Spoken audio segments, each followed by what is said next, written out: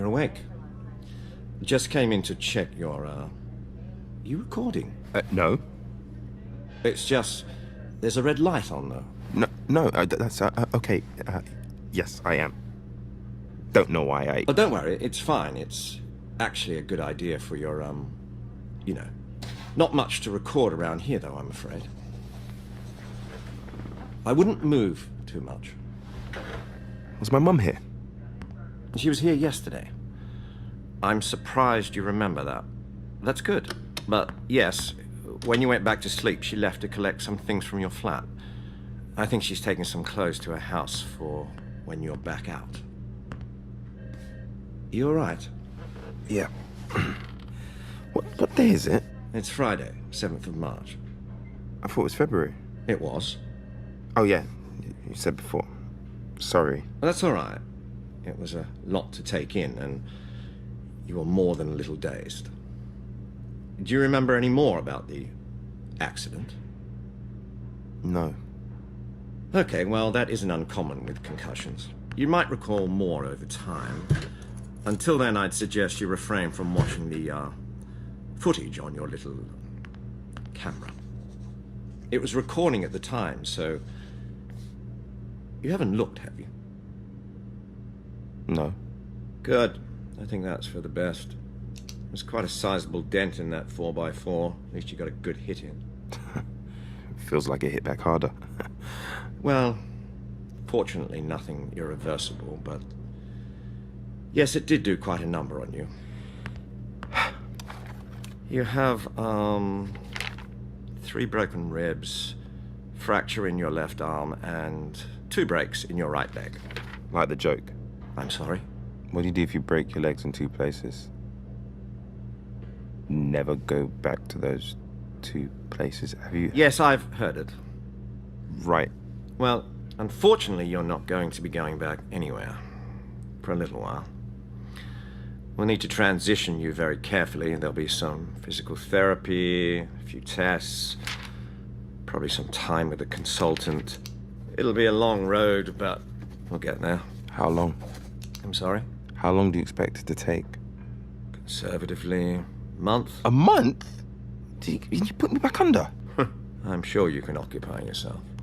You have 2 weeks of TV to catch up on. Otherwise, feel free to keep recording. Document your journey.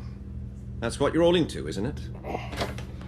I really wouldn't watch that footage, though. Just my advice. Understood. Thank you.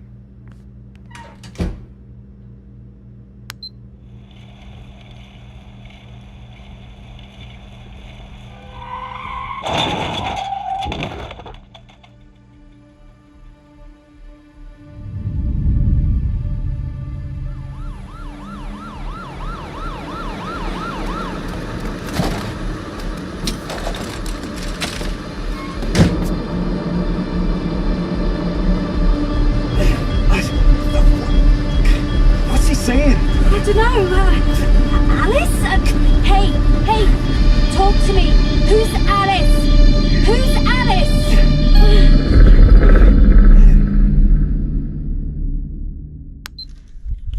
So, before we get started, I want to be honest. The story isn't mine.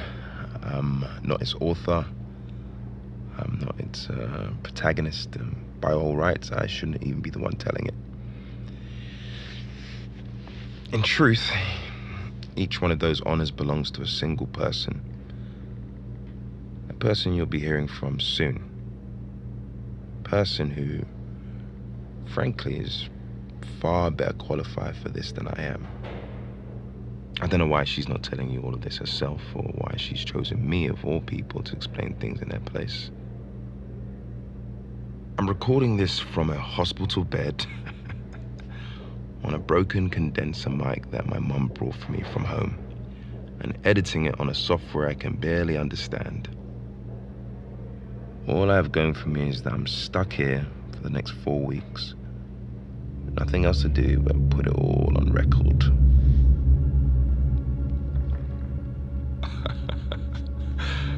Oh, man. Come to think of it, that's probably why she chose me. My key defining trait, total availability. Maybe she was relying on the idea that wherever she went, I'd still be in the same place. She knew I'd be right here, and for some reason, that she wouldn't be. Oh, I'm sorry. Are you recording your... No, yeah, I was, but it's fine. I'm sorry. I didn't mean to interrupt. No, honestly, it's fine. Just... Okay, a bit of background which will save us all some time in the long run. I once knew a girl called Alice Sharman. She was an undergrad at the University of Edinburgh, the same time I was. My educational poison was history, a degree that has greatly benefited my career as a bicycle repairman. Alice Sharman studied journalism, though studied isn't really the word. I mean, it's not an exaggeration to say that she lived and breathed the subject. Editor-in-chief of the campus paper, the voice of student radio, blogger, podcaster. While the rest of us were blindingly scrambling for a shred of identity, Alice burst onto the scene just fully formed. A singular person with a singular goal defined by a future vocation in almost every conceivable way. To begin with, we did kind of resent her for it. She definitely stood out, and with her 6 a.m. runs, her color-coded schedule, her constant internships and summer jobs, she just made the rest of us look, well, lazy. And though we were undoubtedly very lazy, we didn't really appreciate the reminder. She could be annoying in her own right, too. She was blunt and tunnel-visioned and at times a little too practical, but no one could deny she was exceptional. Least of all the lucky few who really got to know her. Alice and I met in the student halls. Like most of our housemates, we were very different people with nothing in common except postcode and a shared kitchen we tried desperately to avoid. I'm not sure how it happened or who spoke to first, what we even talked about, but by the end of the first week, we'd somehow paired off from the group and managed to evolve from awkward strangers into awkward friends. None of it made sense, not on paper at least. I grew up in a hamlet, a farming village in the middle of nowhere. She was an army-based kid who spent her childhood touring Europe. She'd done more by the time she was 9 than I have in my whole life. Anyway, whatever brought us together, I wasn't about to question it. She was inspiring and smart, and she proofread all my essays. I mean, I'm still not sure what she saw in me. We were eventually flatmates down in London, where she chased her dreams and I chased my tail.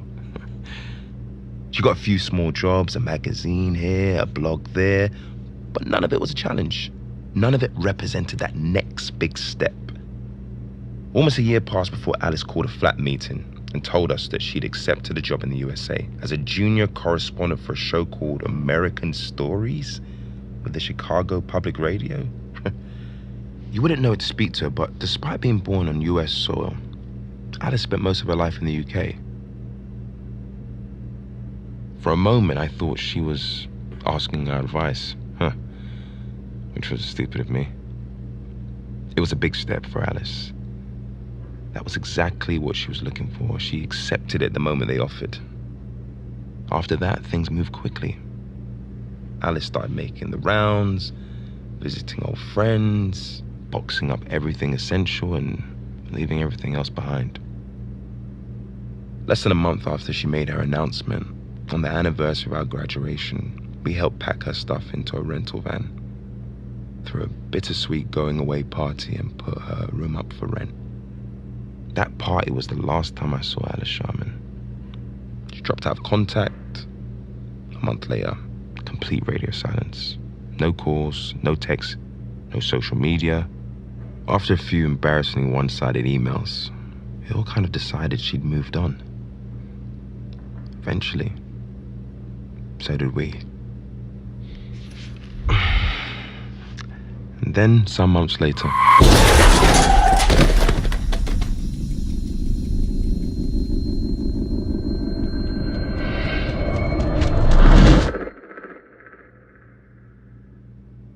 It's sad to admit, but getting hit by that car was probably the most interesting thing that's ever happened to me. Or at least it was. Until I woke up 14 days later, checked my email, and realized the radio silence had been broken. Alice had gotten back in touch. I received 3 emails so far, all blank, no text, no subject, no sender's address. They each had one prominent feature though, an attachment, a set of audio files labeled left, right, 1, 2, and 3. I had nothing better to do, so I gave them a listen. And then I listened to them again and again. I've probably played each of them upwards of 20 times in the past few days, and I still don't know what to make of it. But it's definitely Alice. And if any of it's to be believed, it goes a long way to explaining why she hasn't been in touch. I'm going to let you listen to the first of these files now. I don't expect you to believe everything you hear. Maybe you'll think it's a hoax, maybe you'll think Alice is just in a creative writing phase. If I didn't know her, I'd happily agree. But the thing is, I do know her, better than most. Alice Sharman doesn't have time for fiction. She never did. She only ever cared about the truth. If that's the case with these recordings, as ridiculous as it might sound, I think my friend may have documented her own disappearance. Like I said, I don't know why she's chosen me for this, but please consider this an open call for information. If you know anyone involved in this story, any of the locations mentioned, anything I can use to get in touch with Alice, please don't hesitate to contact me. Were you in the area on February the 7th of this year? Did you meet or speak with a girl called Alice Sharman? Has anyone heard of the left-right game?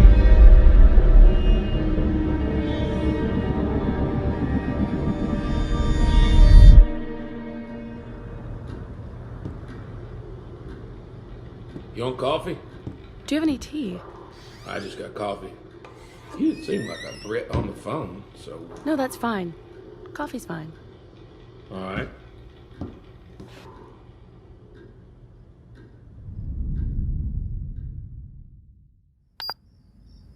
Okay, so something like... They say great stories happen to people who can tell them. Rob J. Guthard is an exception to that rule. As I sit at his table in a small house in Phoenix, Arizona, sip his coffee and listen to him recount the past 65 years, it sounds like he's reading off a shopping list. Every event, his first job, his second wedding, his third divorce, none of them receive more than 1 or 2 sentences. Rob plows through the years, the curt, dispassionate curator of his own personal history. Yet, the story itself is so fascinating, so rich with moments, so wildly meandering that it somehow stands on its own merits. It's a great story, no matter how you tell it.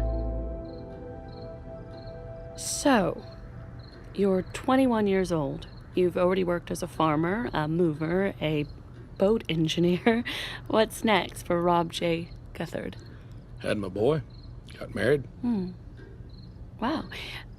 Okay, how was married life? Not so great. Got divorced. Oh, that must have been hard on you. Yeah. Yeah, pretty hard.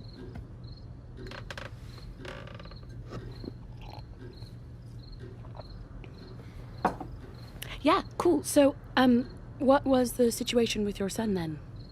She had him. I went away for a while. For work? Vietnam. Wow, you were in Vietnam. How was that for you? Well, I ain't never been back since. Sure. Just to be clear, that was everything he had to say concerning his first marriage and the entire Vietnam War. Still, the story continues. Rob had 4 marriages after that, and even more professions.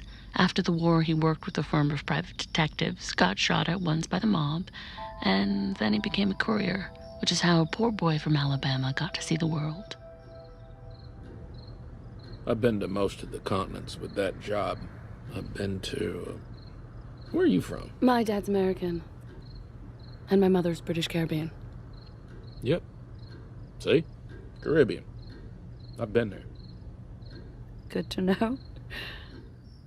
He'd been arrested once in Singapore after one of his packages had been found to be full of white powder. He spent 3 days locked up before someone got around to checking the substance. It was chalk. A friend he made during his brief custody, Hiroji Sato, invited Rob to stay with him in Japan. Just getting over the breakup of his third marriage, Rob took the offer. He stayed in Japan for another 5 years. And clearly, something important happened there. It's only at this point in his long and poorly told story, Rob begins to talk in full sentences. Japanese are good people, good manners, but they got all these urban legends and ghost stories that Hiroji was crazy for. Spent all his free time chasing them down. Like, you heard of Joro? I can't say I have. Right, well, she's this spider lady. Lives in the Joro Falls around Izu. Meant to be real pretty, but real dangerous. Hiroji took us out there a few times to get a picture of her. So did you ever meet Jiro? No, she didn't show. None of them did. I didn't believe any of that until we went to Aokigahara. Aokigahara? The suicide forest? Yeah. Deserves that name, too. Patch of woodland at the base of Mount Fuji. 100 or so people kill themselves there every year. That's just the ones that they can find. Hiroji took me to chase Yuri, ghost in the forest. Guess he thought if they was going to be anywhere in big numbers, they were going to be there. Well, I gotta be honest, that does seem a little ghoulish. Yeah. Well, he was a friend. So, did you find anything in Aokigahara?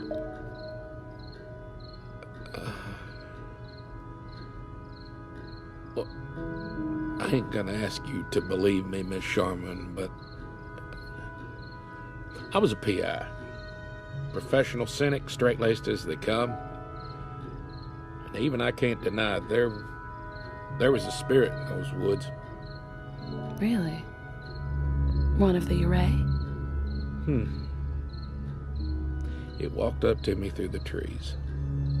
Looked like static you see on a TV screen, but it was a human shape, almost. Almost? It was missing an arm. It reached out to me, but I bolted out of that forest so fast. Hiroji never saw it, and he'd been going twice a year for 3 decades. He holds it against me to this day. I can see why. It's staged by a rookie. Yeah, well, I wasn't a rookie for long. After that, I took it all serious. Investigation, documentation.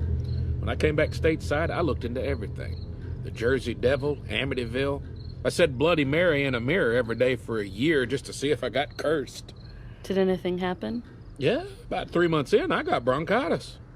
Not her usual MO. Yeah, well, that one's just a story. But I figured if one of them was true, then who knows how many others were. I was real scientific with it, too. High standards of proof, tests, records. So how many of these urban legends have met your standards? Since Aokigahara? Ain't none of them had any proof to them. Except for one. You're talking about the left-right game. Yes, ma'am.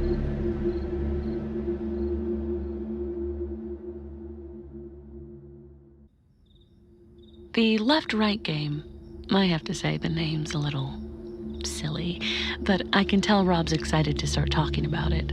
The game appeared on a paranormal message board in June last year. Only a few people frequently visited the forum, and of these regulars, only Rob took an interest in the post. It was a kind of ritual, with very simple rules. Get in your car and take a drive. Take a left, then the next possible road on the right, then the next possible left. Repeat process ad infinitum until you wind up somewhere new. It seems pretty simple, no different than 100 similar urban legends Rob's investigated, but for some reason, this one makes his eyes light up. This particular ritual, according to Rob, is the real deal. You could tell from the start that it was something different. The post was thorough. Lots of details. You don't see them in other stories. What sort of details? Logs, high-quality pictures.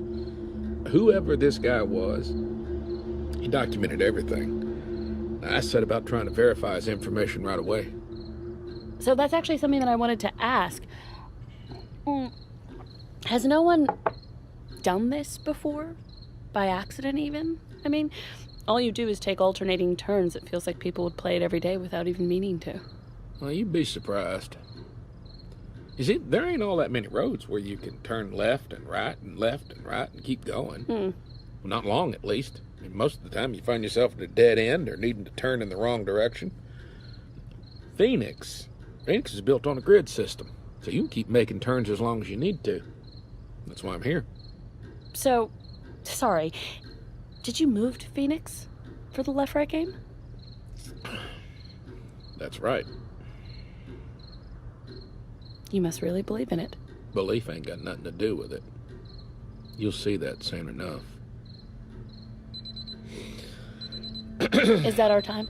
Yeah, looks like I gotta prep the run. You understand? Oh, sure, of course. Guest room's at the top of the stairs. You got a towel in there. Spare key in the hall if you want to see the city. But I suggest you get some sleep. Long day tomorrow. Thanks for the hospitality. Oh, that's all right.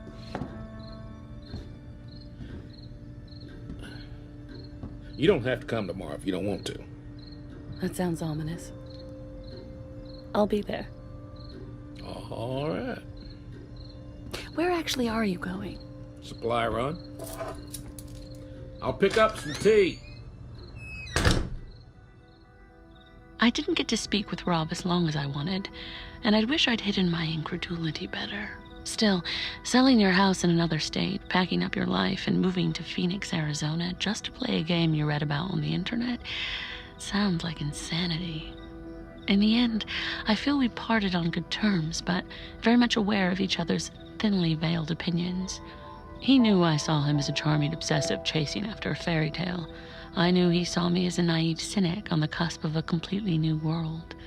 All I know is, by tomorrow afternoon, one of us will be right. In less than 12 hours, I'll be heading out on the road, playing Rob's beloved game alongside him, and I'll be with him until the end, however soon that might be. I'm Alice Sharman. We'll have more after this. Okay, that's all right.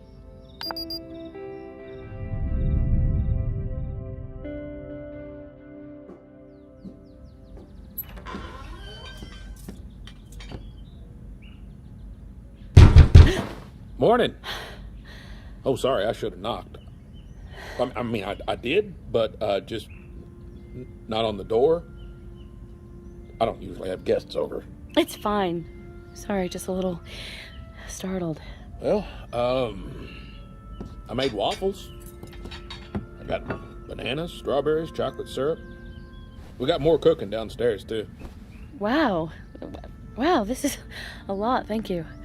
Well, I just wanted you to wake up to something good. I mean, we won't be eating this stuff on the road. When are we heading out? Well, I'll let you sleep in. We're heading out in 40 minutes, so try and be down by then. Everybody's looking forward to meeting you.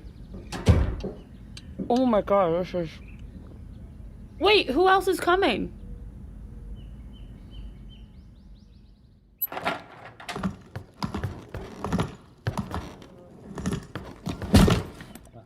Is it cocktails? Anything like that we can have? I got some cognac in the bag. I don't know if you guys are cognac people. You know what I'm saying? Okay. Guys, we're being kind of creepy here. Huh? You're, Alice, right? Jesus. Guys, come on. Hey, sorry. They're all super excited to meet you. Doesn't seem like it. Yeah, well, that's because they're all nerds. Even you? Oh, especially me. Look, let's start over. Apollo. Alice. Sharman. Well, that's quite a name. Mm-hmm. Like Apollo Creed, you know, Prince of the Punch, King of the Sting. You never seen Rocky? Afraid not. No. Oh, then we're gonna have some problems. Nah, I'm kidding. So, you want the rundown on the yard people? Please. Okay. Okay, so we got Lilith and Eve over there. They're out at NYU. Got a YouTube channel. They're gonna be the first to swarm you as soon as we're done, I guarantee it. Thanks for the heads up. Blue Jay's the smoker. She doesn't talk much. And the older two are Bonnie and Clyde. They're librarians and siblings, I think. Their names are Bonnie and Clyde? No, that's their call signs. We all got call signs. You don't know about the call signs? Oh, I can't say that I do. Well, that's something to take up with Rob. So, sorry, how do you all know each other? Like I said, we're all nerds. UFO chasers. Ghost hunters. When something goes bump in the night, we run the wrong way. There's this huge web forum for the hobby. We all met on there. And Rob's on this forum as well. Yeah, I should think so. He created it.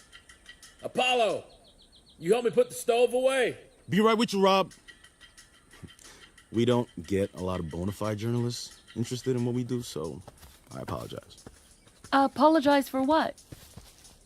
Hey, you're Alice, right? Yeah. Lilith? Yeah.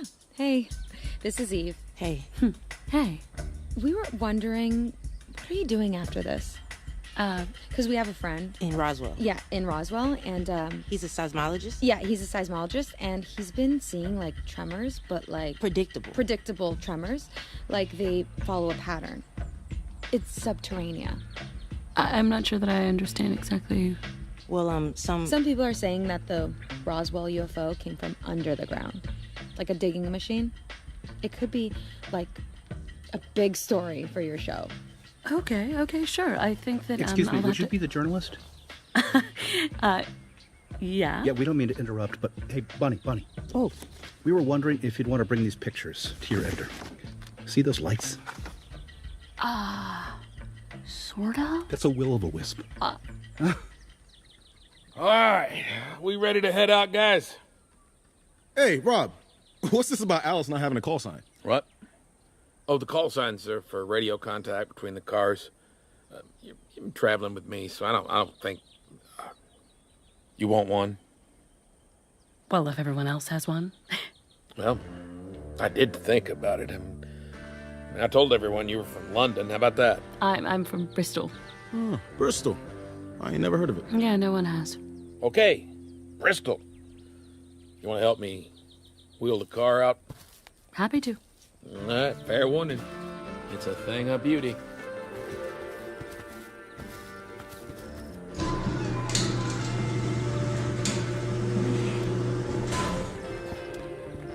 What do you think?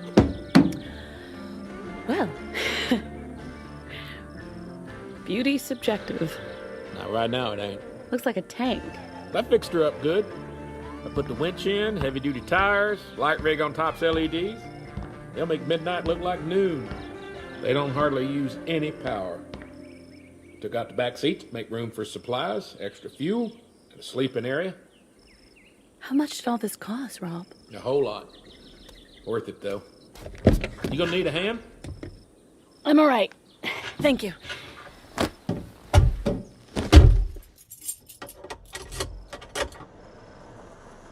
God damn it, God damn it. What is it? Were we expecting someone else? We were 2 hours ago.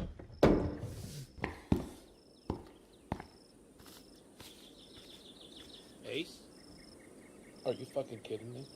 No, not happening. Turn around. What? Look, I'm sorry I'm late. No, it ain't happening. Rob. No! What, are you kidding me? You don't call, you miss the briefing, you show up in a goddamn convertible? What, you gonna soak in some sunshine on the road? Do you know how much the lease is on this thing? I don't care. Fine. It's my car. What do you want me to get a new car? You didn't even read my itinerary.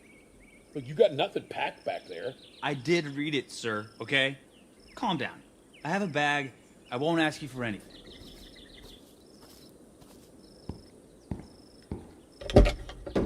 Goddamn right you won't.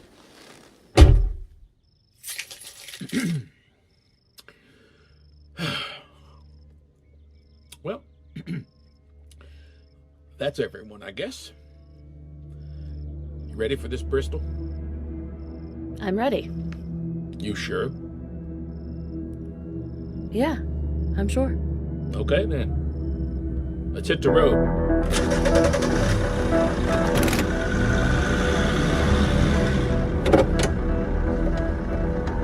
All right. Here we go.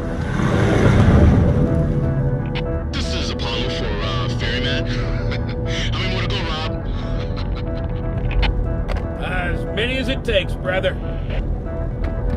That line's really meant for official business. Noted. Did he say ferryman? Your call sign's ferryman? Yep. Huh. As in the guardian of the river Styx? As in a man who drives a ferry. Oh, of course. Far less foreboding.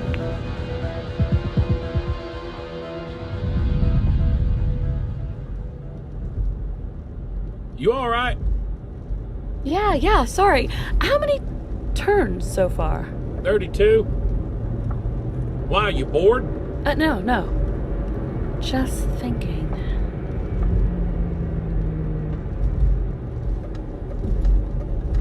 You're thinking the same thing Apollo was. What do you mean? When we left, how many more to go?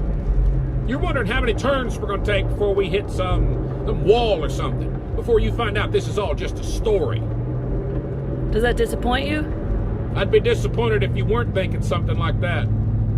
You're a journalist, after all. But whether you believe me or not, now we're on the road, I gotta say something to you, and you gotta listen to it, all right?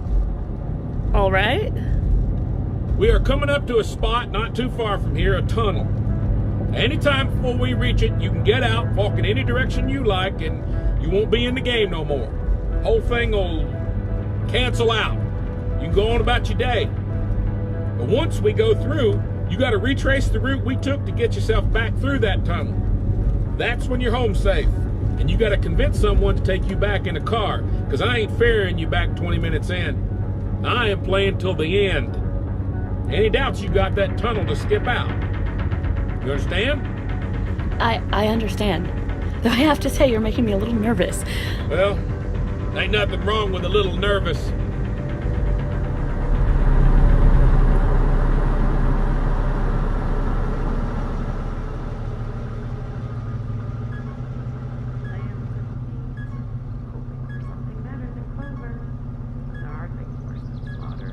Who is that? What? Standing outside the mirror shop. Ignore her. Ignore her. She's coming to... He couldn't come with me, so I cut him out. The lake is so hungry, it drinks the wounds clean. It lies. It drinks people empty and cries when they're done. Are you... Miss, are you alright? What are you doing? Are you mad? Are you... You don't know. You're going to shatter like fucking china. Your limbs will split. And then splinter. Rob.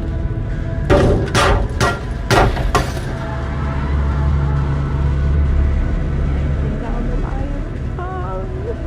It will close on you.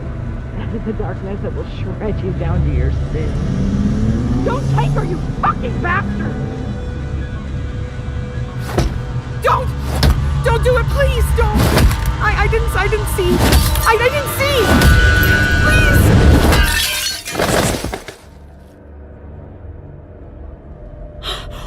Oh my god! Look, did you guys see that? That woman just smashed her head into a fucking mirror like she just... Don't pay her no mind. Any of you. Keep moving.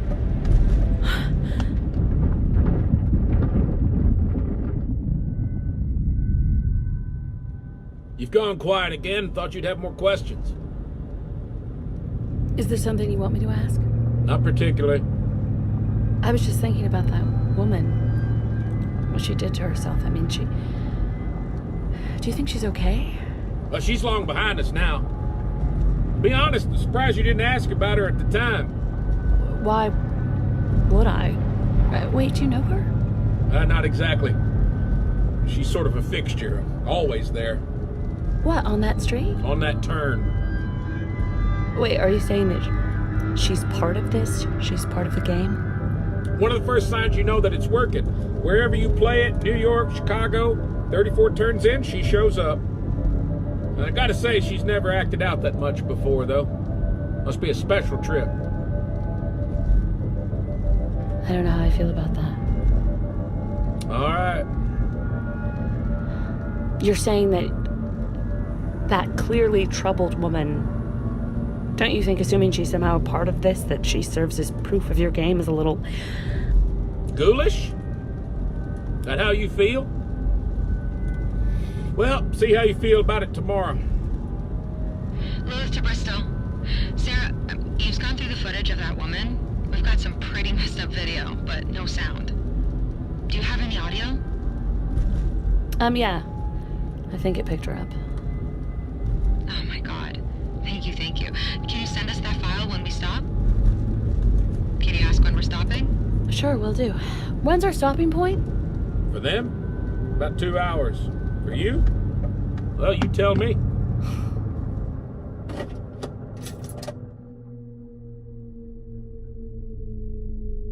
This is the tunnel you were talking about. Mm-hmm. I'm confused. Why is there a tunnel in an alleyway? What's it supposed to pass under? Ain't supposed to pass under anything. It's just there. And if we weren't playing the game? Then it wouldn't show.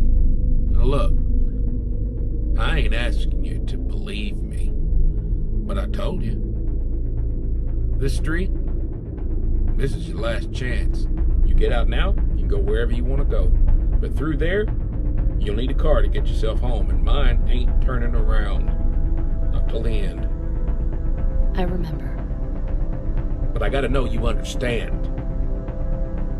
I ain't gonna pressure you. You wanna get out? This is the time.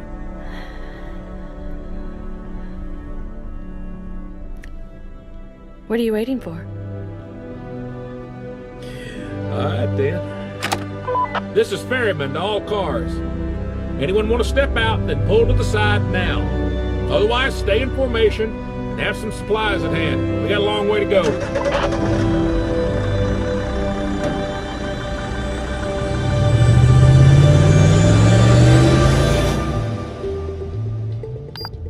Much like the game I'm so tentatively playing, my view of Robert J. Guthard seems to change direction frequently. I'd heard all about his life, but I'm not so sure that I know him. I like the guy, but I'm not certain I can trust him. And though I admire his dedication to the left-right game, I'm not so sure I'll like where it might lead us. Yet, as he takes us into the tunnel, his face vanishing and reappearing under the dim sodium lights, I can tell that he expects this trip to be a major step in his already impressive story. And this time, for better or worse, I'm along for the ride.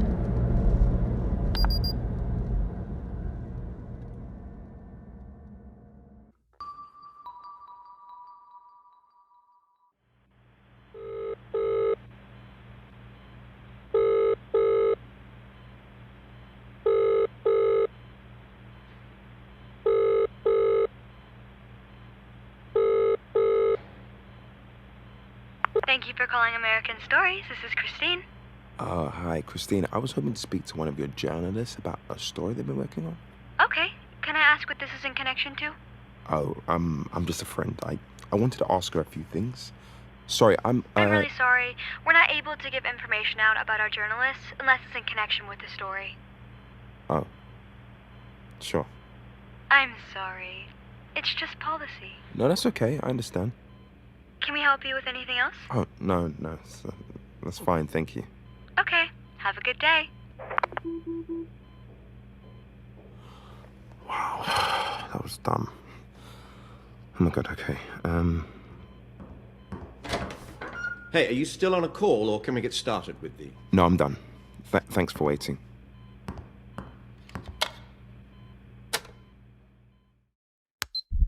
So, if I've edited this right, you've just listened to the call I made to American Stories in Chicago. And I'll admit, it didn't go swimmingly. Apparently, they feel the need to protect their journalists from random callers claiming to be friends of theirs, which, I mean, I see the logic. I've already called back a few times, but Christine seems to be on reception for the whole week, so I had to hang up without saying anything. I thought I'd give them a few days to forget about me, but we're going to try again.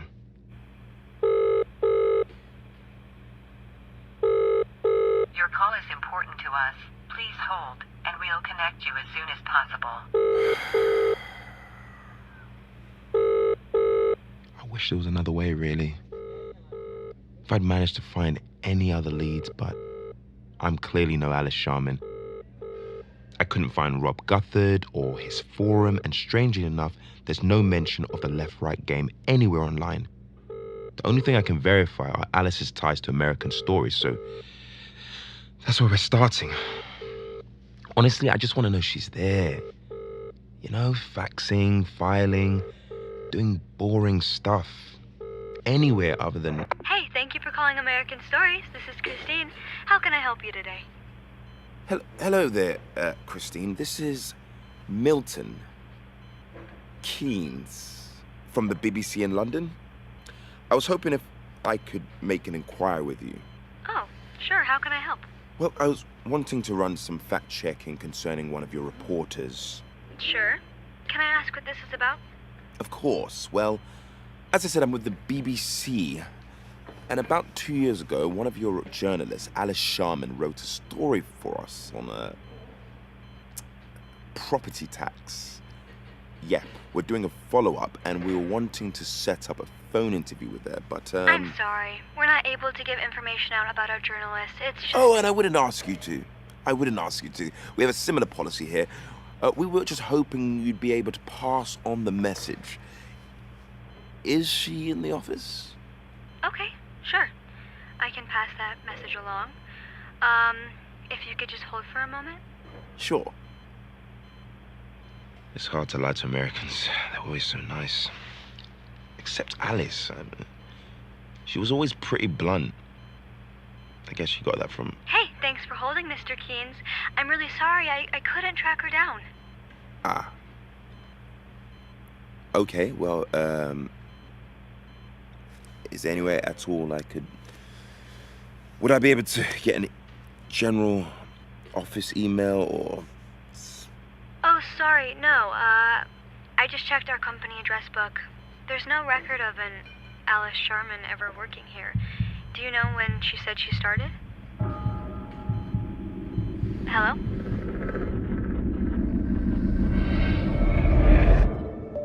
From American Stories, I'm Alice Sharman. Thank you for joining us.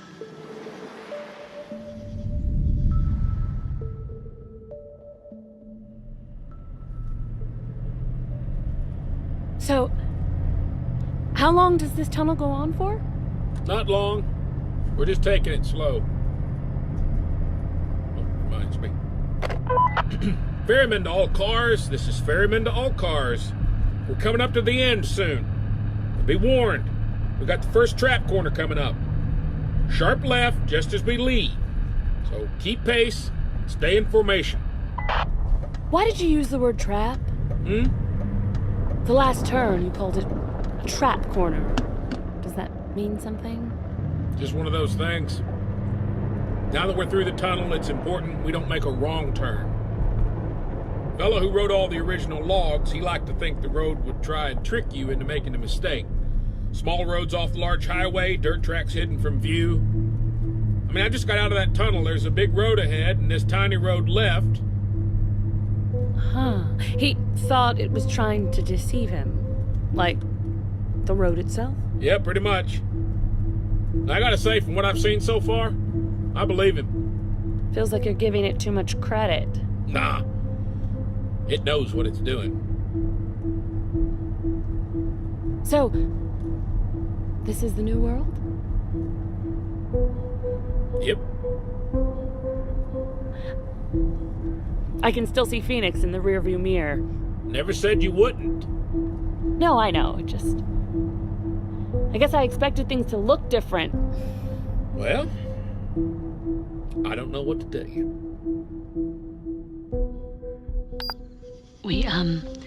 We drive for the next 2 hours in total silence. I can't help but feel that Rob is reading a great deal into what is essentially an abrupt turn in an ordinary road. The level of conspiracy he's able to place behind such a simple thing, going as far to ascribe some mischievous quality to the asphalt beneath us, it's hard to take seriously. In fact, I'm starting to wonder less about whether Rob can convince me this game is real and more about whether I'd ever be able to convince him that it isn't. Perhaps this story will be less about where a magic roadway goes after a few zigzagging turns, and more about where the human mind can go if it invests too heavily in an idea.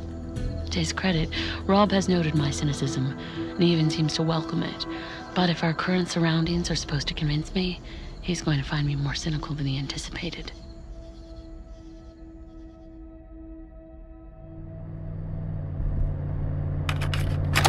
Ferryman to all cars.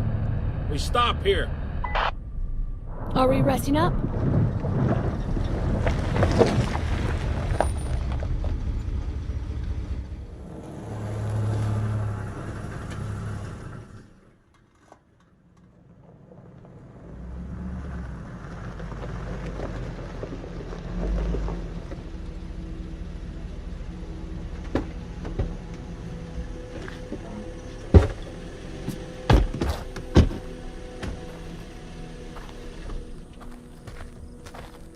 Where you headed? I was going to record some voiceover. Is that all right? You mind leaving that till later? Look, we got something to talk about. Sure. Sounds ominous. Well, certainly ain't nothing. Now, we got everyone? Where's Blue Jay? Blue Jay!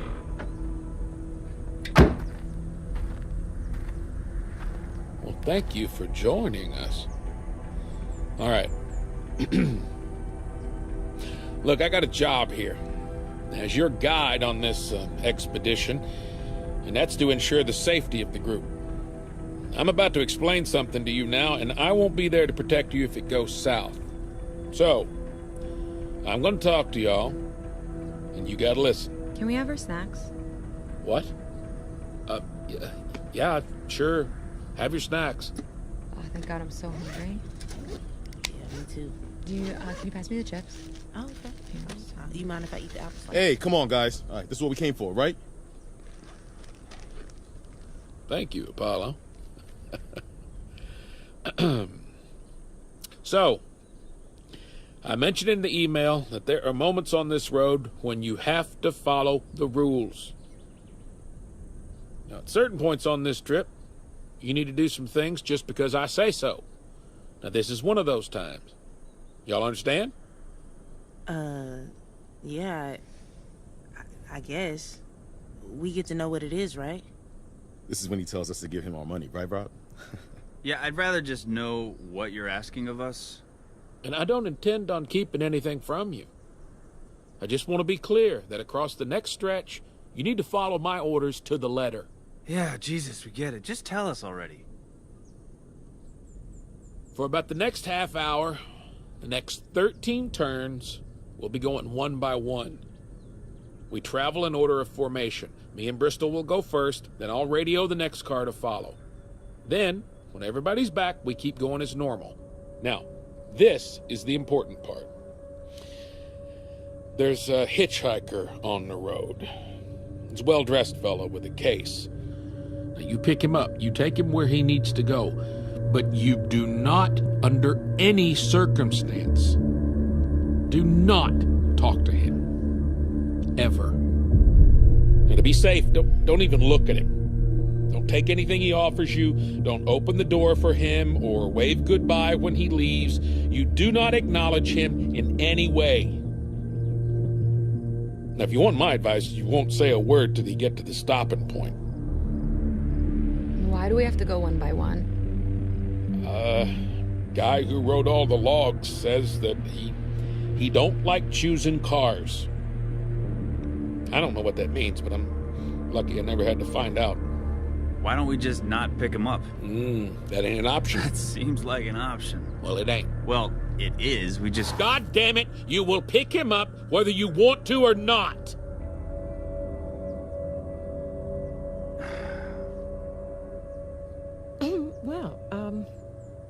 Okay, I suppose we should get back on the road then, if everyone is ready. Thank you, Bonnie. Bristol, we're heading out first. The rest of you, take your break on this end.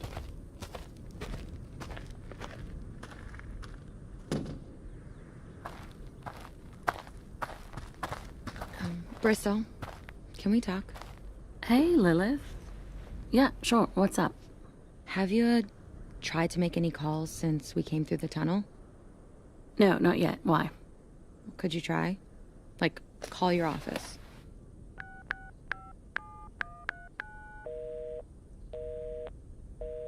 I'm not getting through. They were busy? Yeah, why?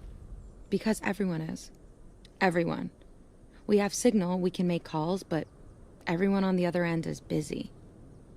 Weird, right? Don't you think it could just be a coincidence? No, I really mean everyone, Bristol. While Eve's been driving, I've been calling. My video camera's automated support line, 911. I'm sorry, you dialed 911. Yeah, for science, yeah. And all of them were busy. I even called this guy at my dorm who has a really weird thing for me, and trust me, he is not fucking busy. This is weird, right? It's like we've crossed a metaphysical threshold and the world's suddenly doing something else. You know? I mean, it's really interesting, right? Don't you think that might be just a little... What? Crazy? Well, no, but... But what? I mean, this is important. You either believe us or you don't. So, I mean, which one is it? Bristol. Hey, Bristol, you ready to go? Saved by the bell. Be right there, Rob. That was a little intimidating.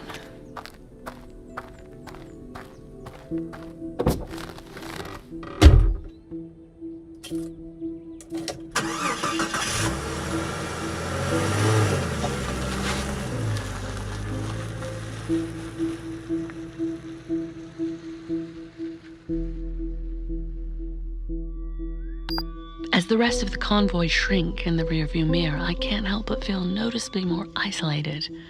I feel this way despite Rob's presence, or maybe because of it. This is the first time we've been truly alone together since we set out this morning, and with all the pretense of the game put aside, I'm now driving into the desert with a man I barely know, with no idea where I'm headed, and apparently without the use of my cell phone. I begin to hope more now than ever that this man is on the level, but that particular train of thought is cut short. The hitchhiker shows up about 8 turns later. Just like Rob said, the man's incredibly well-dressed, in a well-fitting brown suit and a dark green tie. Even from a distance, I can see his shoes are well-shined, as is his varnished wooden case resting on the floor beside him. He stands on the side of the road and raises his hand. To be honest, he looks harmless. He looks like he'd be interesting to talk to.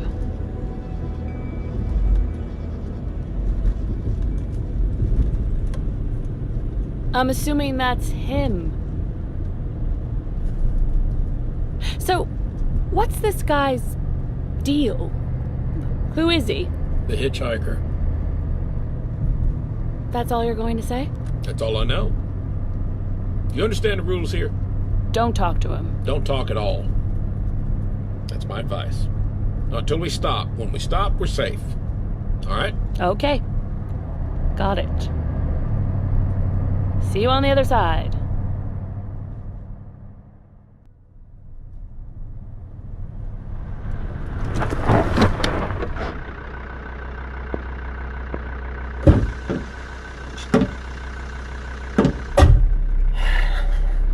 Not much in the way of seating back here, huh?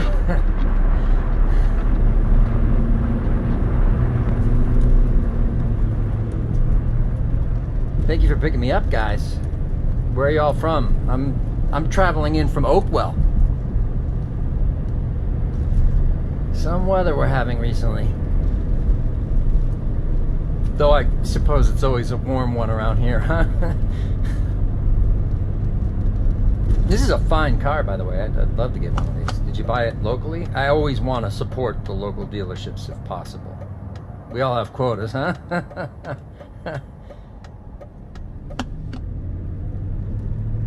I'm sorry. I'm talk. It's been a long day's travel. No one but myself, you know. I travel for work, so what do you guys do? Is that it? Is that a microphone? Can I look at this? You don't mind? Wow, look at that. I couldn't even tell what half of this does. Are you a journalist?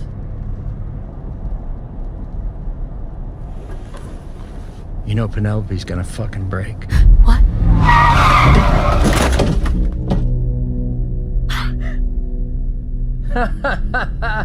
Heavy on the brakes there, fella.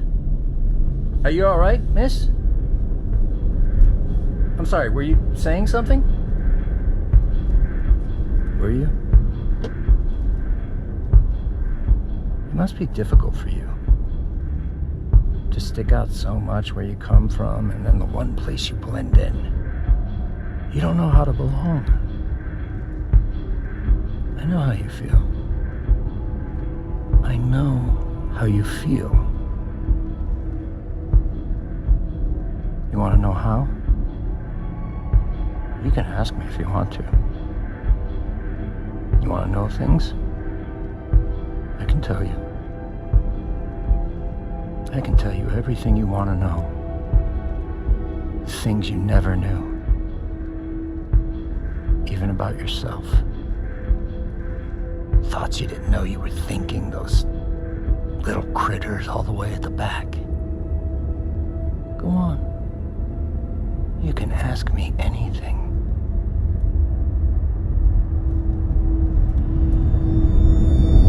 I'm joking. Do you guys have any tapes? Everyone has some gold in the glove box, right?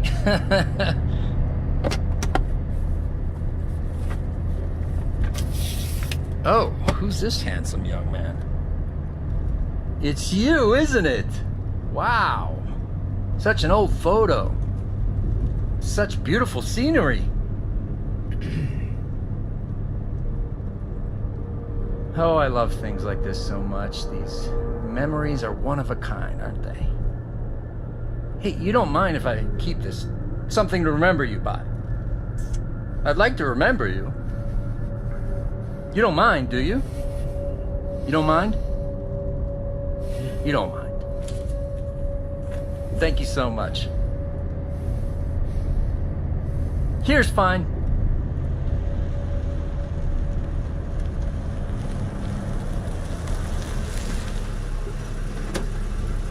Thank you so much, guys. Thank you. Safe journey.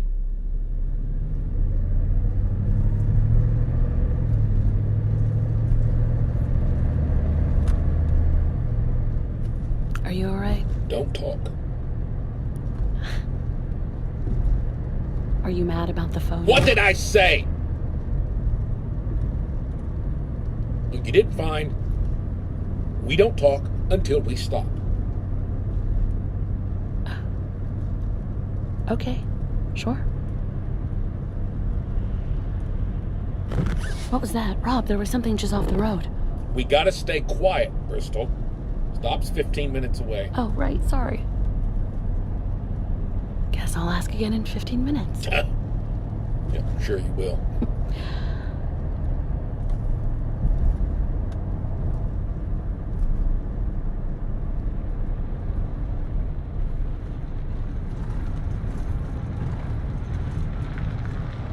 Okay. We stop here. You did good. Look, I'm sorry for hitting the brakes like that. I didn't want you to do something you'd regret. No, it's fine. I was about to. What happens if you talk to him? No idea. I came close myself, though, a few years back. The way he looks at you when he thinks he's got you. I don't think I want to know. Is that what you wanted to ask? No. I saw something. Or I think I did just off the road after the hitchhiker. I don't know if you noticed it.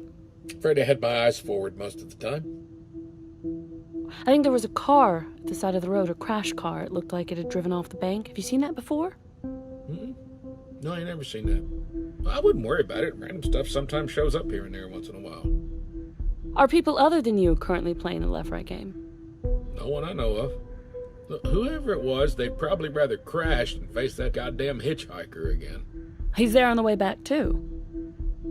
If you're unlucky. Do you have another copy of that photo? This is Ferryman to all cars. Apollo, you're next.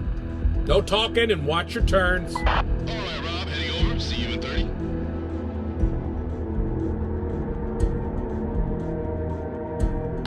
Half an hour later, Apollo shows up. Though he laughs about his ordeal with the hitchhiker, he's clearly a little shaken. Guy should call himself an Uber. You can't shut those guys up. Do you guys have Uber, anyone? Yeah, we do. Then you know what I mean, right?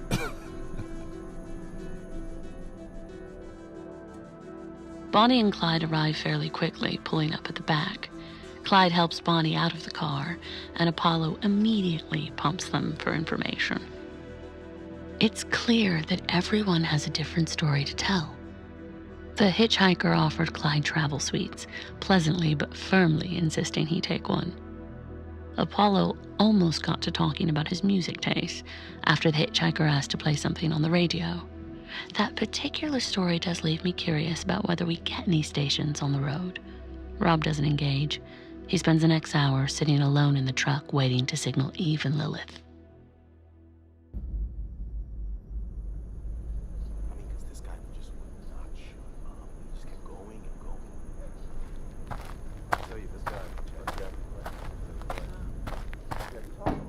Hey. Hey, Bristol. Everything okay? Yeah, fine. What are you up to? I'm just waiting by the phone. Girls are on their way. You sure you don't need anything? Maybe. I think Apollo's been affected by the whole hitchhiker thing, you know? A bit more than he's letting on. That seems just fine to me.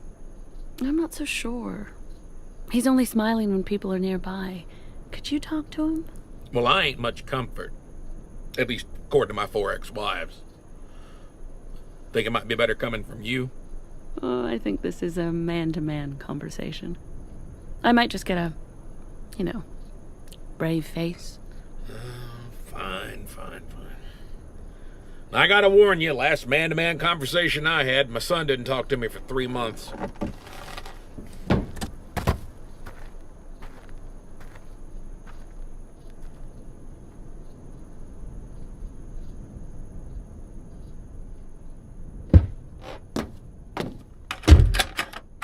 This is Bristol to Lilith and Eve. Do you copy? Lilith, Eve, are you there? Lilith to Bristol. How's it on the other side? We haven't seen a hitchhiker. Oh, and by the way, I just called Eve's cell and it actually went through. So I think we can call each other, just not, like, home. Could I have your number to test? Sorry, Lilith, I'm actually phoning about something else. Why? What's going on over there? I have a mission for you, but you have to keep it secret. Oh, sounds awesome. What's up? Once you pass the hitchhiker, there's a crashed car just off the road on the passenger side. Whilst you're going past it, would you mind getting some footage? What sort of footage? Just zoom in and get as much detail as possible. You don't need to stop. Just anything you get will be useful. Is there anything specific? Talk later. Thank you. Bye. You okay, Bristol? Yeah, just manning the phones. How's Apollo? I says he's fine. Unless there's something he ain't telling me.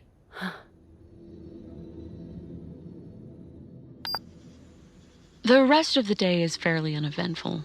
Lilith and Eve pull in, beaming about their encounter with the hitchhiker, bragging about what the dashcam footage would mean for their channel. Blue Jay puts on a brave face, still reluctant to talk and still refusing to give an interview. And Ace? Ace almost fell out of his convertible, pale, shaking, sweating. I'd never seen someone so terrified.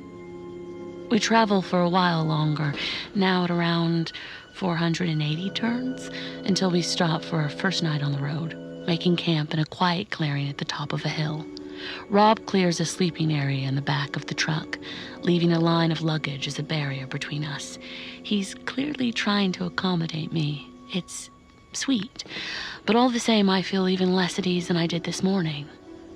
The hitchhiker said something to me that he shouldn't have known about. Something I never told Rob. Something that could only be gleaned from meticulous and thorough research.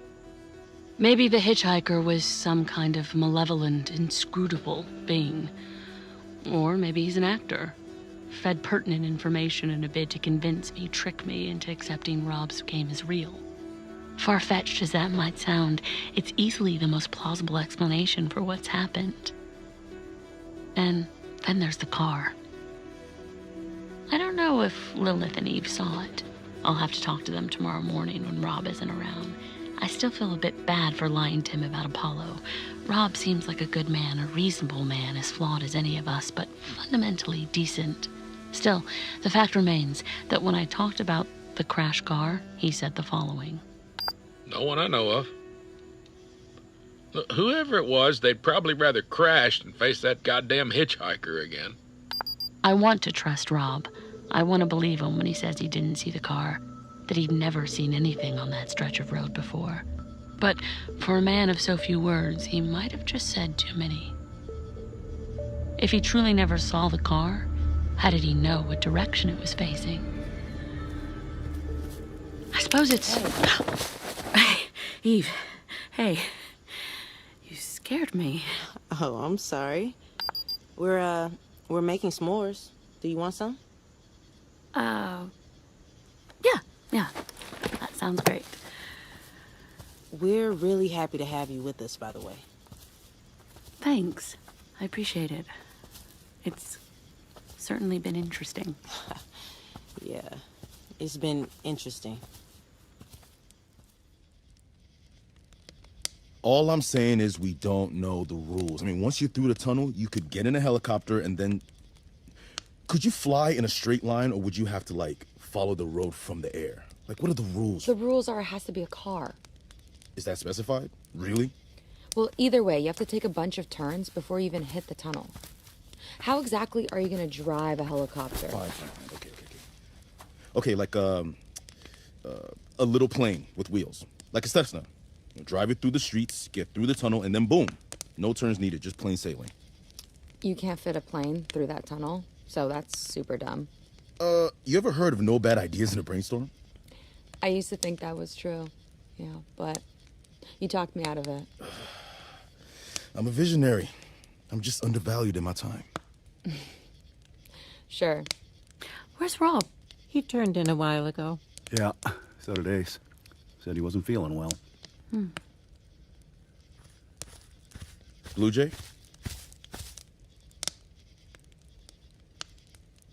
You want a s'more? I'm tired. I think that's the first time I've ever heard her speak. Oh my God, same. I don't get her. Anyway, we're getting off track. Look, the obvious solution is to tow a collapsible helicopter through the tunnel and then assemble it. I mean, have you guys ever seen You Only Live Twice?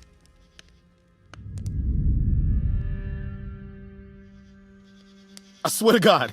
I swear to God. Going to turn in. You leaving me alone? A2 Bristol? I have notes to type up. Really? Well, I admire your work ethic. See you on the road tomorrow. Yeah, night, Apollo. Night, Bristol.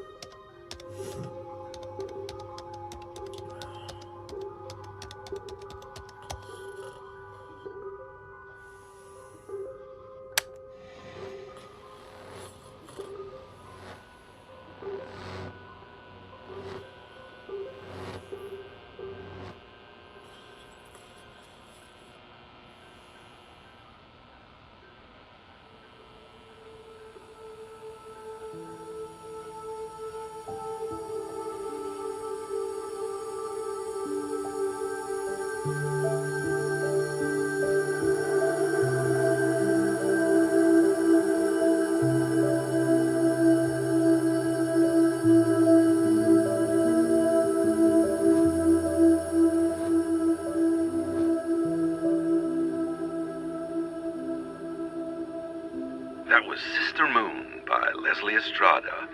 Another song to calm you folks down as we head into the evening. You're listening to Radio Jubilation. It's Chuck Greenwald, and I'm with you till the witching hour. It's been a busy week in Jubilation as we welcome our new school principal.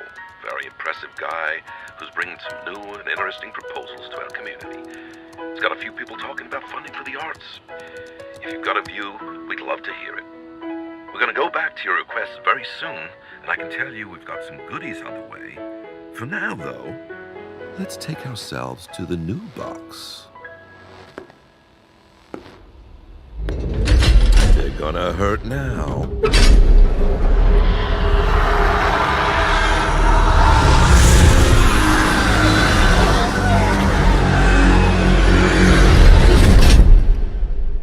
Hope you folks enjoyed that. We're going to be bringing you much, much more. This is Chuck Greenwald telling you you're always welcome in Jubilation. Stay with us.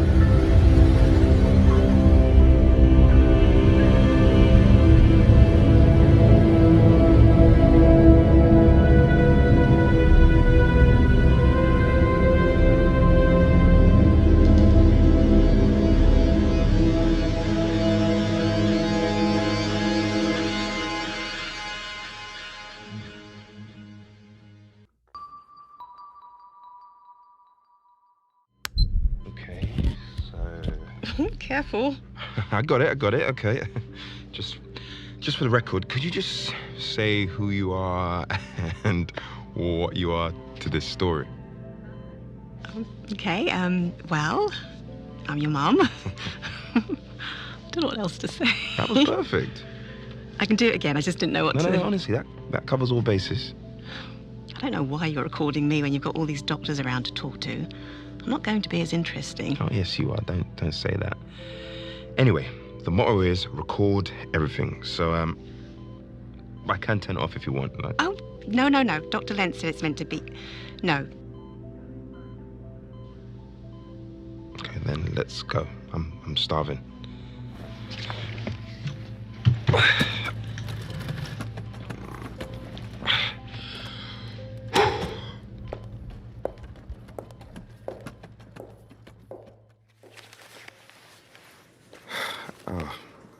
I may need to borrow some money. Oh, no, I was going to get both. Could you help us take these to the table, please? Thank you.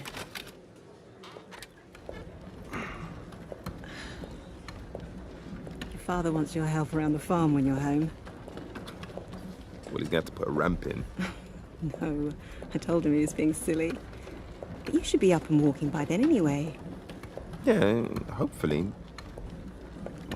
I'll still need to talk to work, you know. I can't be off forever. Oh, well, I'm sure they'll understand. I think it'd be really good for you to come home, though.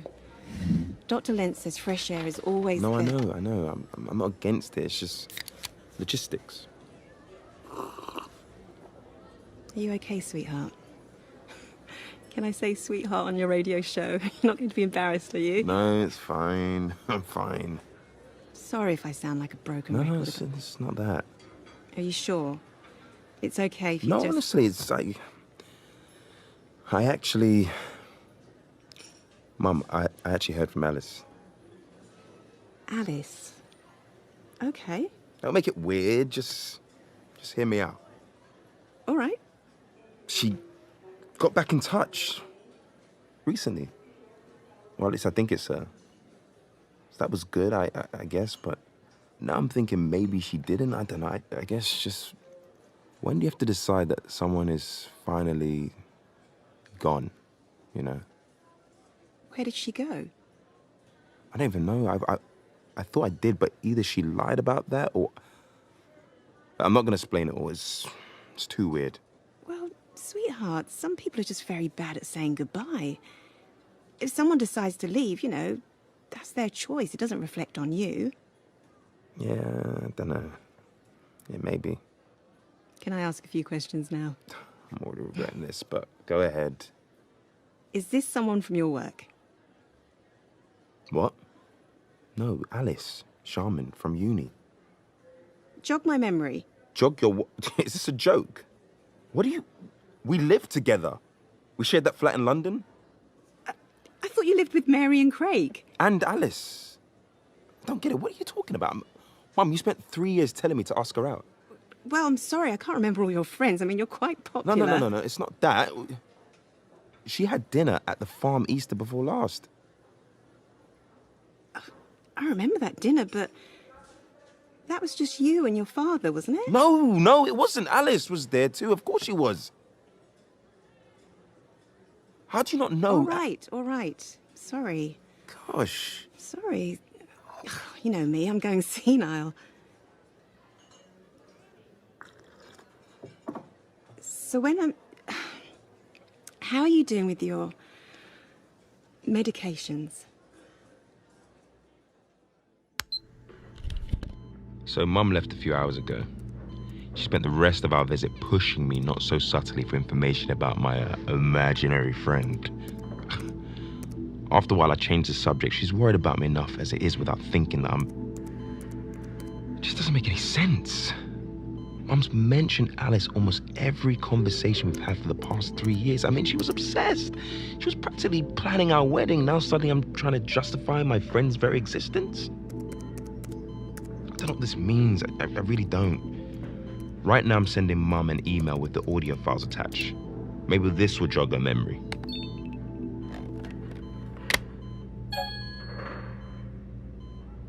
That was fast. From American Stories, I'm Alice Sharman.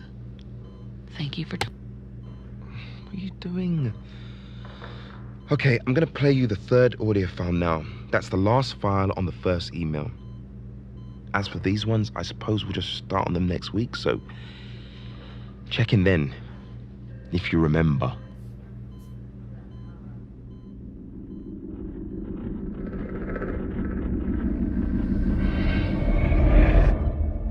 From American Stories, I'm Alice Sharman. Thank you for joining us.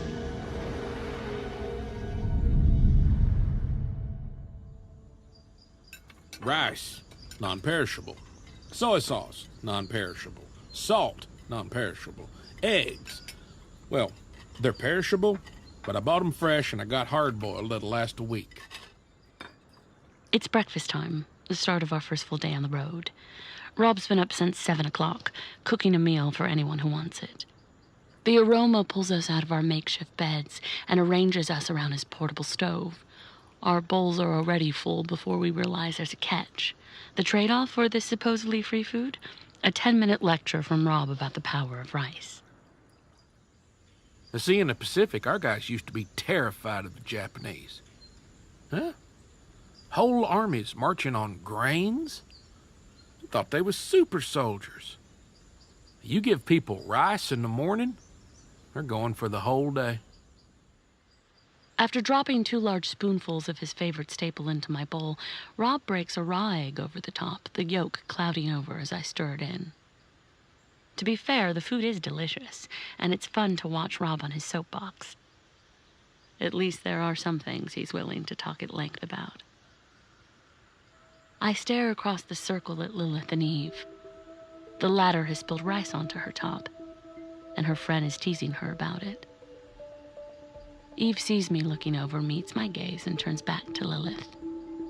A minute later, the 2 girls decide they've finished their meal, and I quickly realize so have I. Devouring the last few bites, I place my bowl in a small tub of hot water next to the stove and casually wander over to their car. Lilith and Eve are facing away from me, silently packing up their sleeping bags. They refuse to look at me once I reach them, which they don't seem to realize is far more suspicious than greeting me normally. Is he paying attention? Now, Bonnie, what breakfast translates to in Japanese? You see, that's interesting. I think we're fine. So, did you see the car? I don't know what to tell you, Alice. We looked the whole time, but there wasn't a car there. Seriously? No, I'm sure there was on the passenger side. Oh, yeah, maybe it's all just part of your imagination, Maybe you want it to be true, so you... Okay, that's very funny. So is that what you brought me over for? I told her not to waste time. Yeah, we saw the car. Yeah, okay, fine. Come around here. Eve, get the laptop.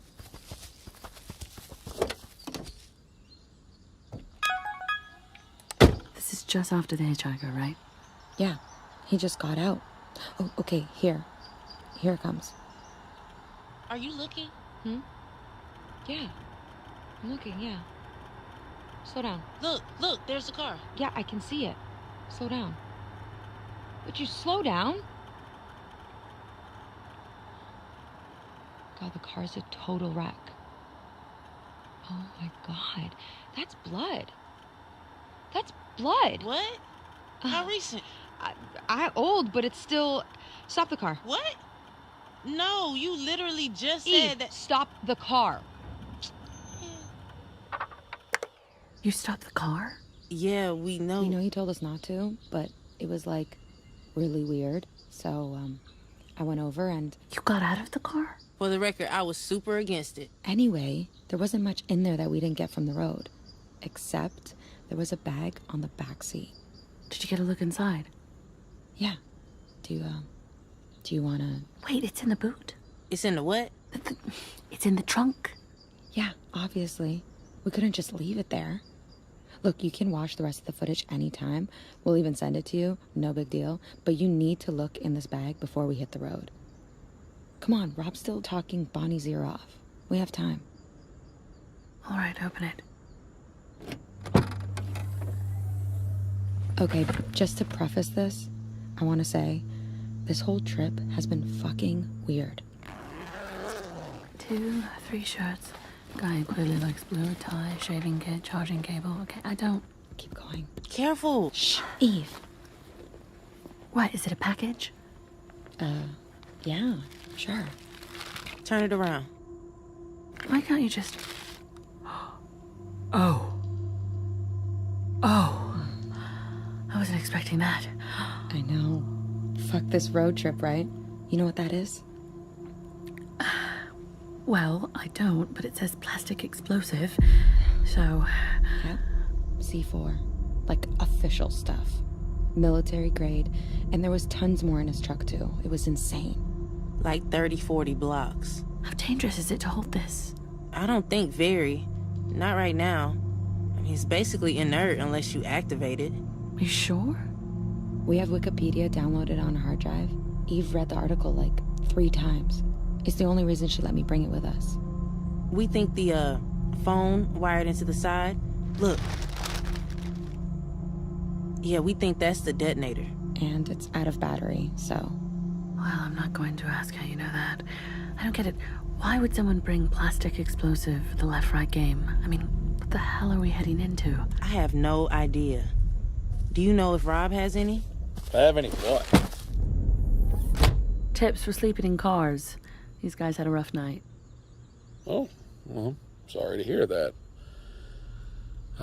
Just something you gotta get used to, I guess. We're hitting the road in 15, 20 minutes. Is that all right with you guys? Yeah, totally. Sounds great. Hey, Bristol, you mind helping me pack up the stove? Not at all. Those guys okay? They seem kind of... They're fine. Everyone's just a little nervous. Well, like I said, ain't nothing wrong. With a little nervous, yeah. Yeah, I'm starting to see what you mean. You don't seem it, though. Sorry? Nervous. I mean, you seemed more worried before we started. Now? I don't know. Yeah, maybe you're right. I know I should be. I don't know, a lot's happened already. A lot of questions without answers. Maybe my curiosity's overpowering my, my instinct for self-preservation. Well, for a journalist, I guess that's a good quality. Well, until it isn't. Hey, Rob. Can I talk to you? What is it, Ace? Can I ask you something? It's okay if you need me to go home after. What do you want to ask? Well, does the hitchhiker, does anything happen if you don't pick him up? God damn it, Ace, I told you. You can't... What happened? I was making my way down the road, and I was angry at how you'd been. And when I saw the hitchhiker, I thought, yeah, I should, do what I said and just drive by. But And a minute later, I look in the rearview mirror, and he's sitting in the back of my car. He's just talking about the weather. I mean, I swear I didn't pick him up, but then I think about it, all these memories, they come back. Like, I start to remember pulling over and letting him in. It's like I did it, but I didn't. I don't think I did. I don't know. Did you talk to him? No. Not a word, not a noise. No, I promise, I didn't say a word. Feels awful, don't it? What? Shocks you. I did the same as you some years back. The first time I saw him, I just drove right by. I wasn't gonna let some stranger in my car. Nearly jumped out of my skin when I saw him in the rear view. You ain't got the right gear for this, Ace. I like to run a tight ship. I gotta say, it pissed me off. If you want to turn that convertible of yours around, no one will think any less of you. But you want to keep on this road? How about you try to listen more? I'll try to be less of a hard ass. Yeah. Sounds good. Sure. Thanks, Rob. Yeah, don't mention it. Okay? Time we hit the road.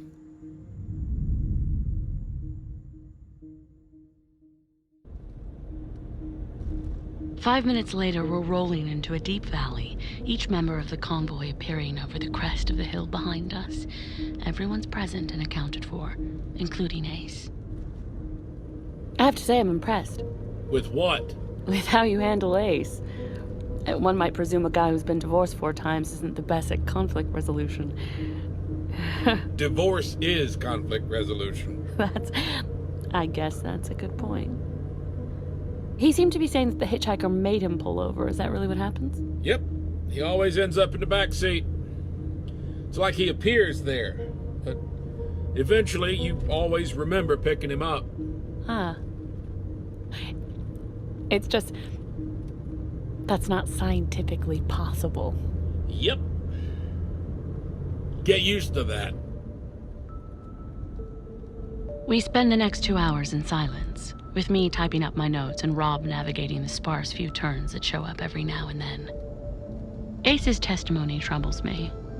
Perhaps because if he's to be trusted, it further stretches my favorite theory, that the game is an elaborate hoax perpetuated by Rob Guthard. I was content that the hitchhiker could have been an incredibly deft performer, but even if the man was a Juilliard-trained thespian, that doesn't make him capable of mind control.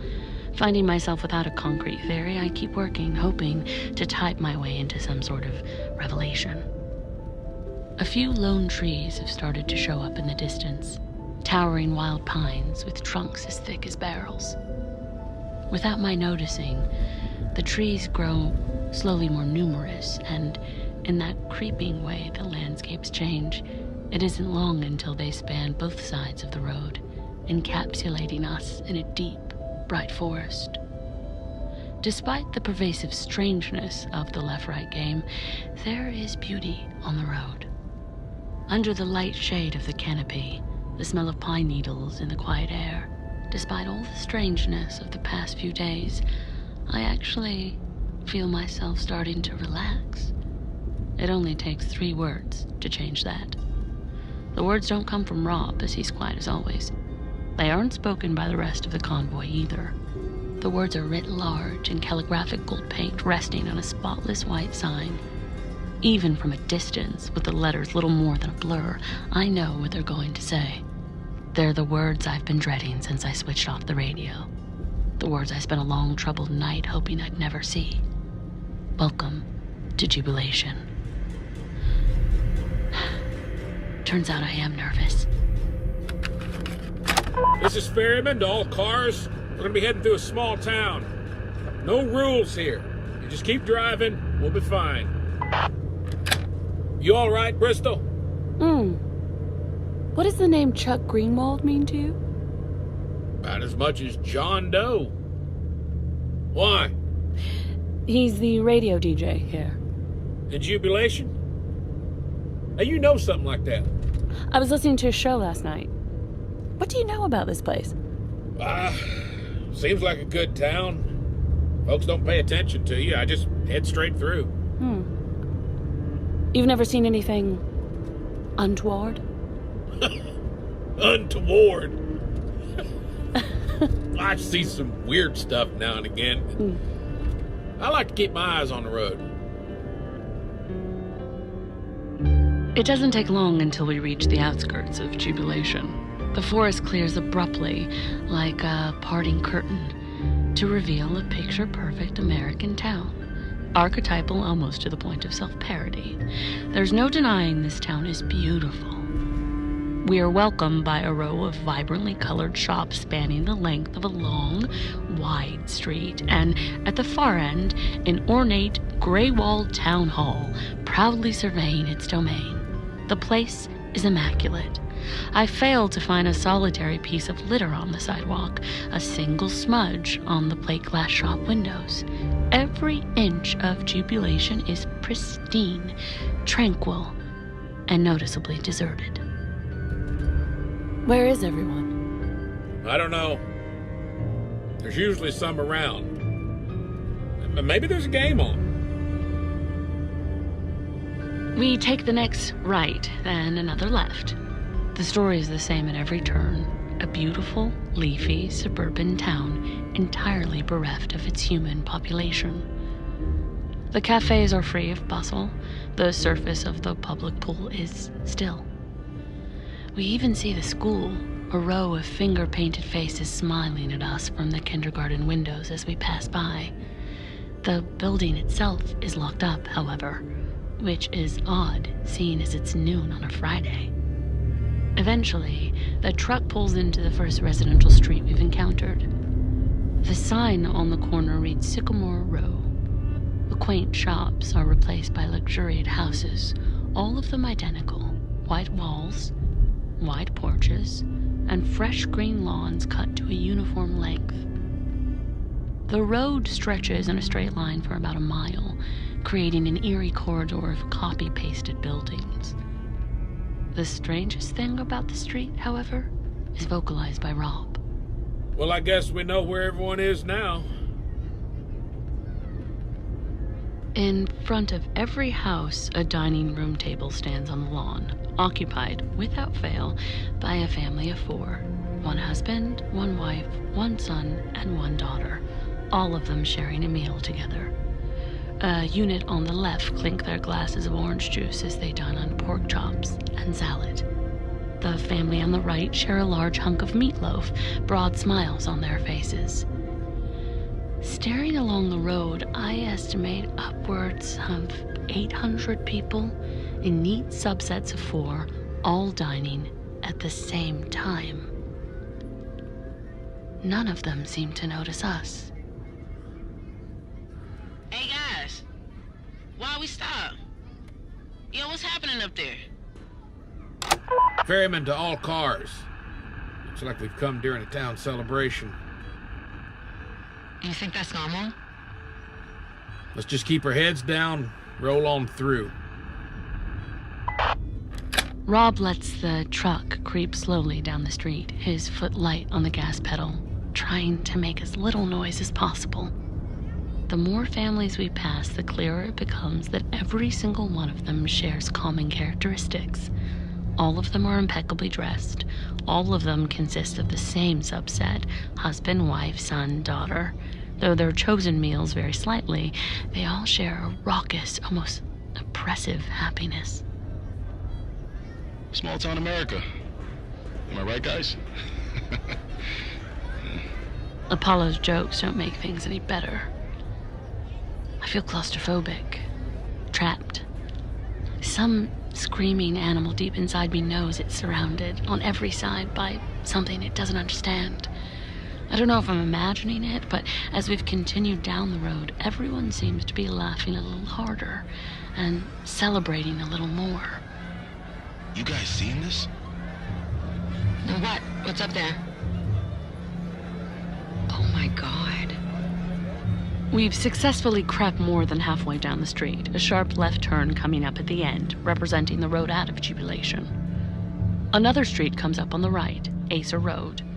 While we pass it, I take the opportunity to glance down at this new avenue, curious as to whether every street is like ours. I don't like what I see. The houses are similarly prestigious, the walls pristine white, but it's the changes that make the picture. There are no tables, and no families on the wide green lawns. Almost every window I can see is broken. Cars lie abandoned on the road, with one smashed into a splintered porch. Above every door, an X has been drawn in red paint. And outside of each house, a small mound of clothes lie on a fresh-cut lawn. A huge collective pile of men's, women's, and children's shoes tower at the end of the street, seemingly ownerless. I'm grateful when we round the next corner a few moments later. Thank fuck we're out of there. Ferryman to all cars. Great going, everybody. Let's, What just happened? I don't know. Ferryman to all cars. Everyone still around the corner? They go silent on us? They were looking at me. They were looking at us. Blue Jay, did you see that? It's okay, guys. We're out of there. Jubilation has weird folk, but they don't give you trouble. God, I'm not looking forward to going back through there. Yo, towns like that make me glad I'm a city boy. Give me the creeps. I thought it was nice. Wasn't it like Wintry Bay? I don't think I've been there. Oh. Oh, maybe it was Shelburne Falls. Yeah, it was. So definitely like Shelburne Falls, yeah. Guys, listen, we gotta keep this channel clear. How long until we stop? About another 4 hours. There's nothing big between us and there, though. That shouldn't be a problem. Good to hear. So what does breakfast translate to in Japanese? You heard that. Yeah, I've been curious all day. Does it have something to do... God damn it. You all right? What, you hurt your neck? It's fine. What's going on? I don't know. It's a clean cut. Someone cut this tree down. Why would they? Trying to cripple the convoy. Who? What's going on? Ferryman to all cars. Full reverse. Watch out for the people behind you. What's happening? Is the road blocked? Yes, Lilith, the road's done for. But all we gotta do is we'll go down the bank. Go down the bank at the side. We'll come back up again. It looks steep, so take it slow. Just one at a time. Watch us and then follow along, okay? Hold on, Bristol.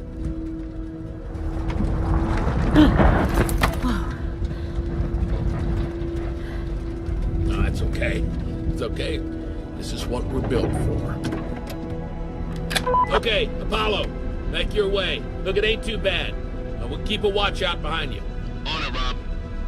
Guys. Try and keep the lines clear for the person crossing over, okay? No, listen.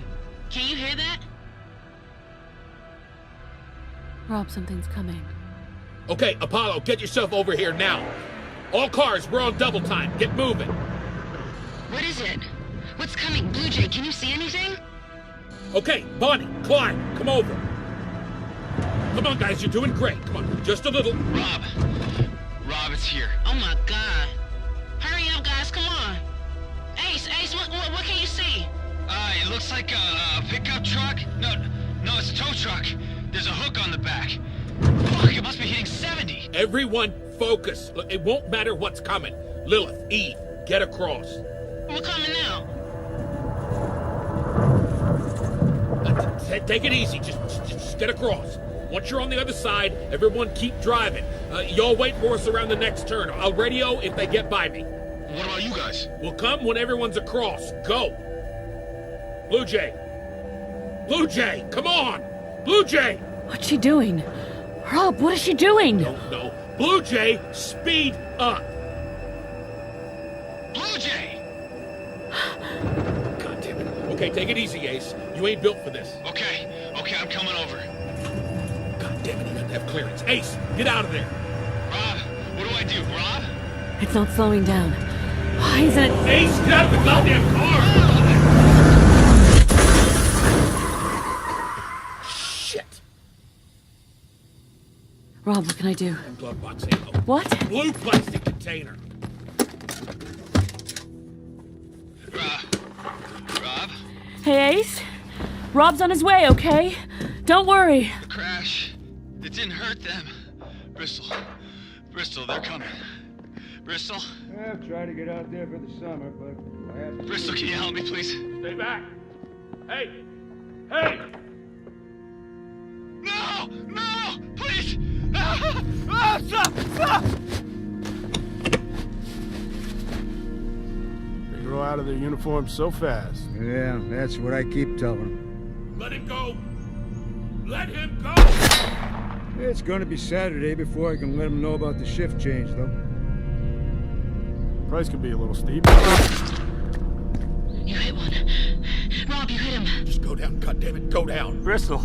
Yeah, we'll see what happens on the day. I mean, that's all you can do. All you can do. Oh my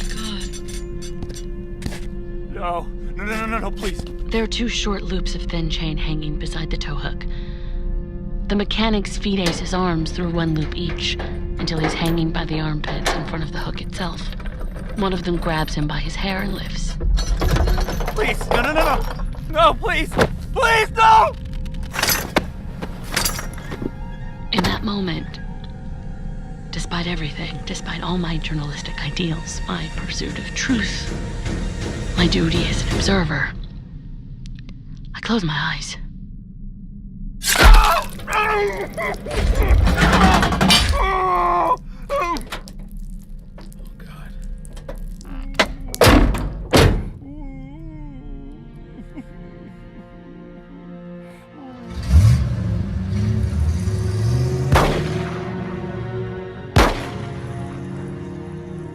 God damn it! What just... We have to go. We have to go!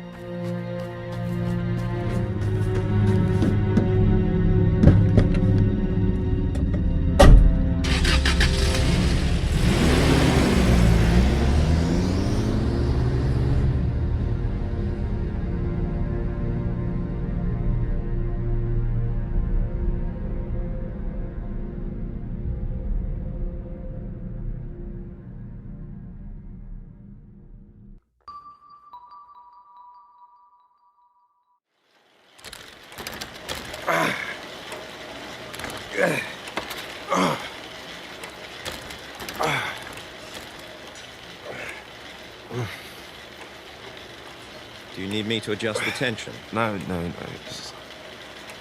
Maybe. Sorry, yes, please. Is that okay? Of course. No problem at all. Just keep pedaling as long as you can. Any forward movement is the goal right now. How long do I have left? 2 minutes, 30 seconds. Then we rest for another 3. Do you want a moment? All right. Keep going. You're doing well.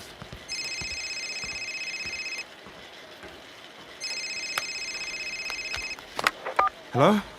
Hey, it's Laura again. Hey, Laura. How's it going? Great. Sorry I had to hang up earlier. Archie was being a little menace, weren't you? You know, you're the only one from the gang he hasn't met yet. You should come and visit. Yeah, that sounds great. I'm not getting out much at the moment, but maybe later in the year I could... Oh, of course. Don't stress about it. Wait till you're, fully recovered and everything. Did you get our card? I did. Thank you. It was lovely. I was actually wondering if I could ask you a question about uni. Yeah, sure. I'm trying to get in touch with Alice Sharman. She was in our year. Do you have her number? Sharman. British Caribbean, sounds American, studied journalism. I don't think I know an Alice. Was she in the cycling society? No, she was... crazy thing, I thought you were housemates for like 2 years. Sorry, I don't think so. Didn't Max study journalism? Maybe give him a call. Thanks, I already actually... Yeah, maybe. Thanks, Laura. Okay. Sorry I couldn't help. And see you soon, hopefully.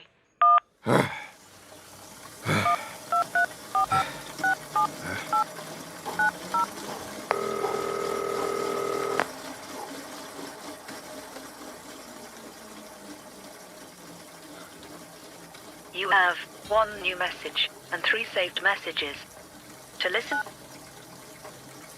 Hey man, it's Craig. Sorry I missed you. I checked with Molly as well, and we, sorry, I don't think we knew and Alice. So, by the way, mad rumour going round. Did you get hit by a car?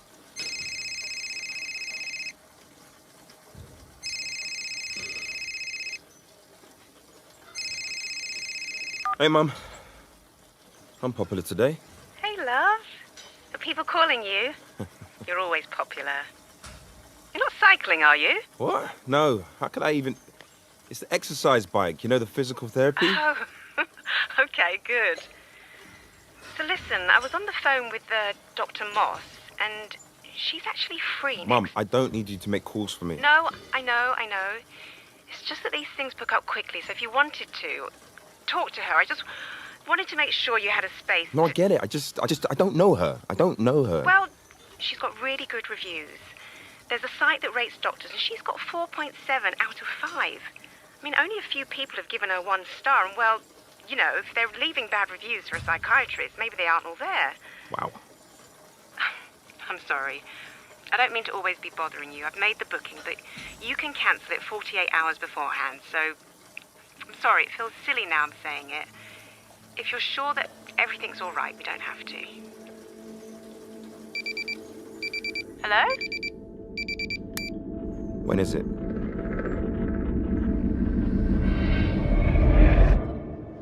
From American Stories, I'm Alice Sharman. Thank you for joining us. No, please! Please, no! What do we tell them? Rob!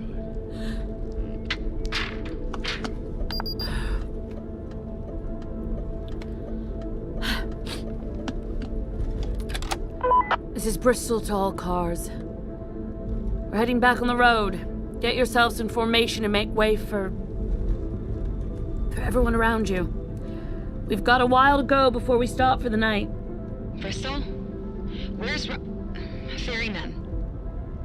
Ferryman's here. Where's Ace? Ace didn't make it across. What the fuck? Bristol, where is he? Bristol, what's going on? We need to get to the stopping point. It isn't safe to stay here. I'm sorry. Hey, Bristol, what's going...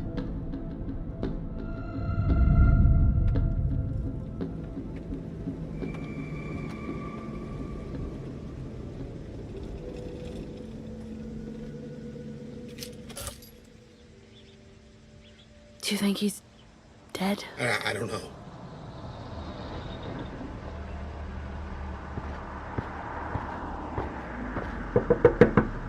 Bristol? Rob, are you kidding me? Rob.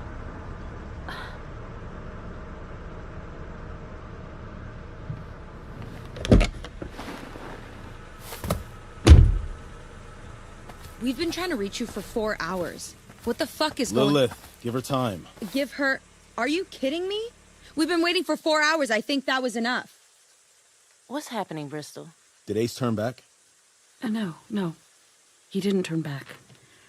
They wrecked his car. The tow truck? Well, did he get out? No. They, What happened to him? Bristol. Bristol, I swear to God. He's dead, Lilith. What? 2 guys in the tow truck coming out of Jubilation. They got him. Took him back to town. The way they were treating him, he ain't gonna last long. Oh, my goodness. What? Rob, what are they gonna do to him? I can't tell you. Nothing like this has happened before. Well, obviously we have to go back. But that ain't gonna happen. We're not gonna fucking abandon him. Lilith. No, Bristol. Rob, we're going back. No, we're not. Maybe me and Rob can go together. You know the place, right, Rob? The kid is dead, Apollo. But he was alive when you last saw him, so... Guys... So, at what point did you decide that he was a fucking lost cause? When I saw him being carried away with a fucking tow hook sticking out of his mouth. Oh my God damn it. Oh my God. Did you see this? I saw enough. I had to close my eyes when it happened. Rob tried to save him, but it was too late.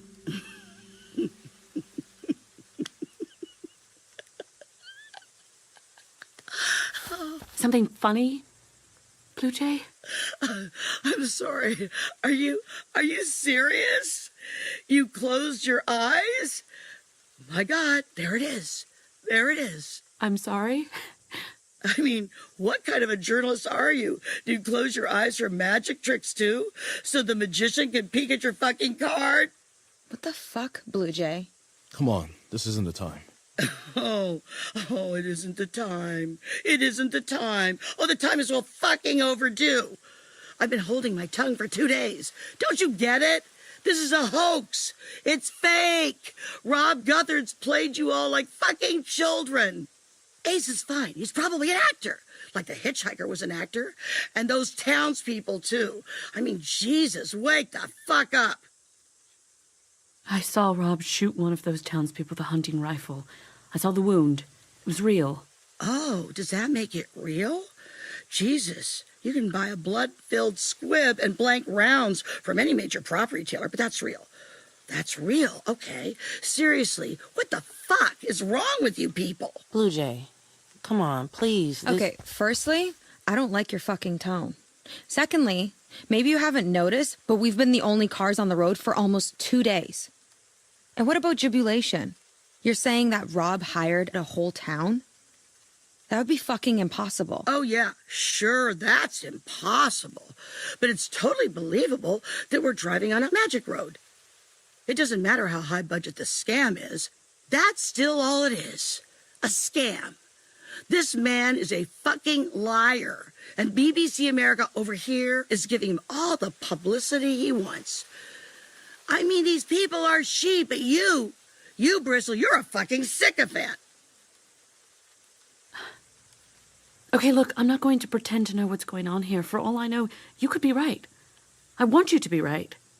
But why would Rob spend the production budget of a Hollywood film to trick a radio journalist and 2 vloggers? Trust me, our website does not get enough traffic for that. You're self-important. It's not you he's trying to fool. The fuck are you talking about? Oh, he knows. Right, Rob? You know who I am, don't you? That's true. I know who you are, Denise. What? Wait a minute, who is that? She sounds familiar. Are you fucking serious? Whoa. Denise? Denise Carver? No. Are you serious? I'm sorry, who's Denise Carver? She's the biggest killjoy in the hobby. Oh, fuck you, you fucking child. Denise is a member of the SRIA, Skeptics and Rationalists Institute of America. She likes to get herself invited on these sorts of expeditions under a false name so she can debunk them publicly. You might have gathered she doesn't believe in the supernatural. Actually, I do believe in the supernatural. I believe that it's a billion-dollar industry built on selling comfortable lies to the gullible. Wait, what? Relax. Yeah. And it thrives on shitty journalists and attention whore bloggers who are willing to spread whatever shit they think will get them traffic. And that's why you took so long getting around the roadblock. Even when the truck was coming for Ace, you didn't think it was real. Oh, did you?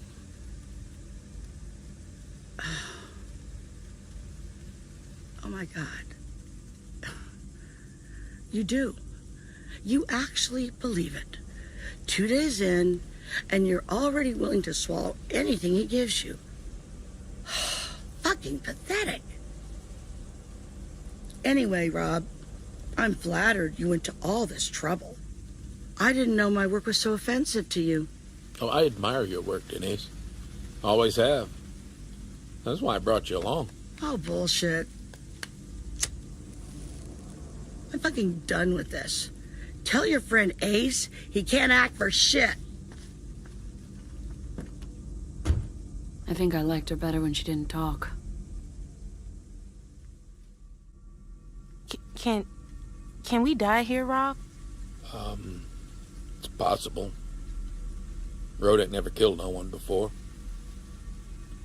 Not so long as everyone followed the rules. But you said in your emails it was dangerous. Yeah, that's right. But you didn't feel like telling us that we would get killed out here? I mean, fuck. Don't you think that's a pretty important omission? In 1928, John Ebenroe killed 6 people and violated their bodies. Now, I've watched the Paranormicons videos. I mean, you guys went to Ebenroe's home in Virginia looking for the man's ghost.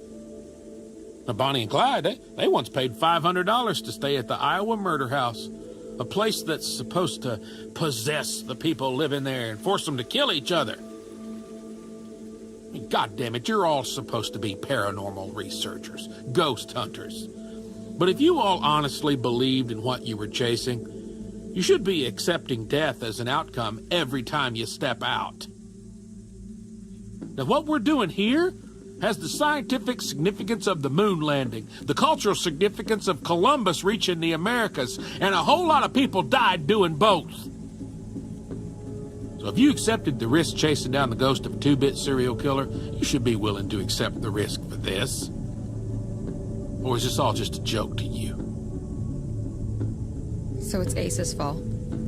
He should have accepted the risk. He did accept the risk. Ace made his decisions.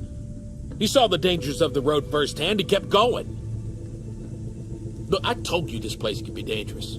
Maybe you didn't take that seriously, but you are not going to treat me like I lured any of you here under false pretenses. So, what do we do now? Do we turn around? Well, I ain't going to make that decision for you. You want to split off, head back? I suggest you wait till morning and stagger your leaving times an hour or so. See, I ain't never seen nothing like what happened back there before. And this is the most people I've ever played the game with. Maybe that's doing something.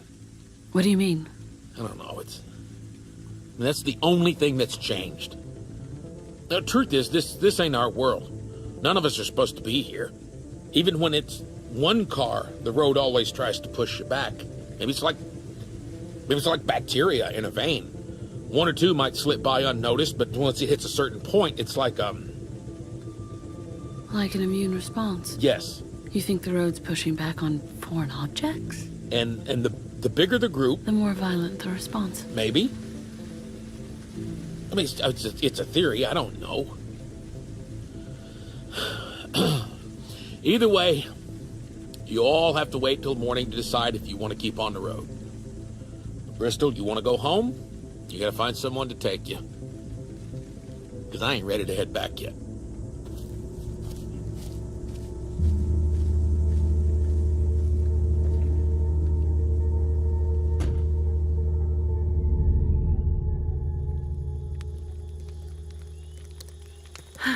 Hey, Bristol.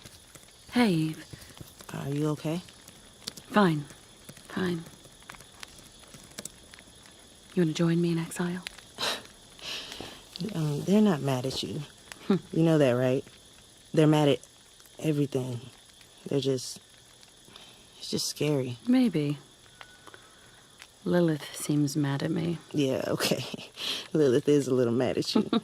She's just shaking, though. She's way more pissed at Rob. What do you think? Do you think he had a point about the whole... I don't know. Maybe. He didn't lie to us, and maybe we weren't taking it seriously. But how could we ever think that it was? What do you think? You trust him, right? Apparently I do. I saw you had a wind-up portable charger, right, with the plug outlet. Yeah. Can I borrow it? Sure. Wait, what for? I don't think I can tell you. Why? Because if I do, I don't think you'll let me borrow it. Oh my God, Bristol. No. Someone has to. As much as I hate to say it, Blue Jay was... She was right. Somewhere between the tunnel and here, I started believing in all of this. I've just accepted it, but it doesn't mean I should stop digging. If anything, it's more important now than ever. Well, I'll come with you. No, you won't. It's too dangerous. Well, I have to at least tell Lilith. She'll insist on coming with me. Do you want that? No. Okay, I get it. Jesus, you're scary persuasive. Just be careful, okay? Thanks, Eve.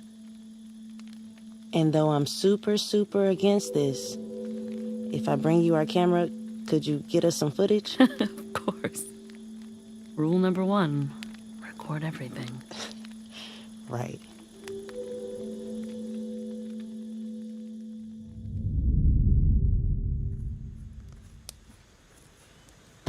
Good night, Bristol. Night, Apollo. You okay? I'm okay, thank you. It's just... if I'd seen what you guys... You sure? Really, I'm fine. Okay. Okay, well,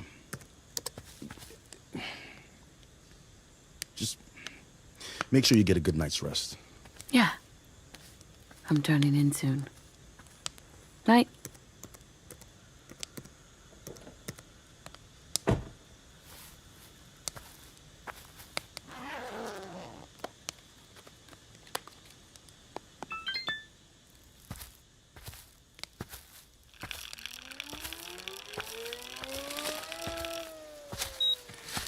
Good evening. No, actually, good morning. With American Stories in association with Paranormicon, I'm Alice Sharman. It's almost 1 a.m. I'm currently charging up a phone which is attached to 230 grams of C4, plastic explosive. This item was recovered yesterday afternoon from an abandoned car and indicates that other people beside us have traveled this road before. I'm currently in a cornfield on the other side of the trees, which I hope is sufficiently far away from the convoy to, no point in anyone else potentially being. Okay, let's just get started.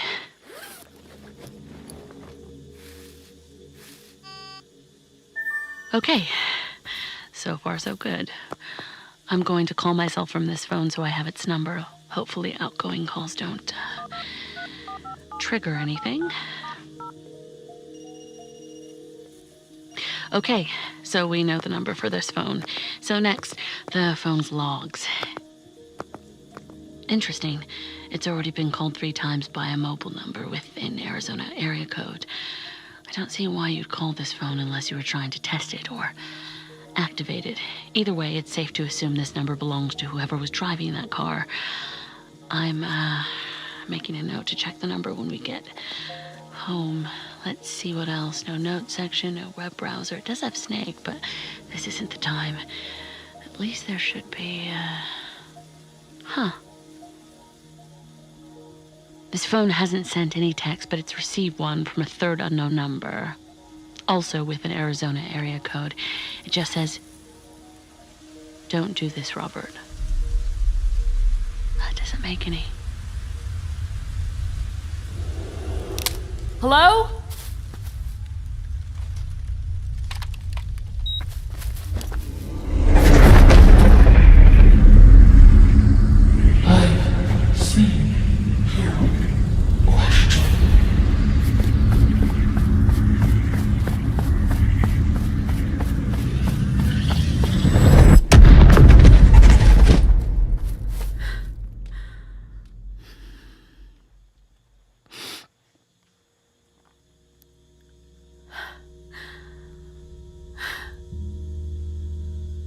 Is anyone still up?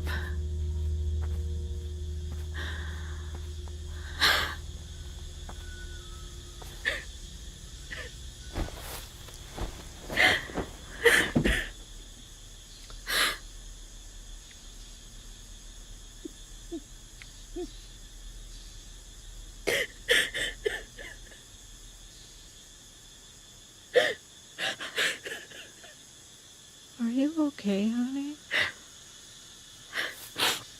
I thought everyone had...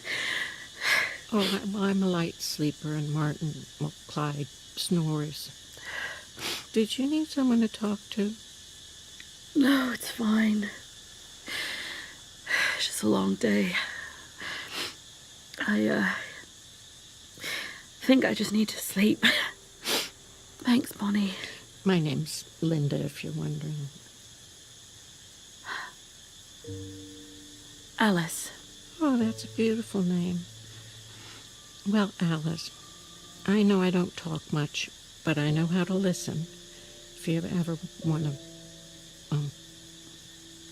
Thank you, Linda. I might take you up on that. Have a good night. Have a good night. And remember, everything will be all right once we get to Wintry Bay. To where? You said that before. What did it mean? Bonnie? Bonnie, what does that mean?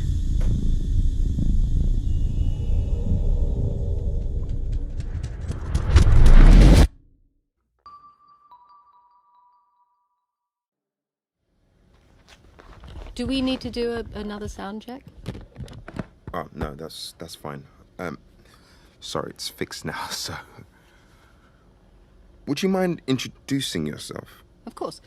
My name is Dr. Evelyn Moss, and I'm a therapist at the North London Wellbeing Foundation. Mm-hmm. Cool. I'll edit that in at the start. Where were we? The joke. Oh, right. So you've probably heard it before. An old woman is sitting in her house when a news report comes on the radio. The announcer says that a car is driving the wrong way down the motorway. Let's say the M1, causing people to swerve all over, multiple crashes, just absolute chaos. Suddenly, the old woman realizes, oh my God, that road is on her husband's commute. So she, fearing for his safety, she gives him a call. She says, Arthur, his name's Arthur. Understood. Arthur, please watch out. Some maniac is driving the wrong way down the M1. And her husband responds, one maniac? There's thousands of them. I have heard it, yes. No, I'm sure you have. I wasn't trying to make you laugh, but, it's... The point is, I understand what it all looks like, I get that either I'm wrong or everyone is, and I know what's more probable of the two options, but what am I supposed to do? Do I just turn my car around, stop recording, stop making calls? How many calls have you made so far? 17.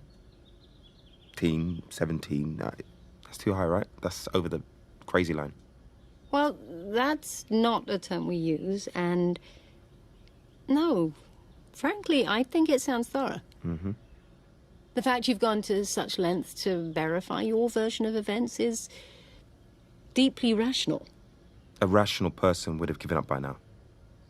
But you haven't.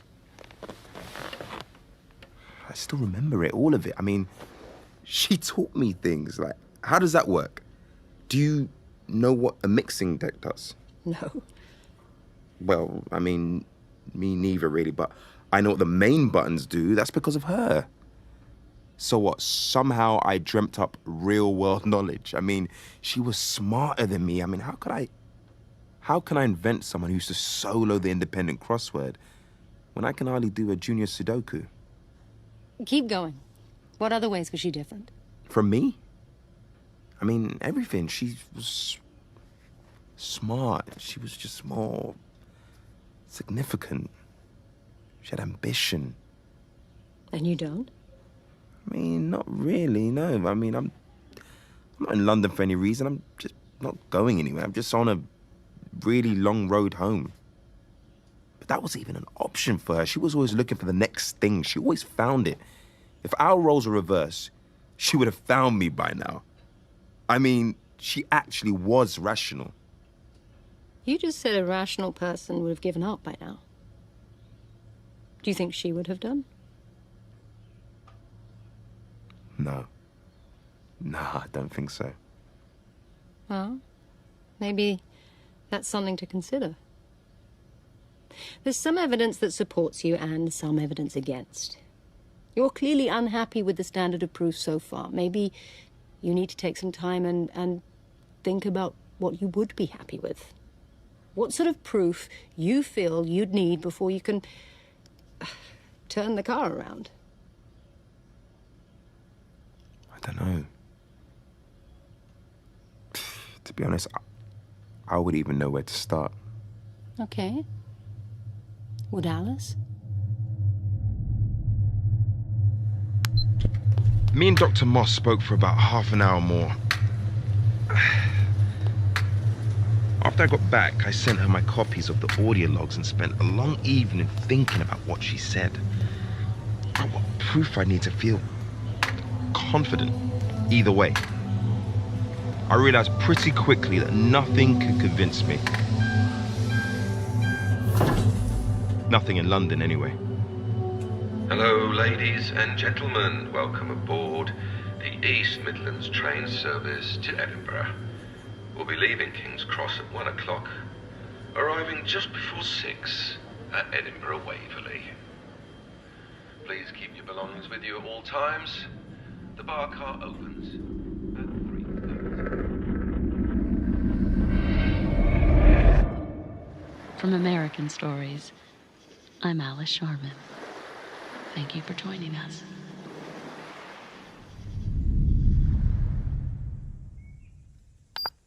It's the, morning after the night before.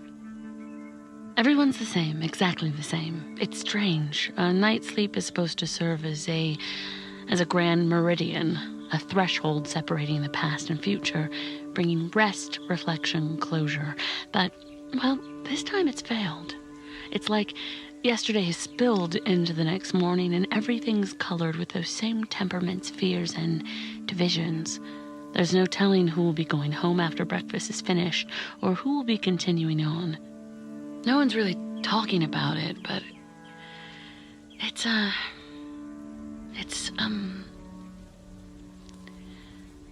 I guess I'll need to think of a word there. Hey, Bristol. Sorry I keep disturbing you. Hey, Eve, it's fine. Just, it's personal notes. Well, sounded about right. Not that I wasn't listening, but I brought you some breakfast. Oh, thank you. No problem. Is anyone feeling any better? No. Apollo's trying to cheer everyone up, but, I don't know. Doesn't feel like it's something we're meant to just bounce back from. You okay? Yeah. You? Yeah. Thanks for asking. I watched the footage from last night with the phone. It's crazy. I know. So Rob was driving that car? I mean, it has to be him, right? I know he said he's been on the road before, but I mean, what do we do? Do we confront him? I don't know. If we have to eventually.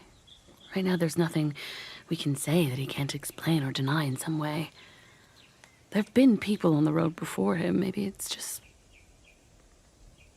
I don't know. What did Lilith say about it? Nothing. I haven't shown it to her yet. No? Mm-mm. I thought you would have watched it together. No. I don't know. It's complicated. She's complicated. It's up in the air whether we keep going on this road, and I don't know. If she thinks there's something underhand going on... You think it'll worry her? Make her want to turn back? Well, Yeah, maybe. Okay, well... It might be a good idea to bring her in on it, even if it doesn't lead to anything. Yeah, I know. I will.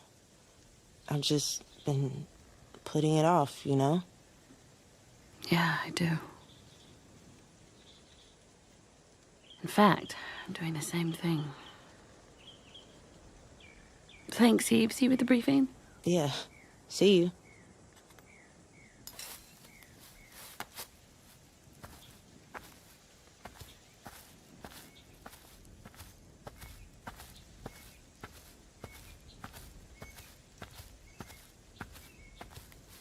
Clyde, can I talk to you? Oh.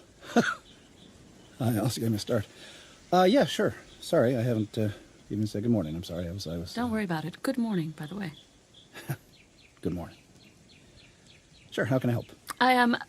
We never had an interview. You know, one-on-one. You want to interview me? Yeah, if it's not too much trouble. No trouble at all. You want to do it now? I'm actually not too hungry. Yeah, that would be great, thank you. Would you mind if we just, Ah, got it, yeah, no. Lead the way. I'll just, be gone a second, Bonnie. Be gone a second, okay?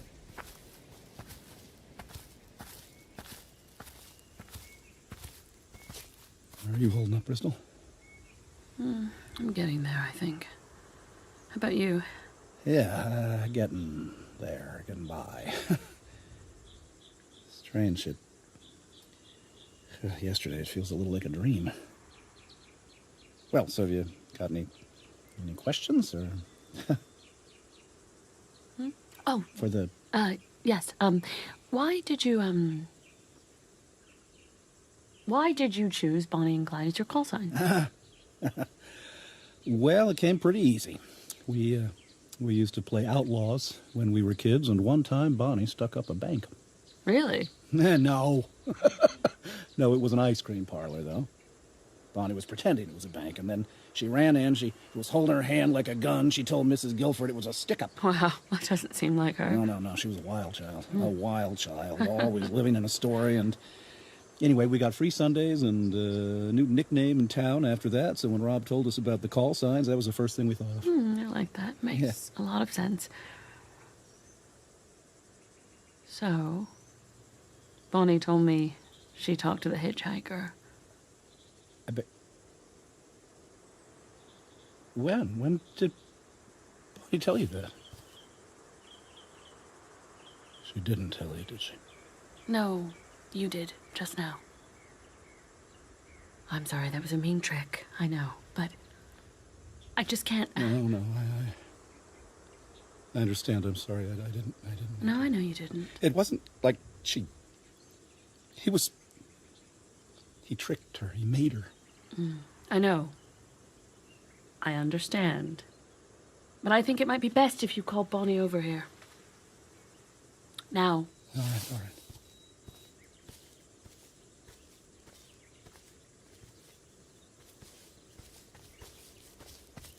Bristol, I didn't want to cause any trouble. And Clyde's been looking forward to this trip for so long, I didn't want us to turn back. I'm sorry. What happened, Bonnie? I just said 2 words. I wasn't talking to him. I was just doing what Rob said, but then I just said, bless you. Is that all you said to him? Well, he thanked me, and then he was just so easy to talk to, and I thought, well, I've already talked to him. What will a few more words do? But she hardly said anything else. I mean, I promise he What's wasn't... the two of you talk about, Bonnie? Nothing, just... He told me about this wonderful place. Wasn't it wonderful, Martin? Bonnie. Just a few houses by the sea, but he made it sound so nice. Bonnie, please, just... You guys are talking about Wintry Bay? You know about it, too? You mentioned it. Last night.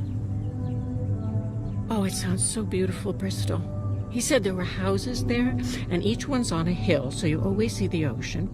There are market stalls and a church and a pier. Linda! What's wrong? You never let me talk about it. It's the... Oh, Bonnie, you never stopped talking about it. Since we dropped him off, all through Jubilation, you stayed up all last night. It's all you ever talk about. That is not true. It's not. Where is this place, Bonnie? Did he say where it was? He said it's on our way. We're going to visit. Rob must have passed through it before. It'll be fine. Yeah, he passed through Jubilation, too. Is that fine? Does Rob know about Bonnie? Bristol, I didn't want to... You didn't want to trouble him? Or did you just not want him to turn you around? Which is it?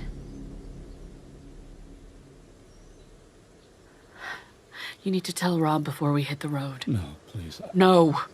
Too much has happened on this trip already. Ace is... This place is dangerous. You cannot keep secrets anymore.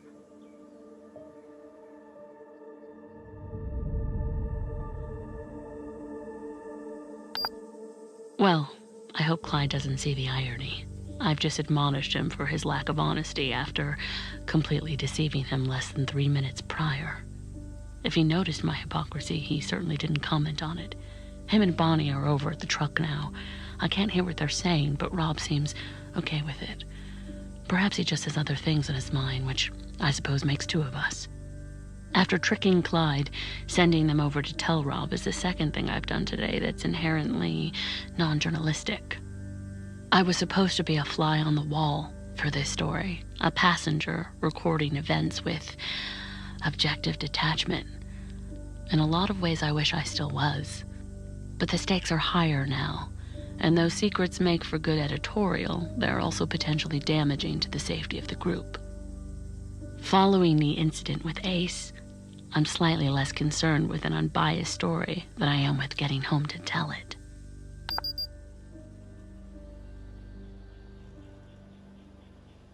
Okay, all right, that's everything. Gather around, people. Alice. Sure.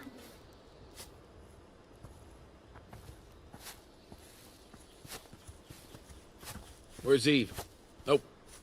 There you are. Okay, first things first, I just want to say that, tempers got a little heated last night, and that I am sorry for my part in that. So, what happened yesterday was, well, I ain't never seen anything like it, and I hope I never have to again. I did not handle it well. So, I apologize. I want to thank you for coming with me this far, and if any of you want to turn back, well, that's fine. If you are heading back, now I'd say you should travel one by one. Be sure to stay on the radios and retrace the route. Follow all the rules that applied getting here. Now, can I get an idea of who's wanting to keep going on the road? Don't look at me, we're staying. We need to get out of here. No, there's something going on. I'm figuring it out. Why you gotta figure it out? Because what do you mean? What are we gonna go home right now? Them figure it out. Hey, Why would you want to go home already? I've come It's this just far. getting Interesting. I'm with you, Rob. Yeah, me and Clyde are coming too. Yeah, we're staying. All right. Alice? Oh, sorry. Yeah, I'm coming too. Blue Jay, you in or out? Well, okay, I will take that as a yes. We got a fair way to travel today, and, well, there ain't much to see. Just follow the rules, and we'll take things as they come, I guess.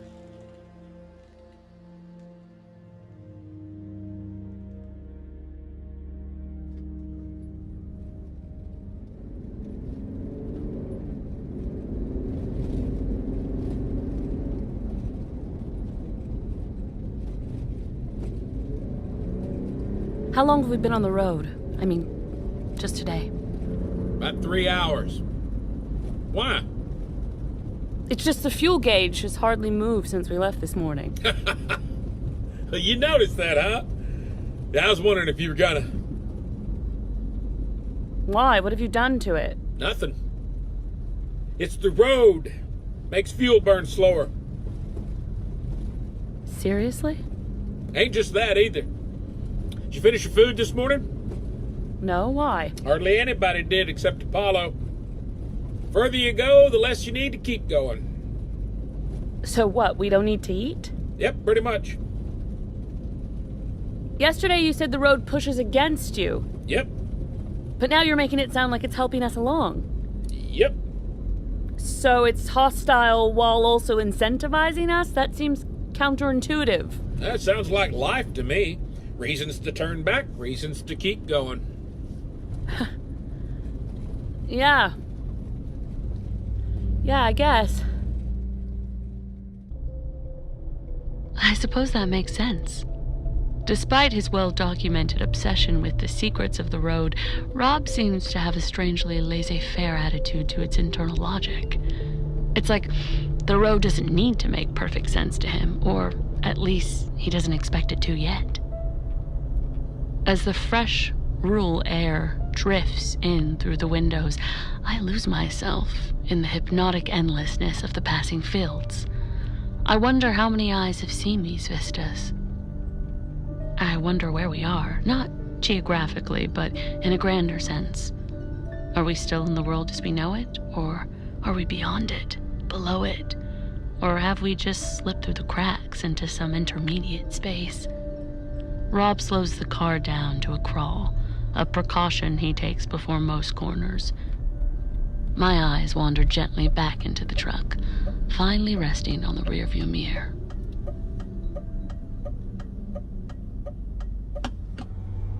Rob, what is that? Behind us. There's something on the road. What is it? Something new. Ferryman to all cars. Hey, there's something behind us. Guys, something's coming after us. Blue Jay, can you see it? Blue Jay. Yo, is it from Jubilation? Guys, oh God, there's something wrong with this face. Stay calm, everyone. Let's just pick up the pace a little. Who's that, Rob? I ain't sure, but we got a turn coming up. Let's just get ourselves off the road, see if he follows. Guys, speed up, please.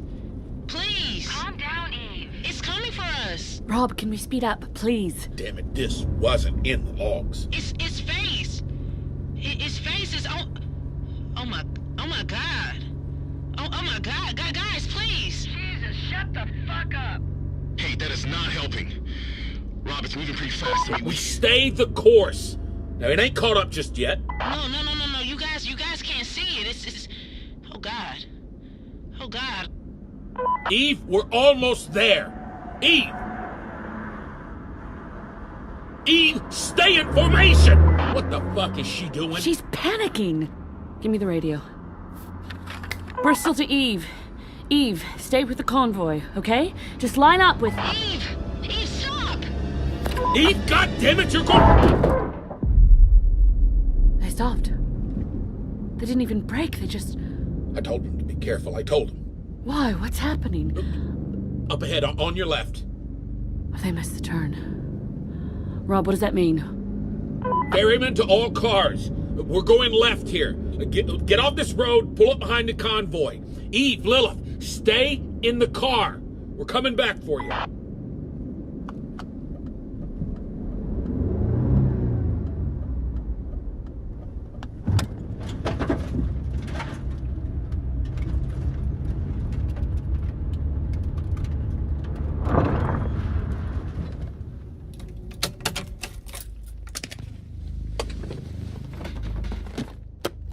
Thing's still coming for him. 308's in the glove box. It's the... Green container, sure.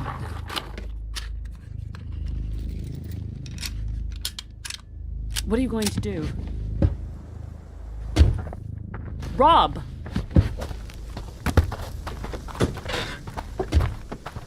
Don't follow till it's safe.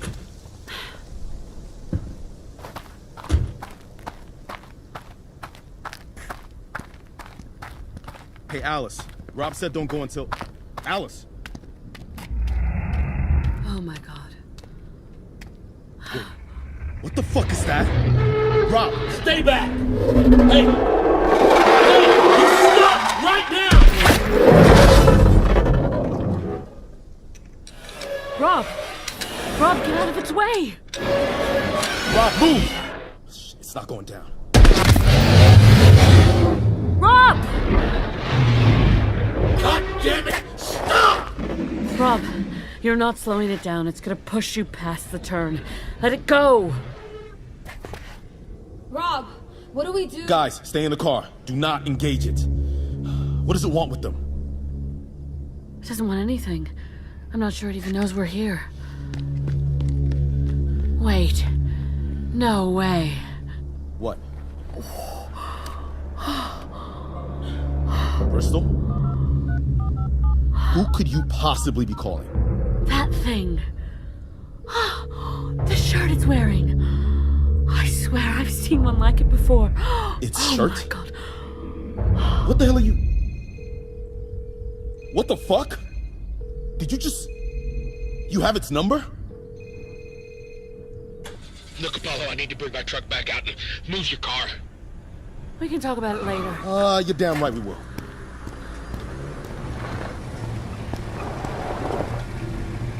Eve! Guys, what's going on over there?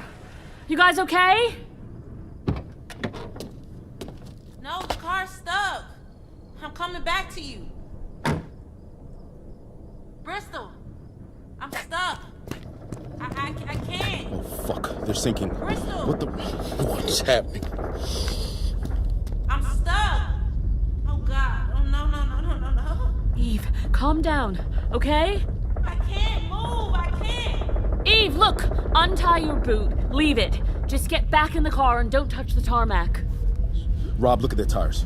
Eve! Lilith! Look, you gotta be quick! Hard reverse, come on! Oh, God, okay.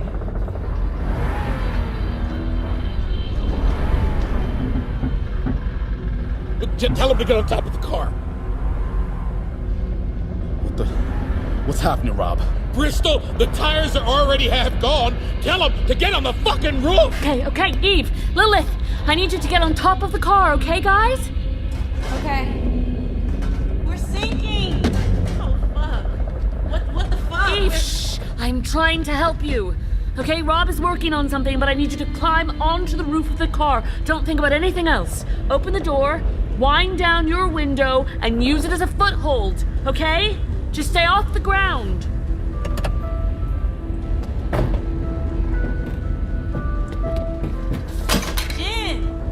Sarah, look at me. I'm okay. It was just the camera. Come on. Help me up. Okay, they're up there. God damn, they're sinking fast. What's with the rope? You think we can pull the car back? Look, I don't think anything that touches that stretch of road is gonna move anywhere except down. Okay, so what? Tie up a line? Make them climb across? Hand over hand. I don't know, Rob. That's at least 40 feet. Guys, what's happening? Okay, you two, listen! Now listen, we got one shot at this. Now I'm gonna throw you this carabiner. Right here. Now you're gonna catch it, yank it taut. Then we're gonna hook it between your roof rack and my truck sliding rig so you can climb your way over. Alright, don't let any part of this touch the road, okay? Yeah, okay. Come on!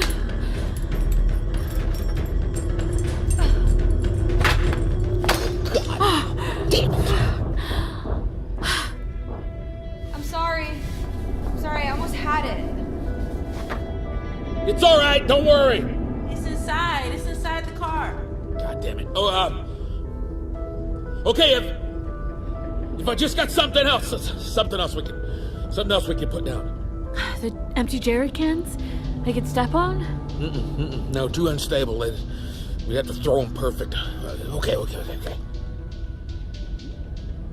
No, we ain't got one that'll stretch. Well, what about...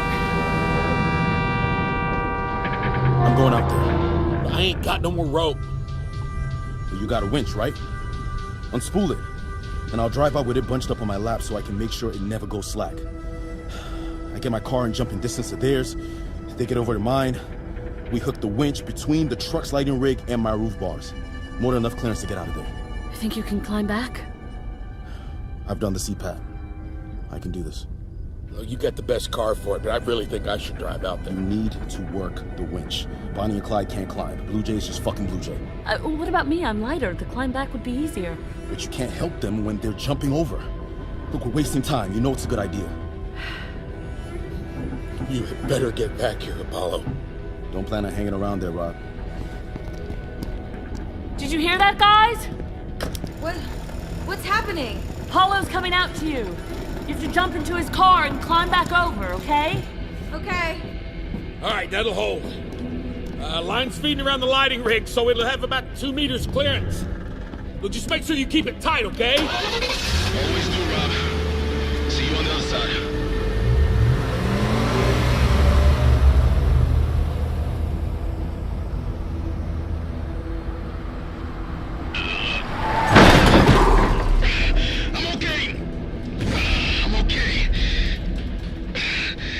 Insurance covers this. Okay, I'm climbing out. Take it to slack, Rob.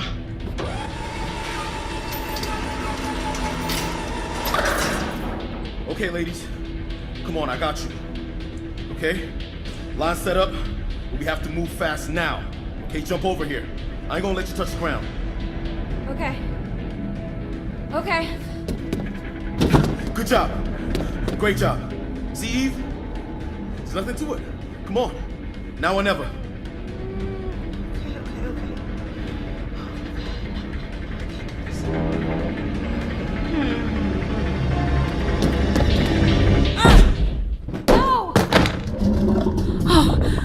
No. It's okay. Oh my God. It's okay. Told you I wouldn't let you touch the ground. No, I'm so sorry. It was a hard jump. It's okay. You get up now, huh? Stand up on me. Don't touch the ground. Okay, I'm sorry. You gotta go. You guys, you gotta climb over. Okay? It's all right. Just get going, okay? It doesn't hurt. It doesn't hurt, really.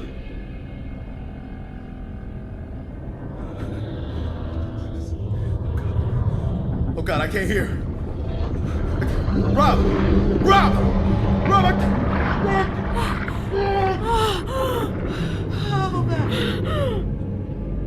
Come on, okay, we've got to go. Sarah, we've got to go. I'm sorry.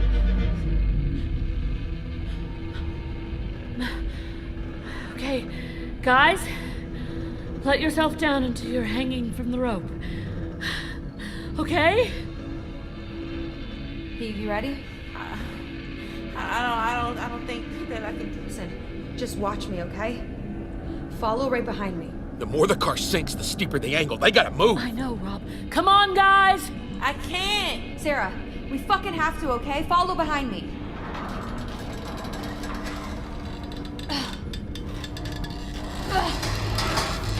Is she following? Eve! Sarah! Sarah, it's not as bad as it looks. Please, come on. I got you, Lilith. Come on. Let go. I got you. Sarah, come on, please. I can't. Please, Sarah, I need you here. I'm not gonna make it. Yes, you are. Okay, keep going. Come on. Come on. No, please, Sarah. I'm sorry. It was too hard. Oh, no, please. Oh, don't be sorry. I love you. I'm sorry. I love you too. I'm so sorry.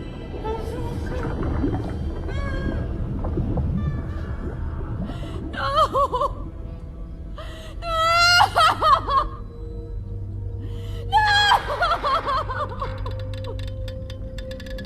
I gotta disconnect the winch.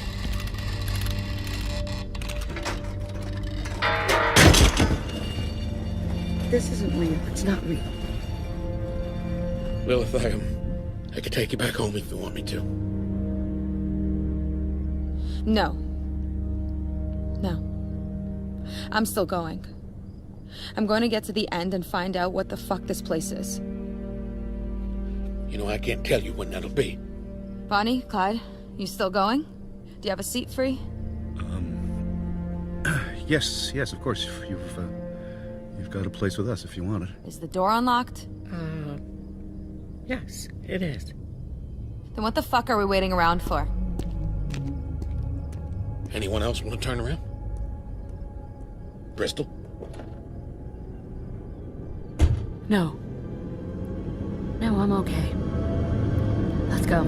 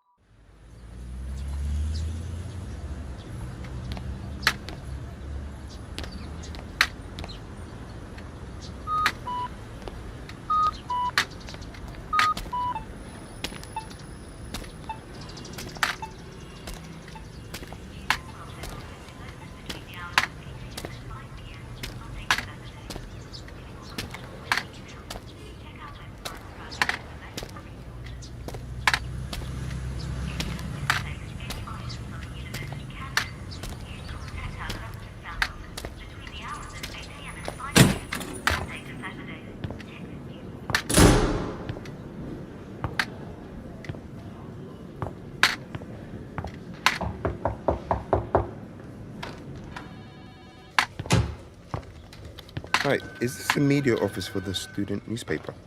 I'm here to see the editor, Jasmine Peely. I am... Oh, that's me. Oh, Jasmine. Hey, Max's friend, right? Yeah, he said you'd be along. You wanted to check out the archives? That's all right.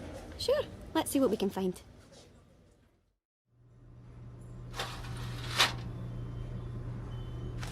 Some of them, the really old ones, are in the National Archives.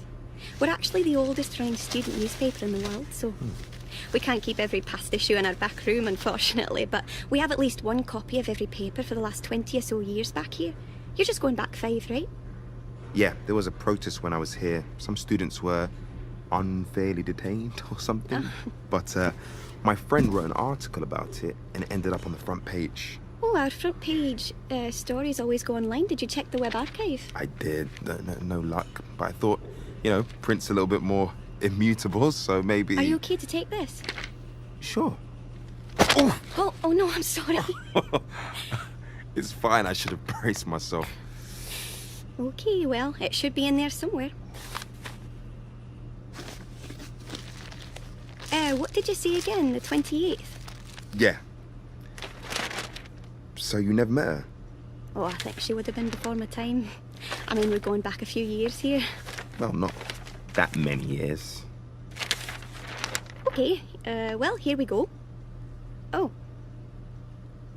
I'm sorry, that's so annoying. You're sure it was the 28th? Wait, where is it? I don't know. I'm sorry, someone must have made a mistake. No, I don't get it. Why would you have a paper without a front page feature? Well, it would have had a feature when it went out. It's just... Just what? I mean, these are archives. You're meant to have records of every publication. Well, I don't know. Maybe someone archived an early draft or a misprint. What the fuck is the point then? Hey! There's nothing fucking here. Where is it? Where the fuck did everything go? This is fucking ridiculous. Okay, you need to calm ridiculous. down. Calm down right now. I'm sorry. Fuck, I'm really sorry. It's been a... That was uncalled for. Yes, it was. I am sorry. Do you need help with tidying? It's fine. Here. Thank you. I can... It's fine. But if you wouldn't mind. Of course. Sorry. Okay, sorry.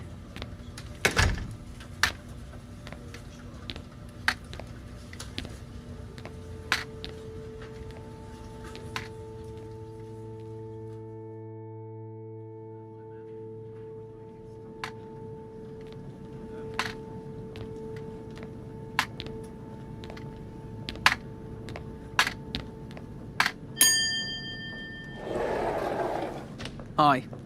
How can I help? Hi. This is the Alumni Records Office, right? Yep, that's right. Amazing. And I'm right in thinking you have the physical records of every alumnus who registered to... You're talking about the golden copy. Yeah, we do. Can I help you? I hope you can. To be honest, this is kind of a last-ditch attempt. I'm looking to get in touch with someone, and Friend from uni? Yeah, actually. Yeah, we get that a lot. I'm afraid that's not what we're here for. Mm-hmm. You should go online and you can read a privacy policy. But in the meantime, you can leave your name and we can try to get in touch with them, if you have a valid reason. Right. I've already tried to get in touch with them, believe me. I just need to know if she still has a record here. If she attended the university, she'll be in the system. But we can't hand out identifiable information to a third party. I'm sorry. Yeah, okay. That's all right. Great. Is that everything? Yeah. Yeah, I think I'm done.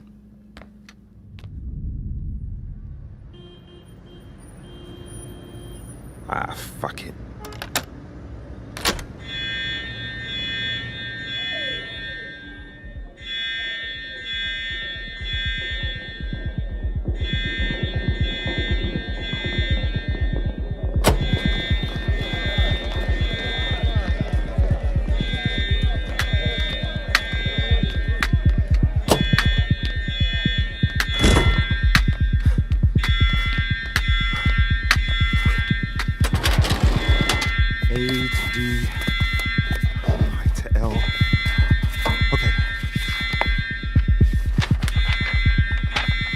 Okay.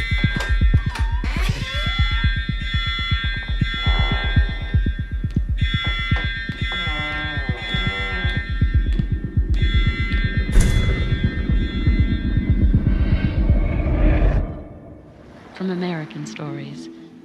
I'm Alice Sharman. Thank you for joining us.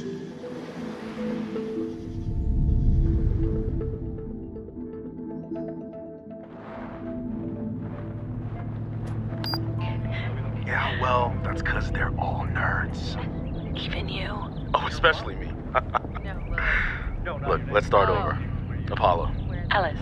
Oh, yeah. Sharman. Well, that's quite a name. Mm-hmm. Like Apollo Creed. You know, Prince of the Punch, King of the Sting. You never seen Rocky? Afraid not. No. Oh, then we're gonna have some problems. Nah, I'm kidding. We're making s'mores. Do you want some? Yeah. That sounds great. We're really happy to have you with us, by the way. Thanks. I appreciate it. It's certainly been interesting. I was making my way down the road, and I was angry at how you'd been. And when I saw the hitchhiker, I thought, yeah, I should, do what I said and just drive by. But and a minute later, I look in the rearview mirror, and he's sitting in the back of my car. He's just talking about the weather. I mean, I swear I didn't pick him up, but then I think about it, all these memories that come back, like I start to remember pulling over and letting him in. It's like I did it, but I didn't. I don't think I did. I don't know. Did you talk to him? No. Not a word, not a noise. No, I promise, I didn't say a word. Feels awful, don't it? What? Shocks you. I did the same as you some years back.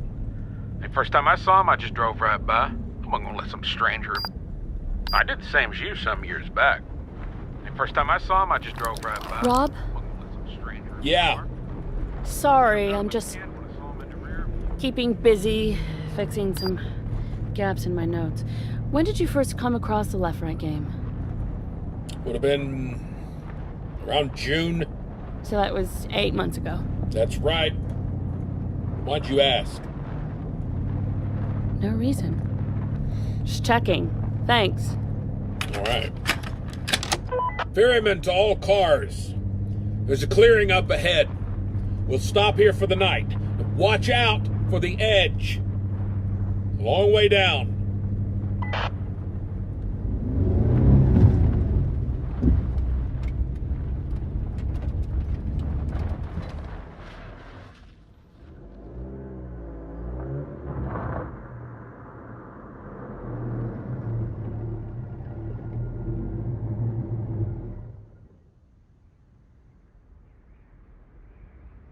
What do you mean, the edge? We've not been going uphill. Rob? Are you okay?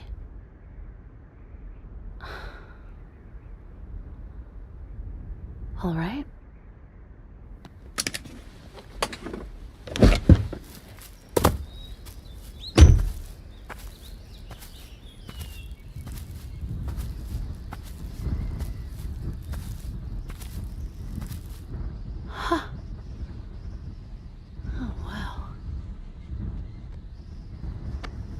Come on, guys, please, stop it. Get the fuck up. Shut the fuck up. Shut the fuck up! Lilith, let her go. Lilith. Take it back. Take it back. Hey, come on, guys. Let's just talk about this. Lilith, stop. It's not worth it. Jen! Oh, God, Bristol, you all right? Yeah, I'm fine.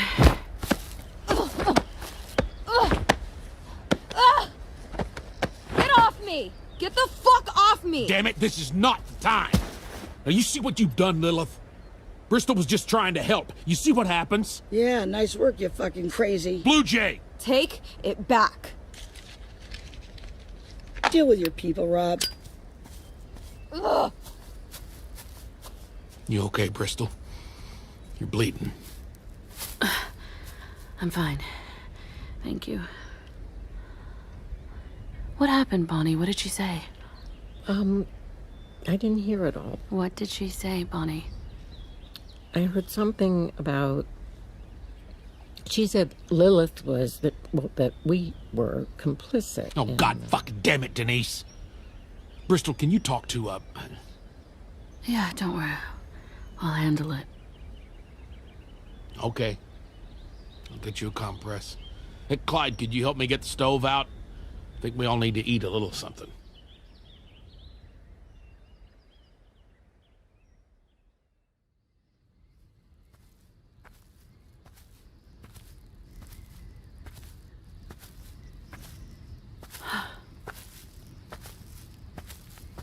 It's a strange view. Where do you think the cornfields end? Maybe they don't. I mean, there's no farmhouses or anything. Maybe they just... Oh my God, you're bleeding. I'm so sorry. I didn't mean... It's fine. You should see the other girl. Yeah, I bet she looks like shit right now. I got you a blanket. Thank you. Do you want some? It's chilly. Oh, in the UK, this is basically summer.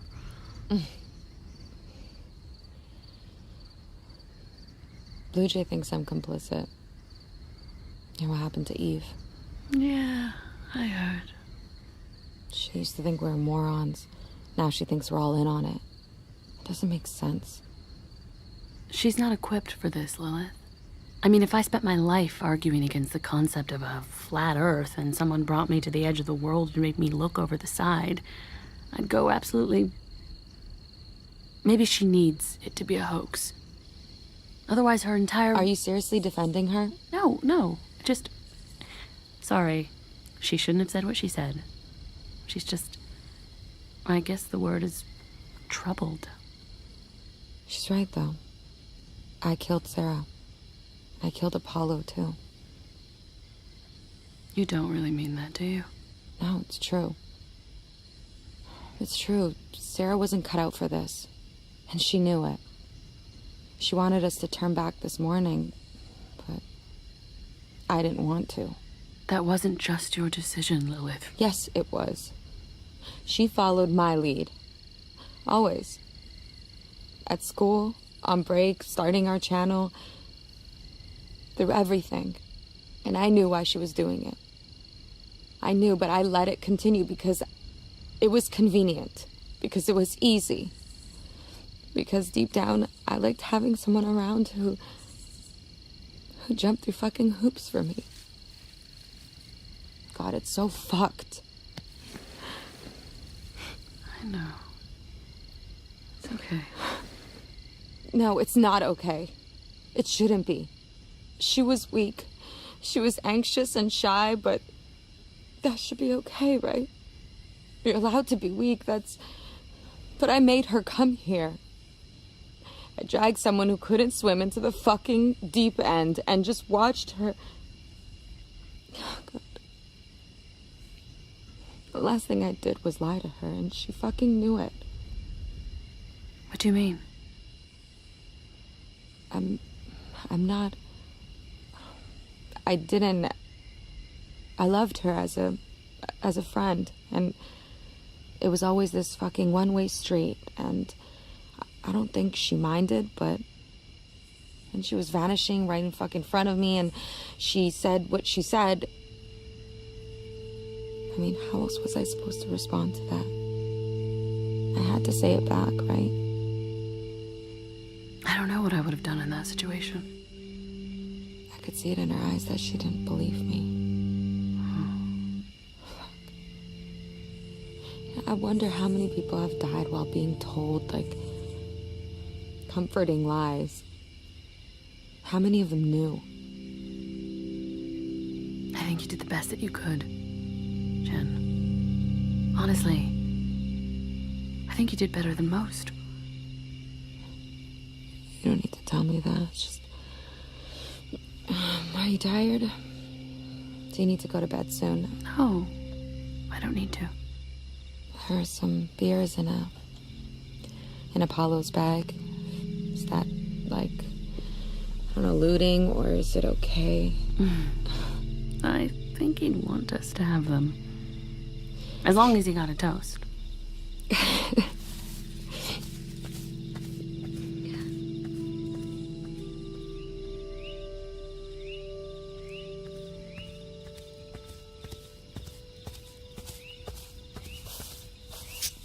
Where'd you get the bottle opener? Pocket knife. It's the only function I've used so far. How long have you had it? 3 years. Okay. Pass me the blanket. I thought you were British. Yeah, well, my mom's Caribbean. It's weird that you say mum. We spend the next hour and a half slowly drinking and talking. Lilith can't muster the right words for a toast, so we just say thank you to Apollo, raising our cans to the open air. We talk about his tireless humor, his attempts to keep us all up during our first night on the road, how kindly he spoke to everyone, even at the edge of death. We talk about Eve as well, about the pair's misadventures, awkward college parties, and the future of Paranormacon. Lilith tells me there's always a place for me once radio dies out. After everything that's happened on the road, the night can't help but feel bittersweet. But for once, on a solitary cliffside in the middle of nowhere, it's more sweet than bitter.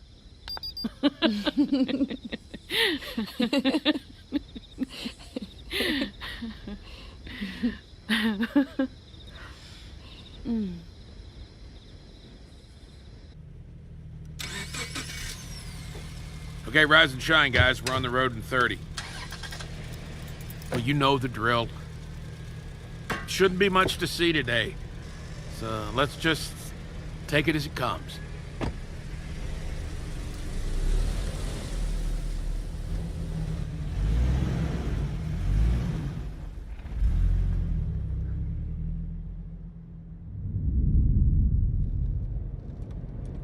So,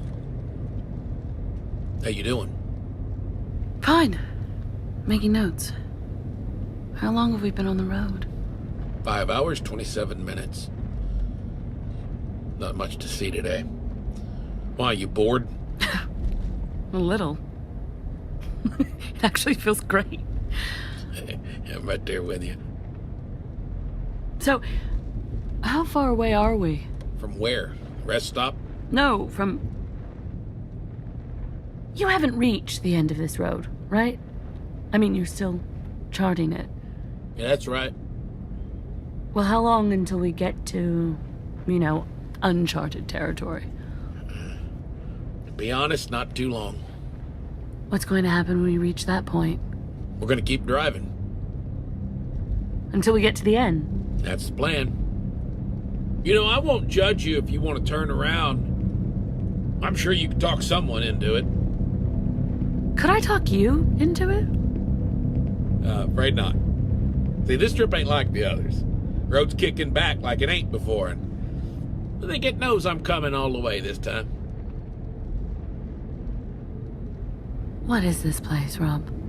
I mean, what do you think it is? I think it's a stray thread. It's running off the spool. I mean, there's gotta be... Rob, you just took a wrong turn. No, that can't be right.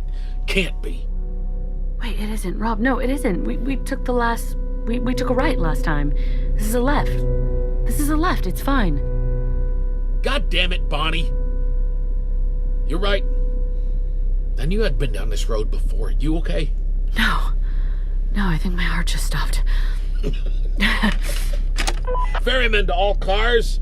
Hey, thanks, Bonnie, for giving us the fright of our lives. We are on the right... We're on the correct road. No, that can't be. That's wrong. We should have taken a right at that junction. No, Bonnie, that was our mistake, Rob. Let's just keep going. Crystal. Lilith, it's okay. It was our mistake. No, sorry. Clyde, no. What the fuck is going on with them? I don't know. They're in our blind spot. Give me a second.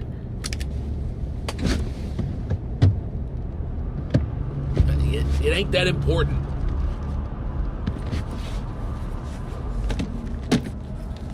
My heart's still racing. I swear to God that was... There's a sign next to the right turn. What? An old sign, the way Bonnie said we should be going. I can't read it from here, but you must have looked at it at some point, right? What does it say? It doesn't say nothing. Letters are all peeled off. Some town, something, somewhere 5 miles. Could it have said Wintry Bay? What now? Wintry Bay, does it look like it might have said... I heard you. What are you talking about? Is it safe to pull over? What? Why? Is it safe, Rob? Yeah, should be. Then pull over. Bristol to all cars. We're stopping ahead.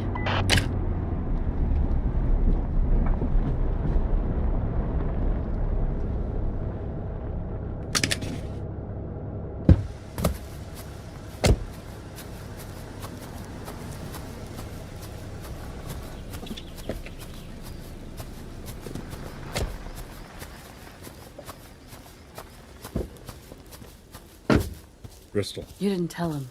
What's going on, Bristol? Clyde?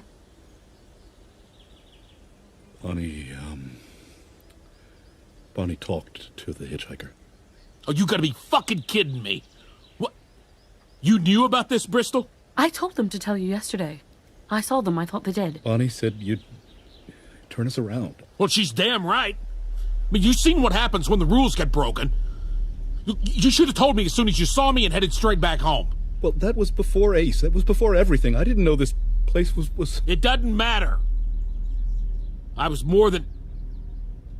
The rules are the rules, Clyde. Is anything even wrong with Bonnie?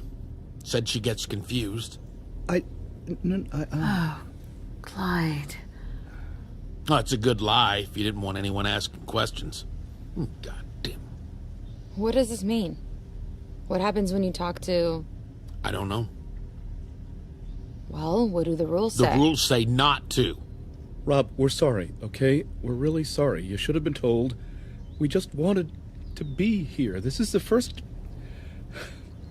real thing we've seen. Sorry, we'll head home if you want. No. Bonnie, it's okay. No, it's not. Rob, this is my fault. The hitchhiker man, he was talking about a village that we just passed. I was looking forward to seeing it. That's all. I'm okay, really.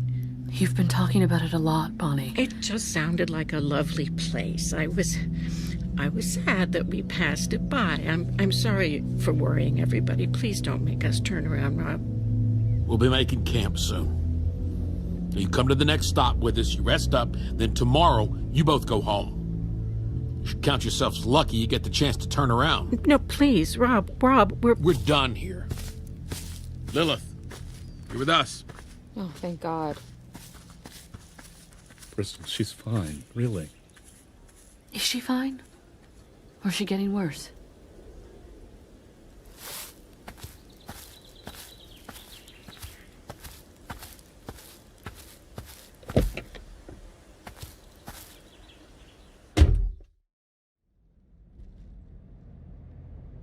Are you okay? It was fucking weird, Bristol. Soon as she saw the sign, she was like reading it, and I swear she was basically like crying. She didn't understand how we could have gone the wrong way. But then, as soon as you pulled us over, she just stopped. Stopped.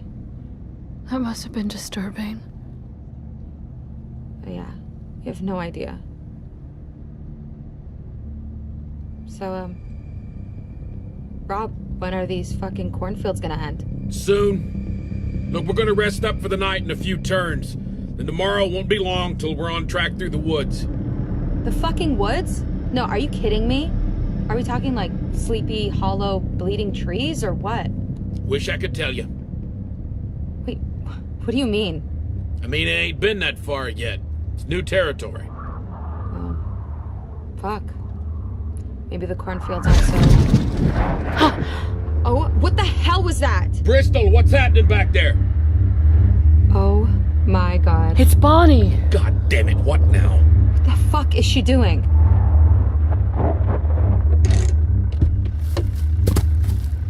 All right, Bristol, hand me the gun. You can't be serious. We don't know what we're gonna find over there. Bristol, now. All right, both of you, stay in the car.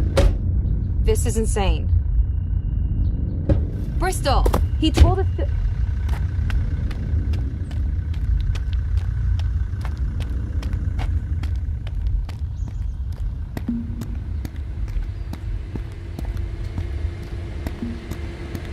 Cut the engine.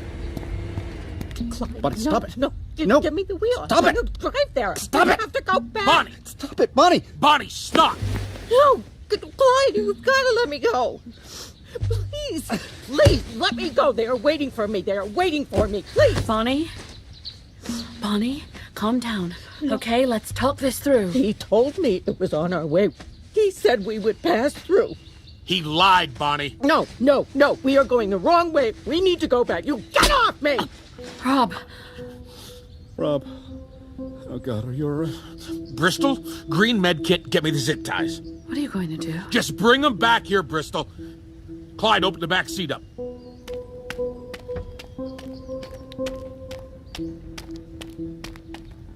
Green med kit, right? Yeah, thank you. Wait, what are you guys gonna do?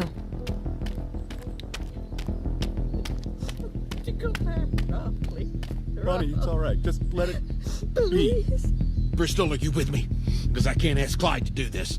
Help her in. I'll take the left arm. Please, be careful, please. Get off me! Get off me! Stop it! No, please, let me go. We need to go back. You get off me! It's all right, Linda. Just don't fight, Linda.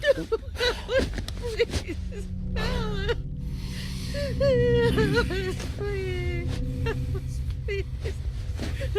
Alice, please. I'm sorry. What the fuck's going on? Hey, what the fuck are you fucking doing? You're not gonna leave her like that, are you? Get back in your car, Blue Jay.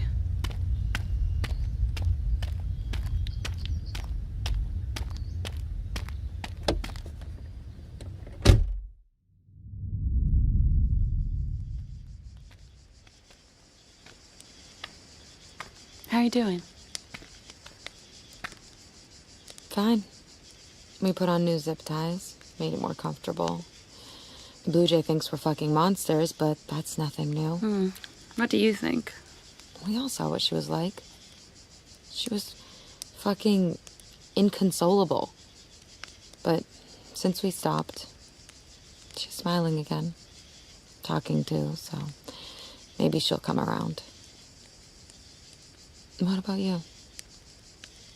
Has anyone asked how you're doing? Oh, no. I'm fine. I'm just tired. Well, then you should turn in. Seriously, I'm just taking her soup, and I'm gonna do the same. Yeah, that's a good idea. Actually, you should get some rest. I'll carry that over.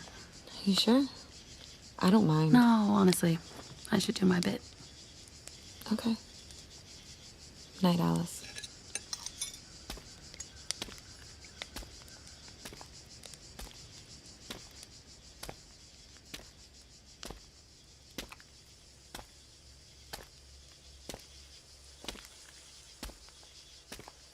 How are you doing, Alice? I'm fine. How are you doing, Linda? I'm okay.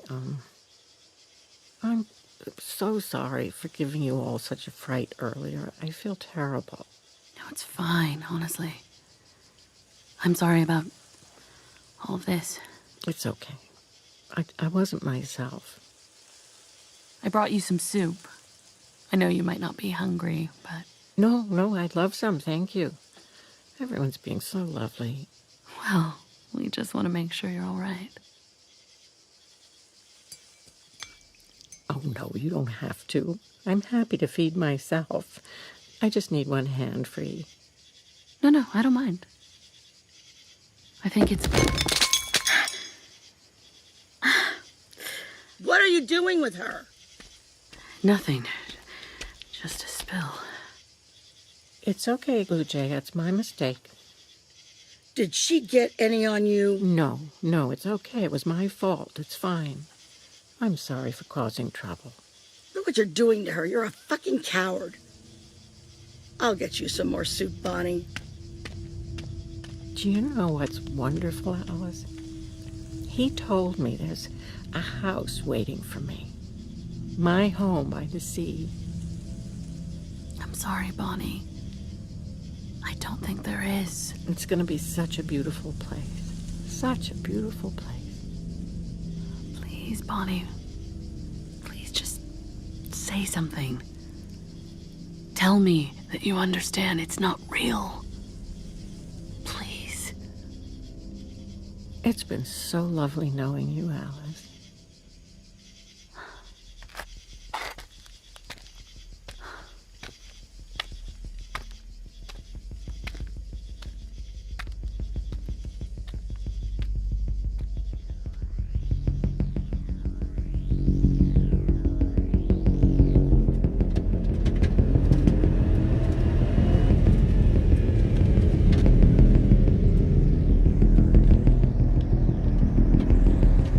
Bristol, wake up.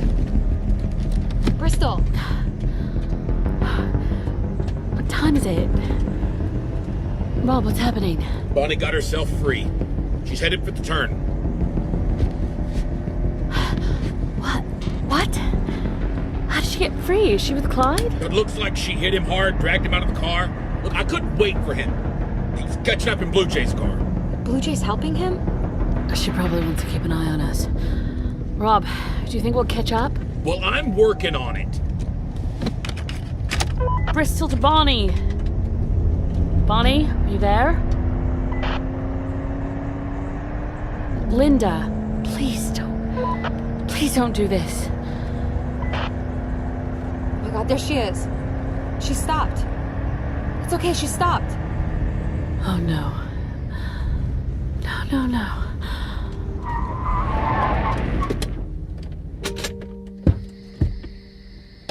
You all right, Bonnie? I forgive you, Rob. I know you don't understand. Not yet. Oh, I can't tell it as well as he did. Linda, step back over. You're only a little over the line, okay? Maybe it's okay. Oh, no, Alice. It's okay, sweetie. This is the best way. This is the way we're meant to go. Linda! Linda, please. No, come on back now, okay?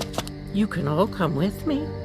There's a place for all of us. He told me there's a place for everyone. Please, Linda. Please, you have to come back. Oh my God. What is that? What's coming off her? Linda, please, look, come back. It's destroying you. Don't worry. Please don't worry. You can't die in Wintery Bay. No one ever does. He never said that, Bonnie. He never said anything like that. I love you very much, Martin. You're always welcome. No, please, no. No! Let her go. Let her go, Clyde.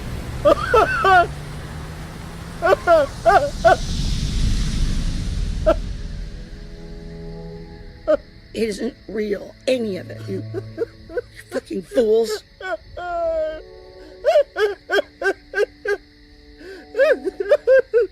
Look, we need to get back. We need to...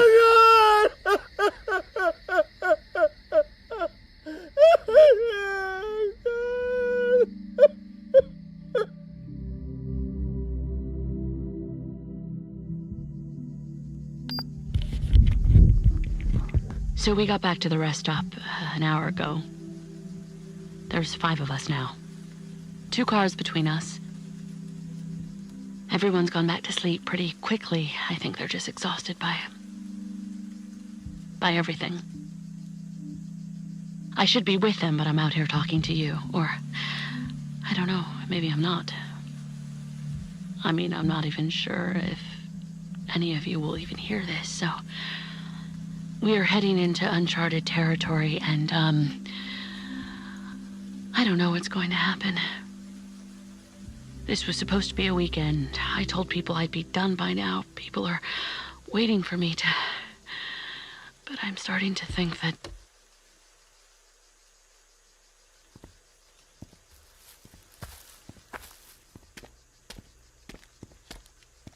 Where are you going?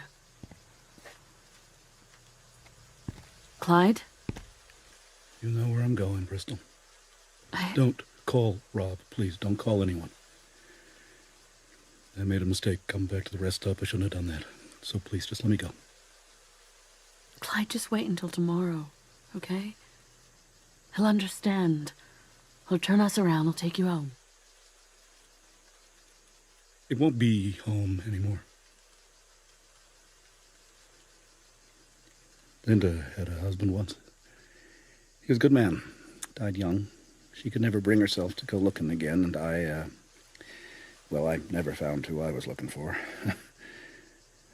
We've been by each other's side for 60 years. 60 years. I gotta be honest, after all this, after all we've been through, everything you and I have seen, I never felt like I was in a new world until now. I don't think I can let you do this, Clyde. Well, I'm sorry, but it's not up to you. You know, I yelled at her to come back when she ran off to rob that ice cream parlor. I kept calling out. I spent so much energy trying to get her to come back to me. And after a while, I realized she wasn't coming back. I'd have to follow her. I should have realized it earlier. That's all I can do, follow where she goes. Anyway, thank you. Goodbye, Bristol. Clyde. Do you want company? Sure. It takes roughly 2 hours for us to walk back to the junction. In the time we have, I'm treated to the story of Bonnie and Clyde. The warmest fragments of their life together.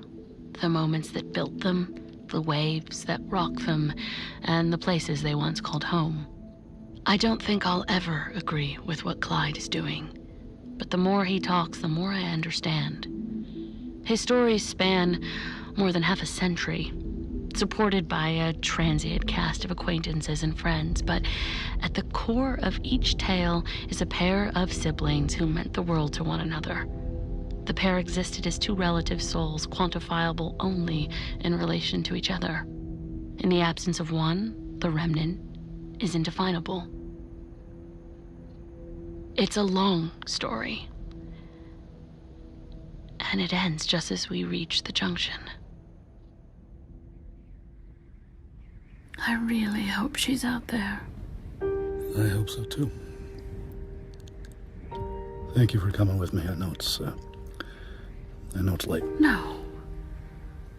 It's never a bad time to see a friend off. Yeah. Thank you.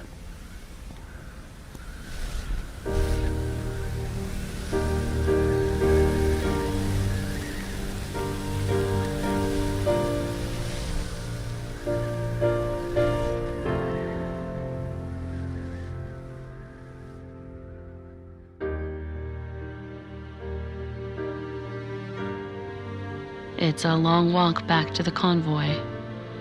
My mind is numb to fear as I make my way through the dark, the corn rustling in the wind beside me. It's been 4 days since I arrived at Rob Guthard's house, sat down at his table, and listened to him speak about the new world he'd discovered. In that time, I've seen things I can't hope to comprehend, sights that exist beyond the spectrum of our reality, things I wouldn't have deemed possible. For all I know, there is a wintry bay, and Bonnie has already arrived at her house by the sea, standing at the door, waiting with quiet confidence for her brother's arrival. I may never know, but I do hope they find each other, wherever they are.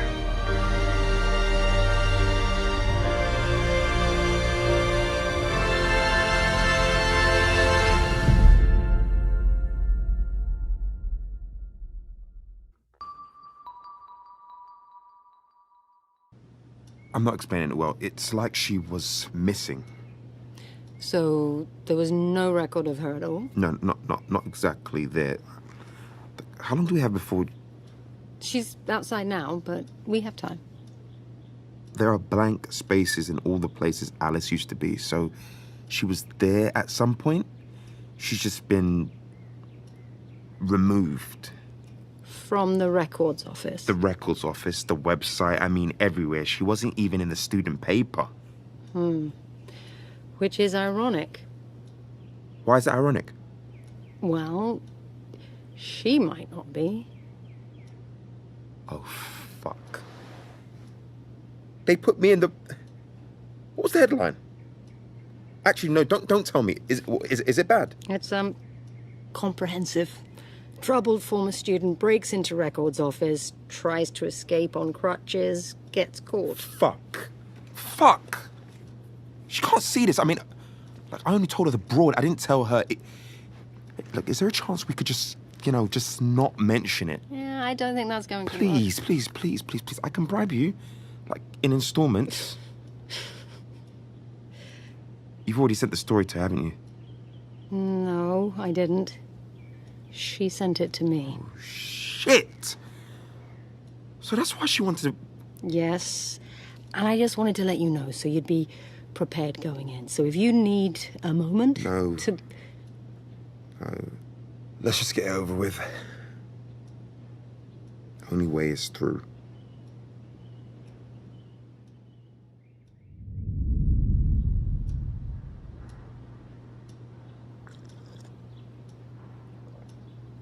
Helen, why don't you... I just don't understand it. Mum. This isn't like you. It's not like know. you. You're lucky you weren't arrested. I know. And you shouldn't be travelling in your condition. You can't just discharge yourself and go across to another country. I went to Scotland. It's still, attached. Don't be smart about it. You can't go that far away without at least telling us where you are. You wouldn't have let me go. Well, what if you'd gotten hurt or... I needed to go, Mum, all right? I needed to know either way. And? I've one last thing to follow up. Sweetheart, please, this has gone too far already. This Alice story is just... If it turns out it's nothing, then I'll... Dr. Moss, we talked about standards of proof. We did. So that hasn't changed, right? Do you have the audio logs from Alice? On your phone or... Yeah, why? Could you play one for us, please? Sure. They say great stories happen to people who can tell them. Rob J. Guthard is an What do you exception hear? to that rule. As I sit at his I table hear in a small house in Phoenix, Arizona, her. sipping She's... coffee and listen to him recount the past 65 years. What do you hear? Of a shopping list. Every event, his first job, Mum, what do you hear? wedding, his third divorce, none of them received You've more than one or two. got to be joking me. We thought maybe you'd sent us the wrong file, or maybe it was broken. Look, you've been very reasonable, very cooperative, very open throughout all this. But you're still recovering from significant injuries. Injuries that can affect a person in unintended ways. I think it's time we talked about running a few more tests just to determine what we're dealing with. I don't understand. She was talking. I was playing it right in fucking front of you. They say great stories happen to those who can tell them. Rob J. Guthard is an exception. Robert J. Guthard is an exception to that rule. As I sit at his table in his small home in Phoenix, Arizona, sip his coffee and listen... It sounds like he's reading off a shopping. You can't hear any of that. Sweetheart, please just come home. We can figure all this out. We can take our time just to make sure that you're all right, please. No, Dr. Moss, what do you think? Honestly, things as they are, I don't think it's out of the question. Do you?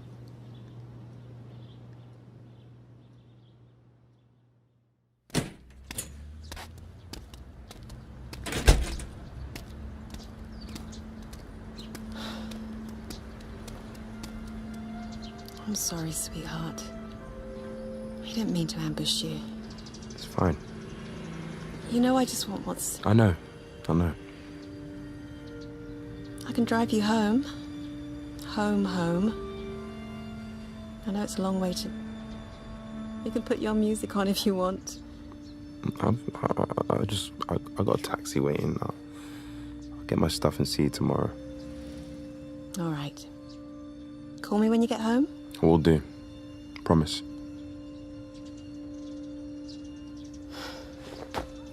So sorry this has happened. I really think we can help you once you're back. You know we love you. I know. I love you too, Mum.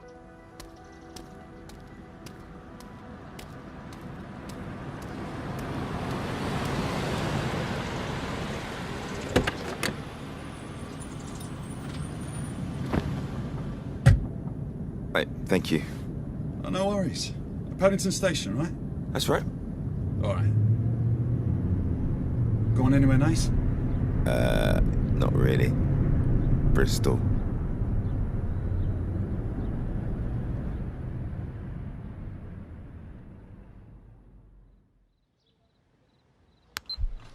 I didn't mean to lie in the session, by mission or otherwise, but it's pretty clear I'm the only one who still believes in Alice Sharman.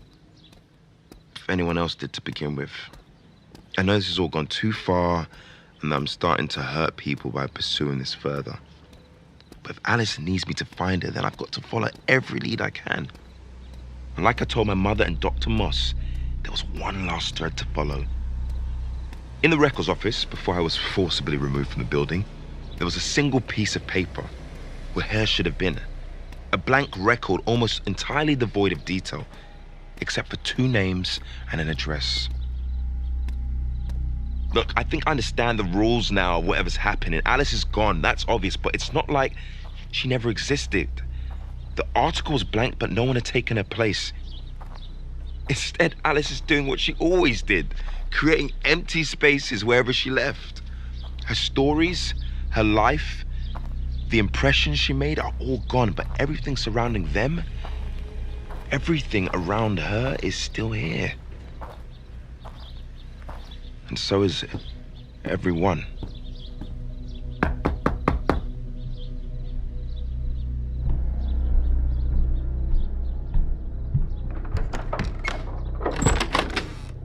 Andrew Sharman? Can I help you? I don't know. I think I'm here to talk to you about your daughter.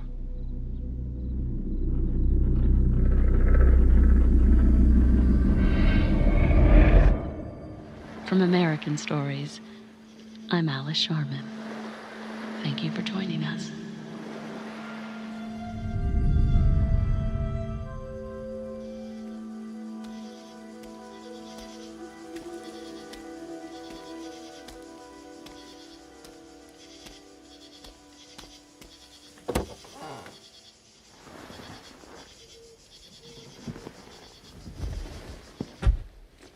Bristol? Hey, Lilith. Go back to sleep. It's still early. Were you outside? I'll talk in the morning.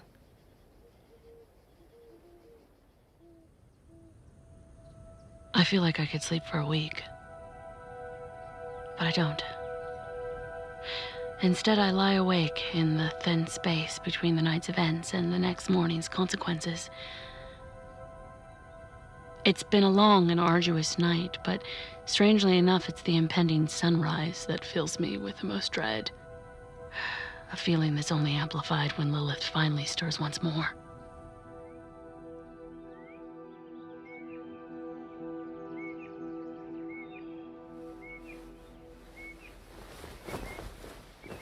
Hey. Hey. Good morning. How'd you sleep? Yeah, not too bad. This place isn't so comfortable. Yeah. You get used to it. Clyde's gone, Lilith. What? What do you mean? Oh, God. Rob! Rob! Lilith. What's going on? Something took Clyde. Nothing's taken him, Lilith. Hold on. Rob, he's gone. We don't know that. We just gotta... Rob, he's gone. He's already past the junction. And how do you know that? I was with him when he crossed over. What the fuck? When was this? Last night, like 3, 4 a.m. He said that... Rob?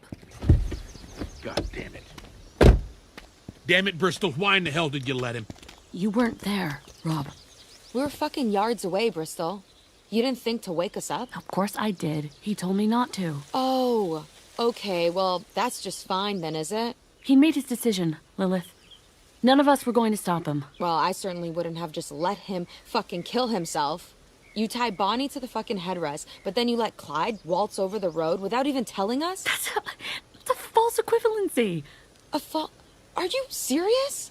Yes, of course it is. Bonnie wasn't herself. Clyde was capable of making an informed decision. His sister had just died. Yeah, of course he wanted to join her. That doesn't mean you just fucking... You might as well have just let him fucking blow his brains out. Lilith! Bristol, are you sure there's nothing we could do? I'm sure. Okay. Well, then there's nothing more to say. Lilith, come help me with breakfast. I know what you did. Can we not do this, Blue Jay? I was up in the night watching all of you. And what a big surprise when I saw you leave with Clyde and come back alone, calm as a fucking grave. I don't know if Clyde was in your little game, but he sure as fuck wasn't happy with how far you've taken it. He had to go, didn't he? I'm not going to dignify any of that with an answer. Don't be cute. I just want you to know that I'm not falling for your fucking game. You will not turn me around. And if you try anything like that with me, I will fucking kill you. When did you switch to matches, Blue Jay? I'm sorry? With your cigarettes, you just used a match. Bonnie freed herself from plastic zip ties alone in the middle of the night, and suddenly, you're down a lighter.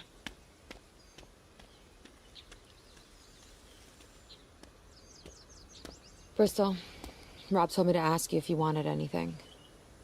No, thank you. I'm not hungry.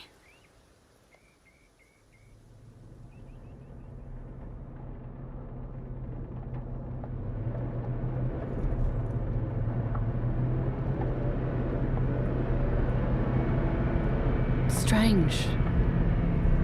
Having just one car behind us.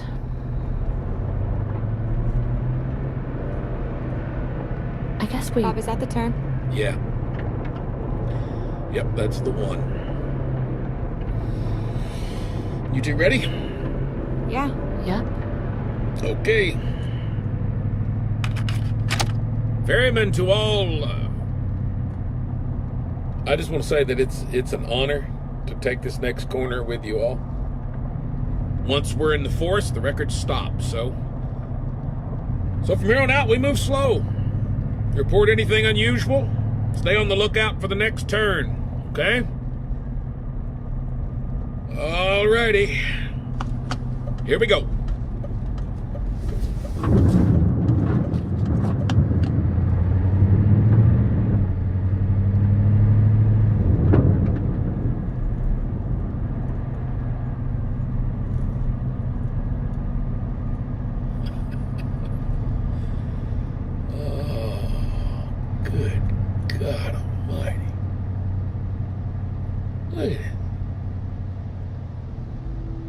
Beautiful, ain't it?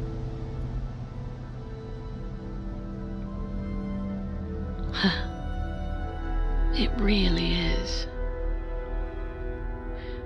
Even after the stressful morning we've all had and the uncertain day that lies ahead, Rob's statement rings with a joyous sincerity that I can't help but appreciate.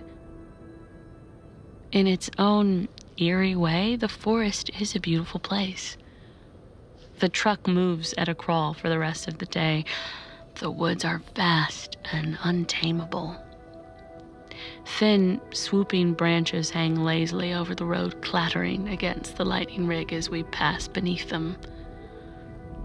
On either side, the trees stand at strange, crooked angles, so close together it's impossible to see too far in either direction. Rob spends every moment scanning the sides of the road. His vigilance is appreciated but unnecessary. There are only 4 turns across the entire afternoon. Each one identified far in advance and navigated perfectly. Before I know it, we've entered the early evening, with no discernible end to the woods in sight. We've been traveling uphill for a short while, plateauing onto a thin stretch of road, an endless expanse of forest to our left, and a dangerously steep bank to our right. With one less side of the road to look out for, Rob seems a little more comfortable holding a conversation. By the time the sun goes down, I seem to be creeping back into their good graces.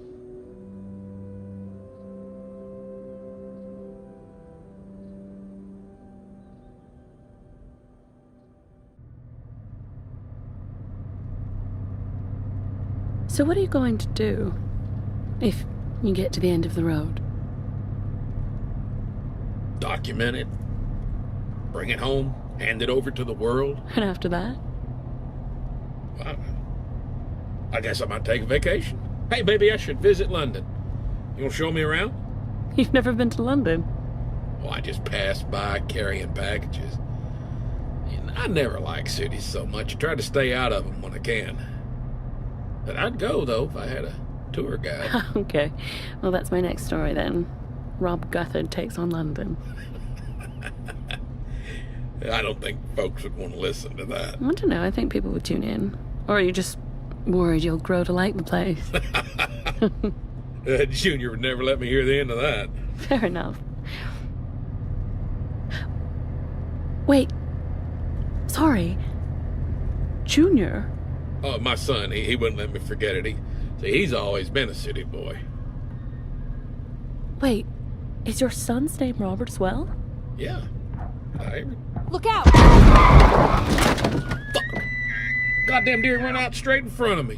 Where was it going? Off the fucking cliffside? Is it trying to kill itself? Well, it did a good job. I gotta move it out of the road. Lilith, hand me the rifle. Why do you... Oh. Right.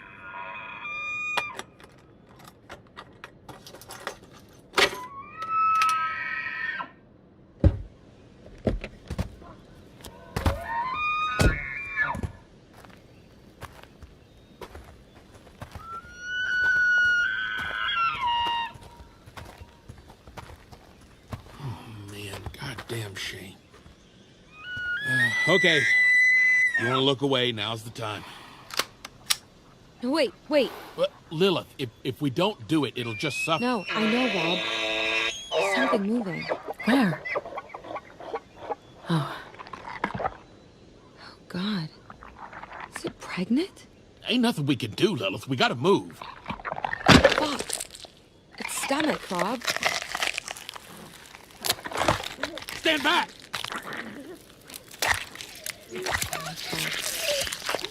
Oh, my God. Oh, Jesus Christ. Oh. I'm gonna be... Oh, God.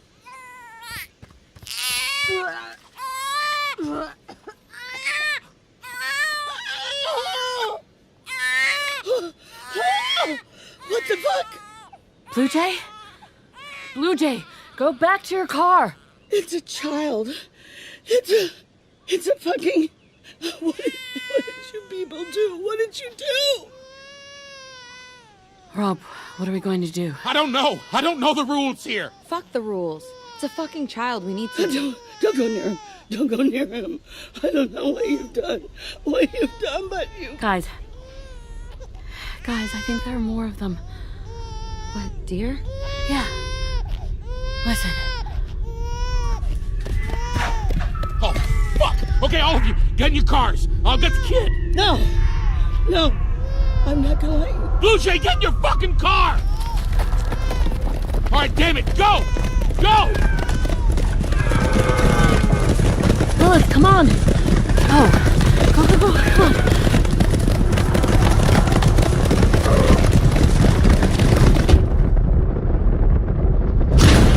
Bristol!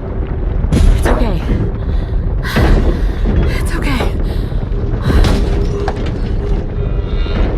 Fuck. Blue Jay's car is going over the edge. She'll make it. It'll hold. The engine's fucking crippled.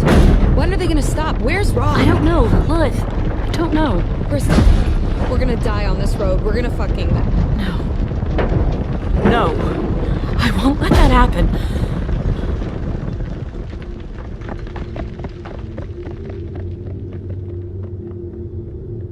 Are there any more?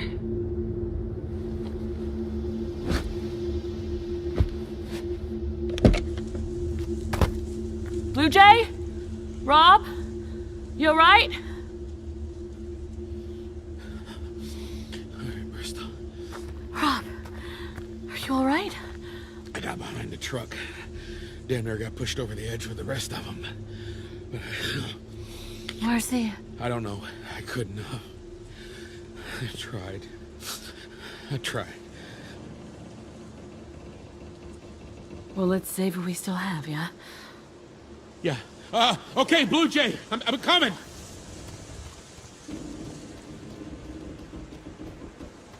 Can you get out? Blue Jay, can you get out? Okay, all right, get ready to climb out. Quick, okay? All right, 1, 2...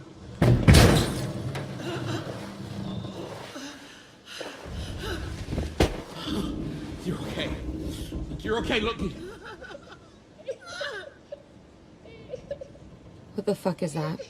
Is it the child? No. No, sounds older. Is there a torch around here? Huh? A flashlight. Oh, yeah. Sure, I knew that one.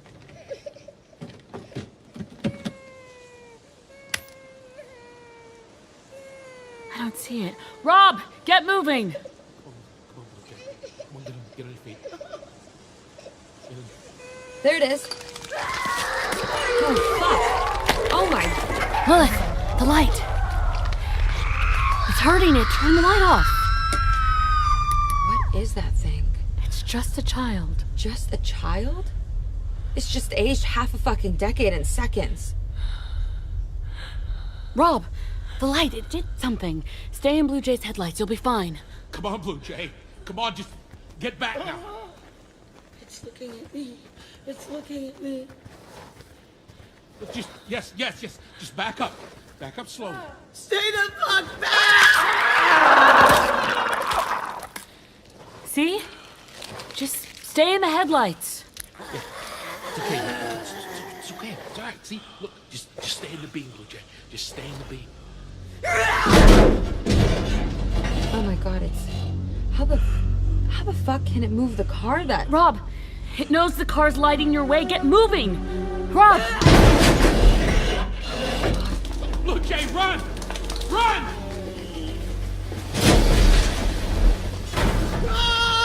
No! Don't you dare! Bring her back! Blue Jay! God damn it! Bristol, give me the flashlight! Here. Be careful.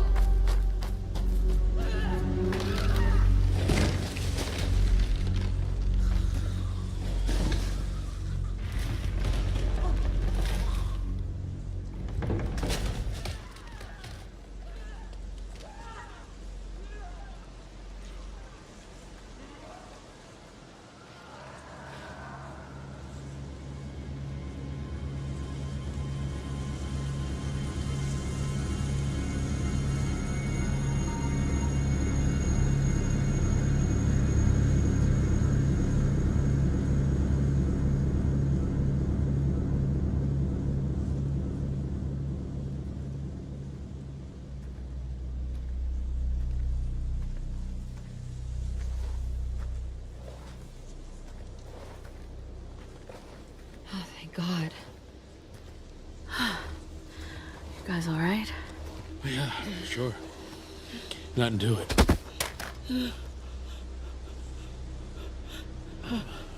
Blue Jay. Denise. Denise, you okay? Denise. Okay, Alice, we need to... Denise, what are you... Put it down. It was a child, Rob. It was a child. What did you... Bristol, what's happening? I don't know. Well, we need to... No. Stay in the car. Denise, you saw what it did as much as me. You saw what it did. It tore me. It broke the skin. Why are you doing this? Denise. Denise, you know what you saw, okay? You know this is real. We ain't doing this to you. We're not trying to fool you. It's happening. It's happening to all of us.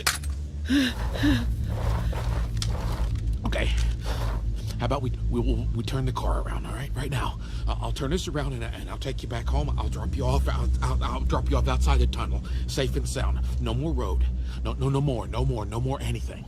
Look, I just want to get you home safe. Come on, what do you say, Denise? I don't believe you. Oh my God! We need to go. Lilith, we need to go, okay? What? No, why? Get out of the car. Get out of the car, both of you. I'll kill him. I will kill him. We need to stay here. We should stay inside. No. She's wounded him. She could have killed him. She's bargaining. What? She's trying to force us out. But I think she wants to take the car. If she leaves us here, we'll die anyway. I know. Well, we can't fight her. She doesn't need us all, so she could kill any of us. I want your hands where I can see them. Look, Bristol, what do? We need to buy ourselves some time. What about Rob? We can't help him, not like this.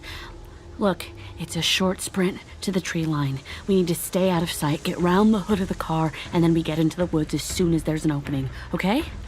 No. I can't do this. I'm sorry, Lilith. You're going to have to, okay? Okay.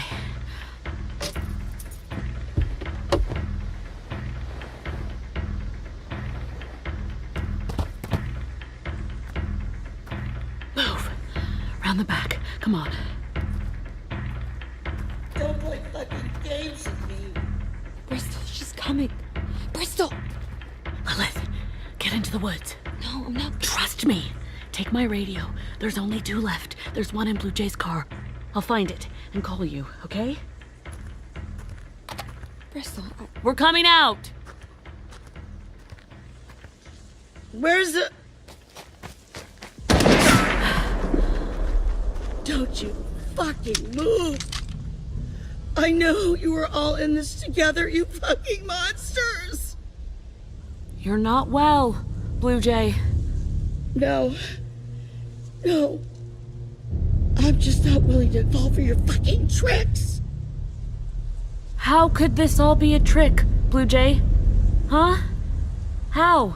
Apollo, Eve, Bonnie, you saw what happened to them. It's beyond our understanding, mine and yours, but it is real.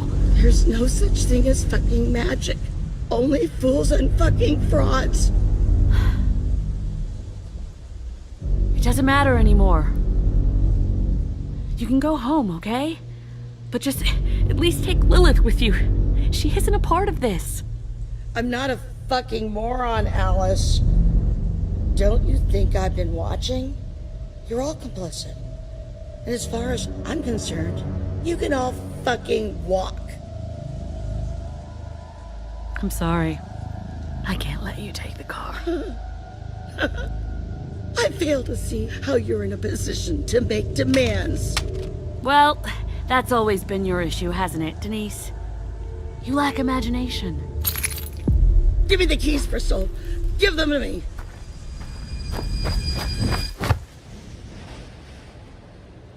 There's something to be said for inertia. I hope they still have it further down the road. It's perversely comforting, that simple rule, that promise that an object in motion will stay that way until it meets another force. until something else acts against it. There's always a moment between the jump and the landing where everything's decided and nothing matters. I leave Blue Jay behind on the road, slipping away too quickly for her to react. But it doesn't feel that way. The fall to the forest feels slow, peaceful. As I stare at the sky and tilt passively towards the oncoming hill, I almost feel like it's going to last forever. It doesn't.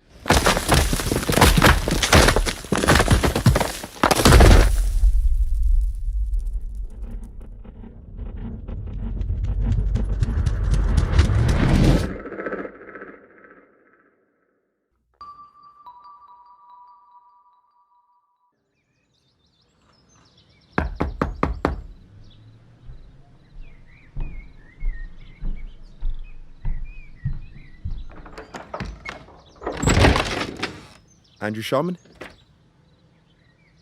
Can I help you? I don't know. I think I'm here to talk to you about your daughter. Is that something you would... I think you may have the wrong house. Right, well, I hope not. I've come a bit of a way. Oh, I'm sorry you wasted your No, journey. please, I don't please, have a daughter. I don't have to come in. Please. Please. Step back. I'm sorry. I just... Can we start over? My name's... I don't care who you are. Leave my home or I will call the police. No, please. I just need to just talk to you. Mr. Sharman!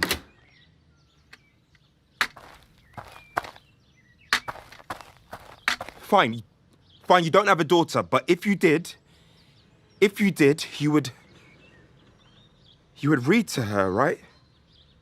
Non-fiction. And you'll say it's because you want to educate her, but actually you just don't want to do any voices. And the church? On Cason Road, you promised yourself you'd always invite her, but never force her to go, right? Because you never got the choice. And you always wanted to see if you ever had kids, whether they'd...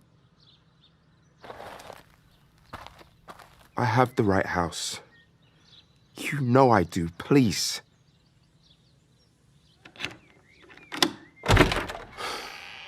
Why have you come here?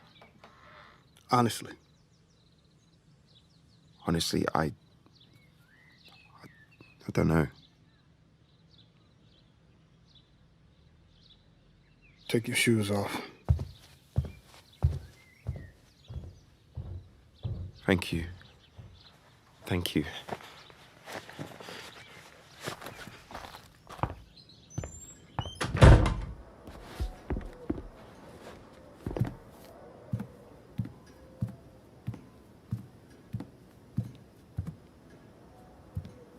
You have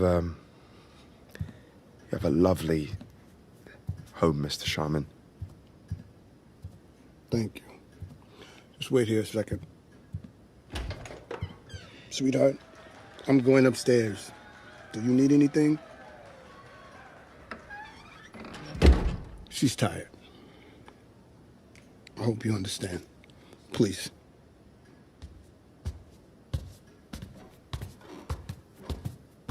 Where are we going? You're young. Have you... Do you ever walk into another room and you have no idea why you went in? All the time. See, it happens to me very rarely, but when it does, it's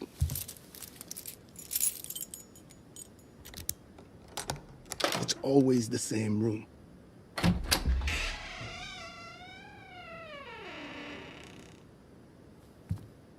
This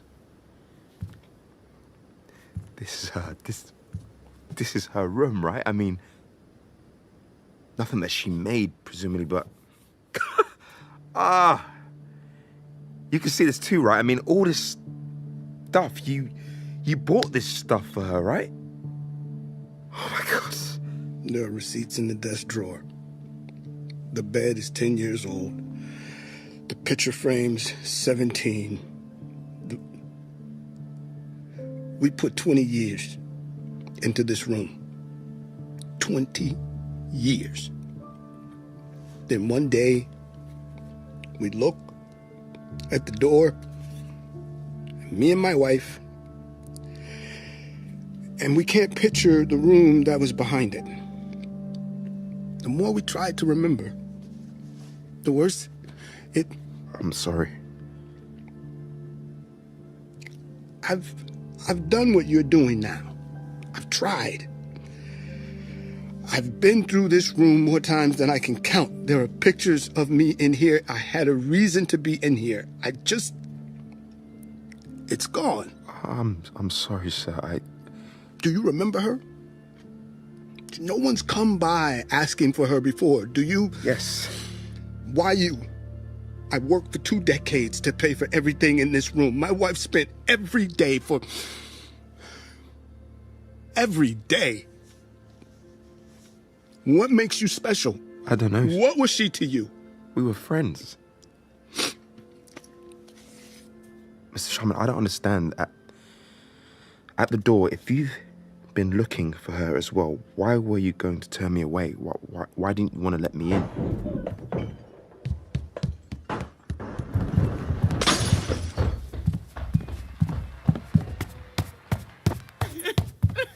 It's all right. It's all right. I'm here. Penny? Penny, I'm here.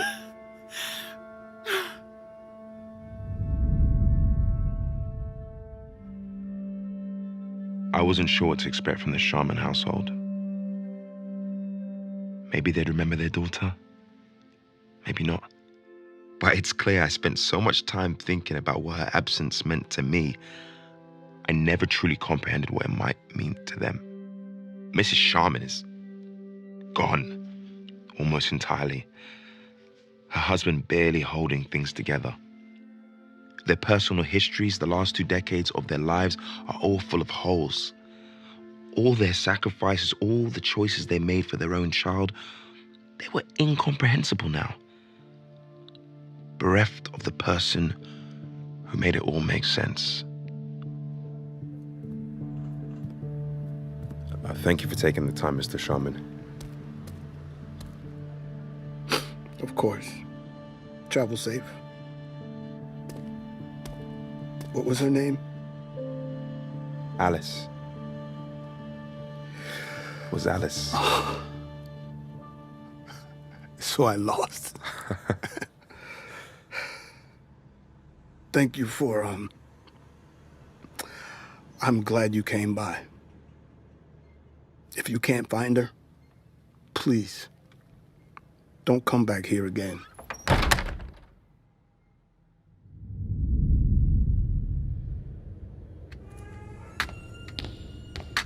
I returned to London that night. By the time I arrived back at my flat, I'm tired, about 100 pounds poorer from the trip. That should matter to me, but it was a small price to pay. Not only for the confirmation that Alice was once among us, but also the sense of resolution I received from meeting the Sharmans. In my darker moments, my periods of true self-doubt, I wondered if Alice even wanted to be found. If she'd simply left. But now I know. She'd never do that to us. Not if she knew what she'd be leaving behind.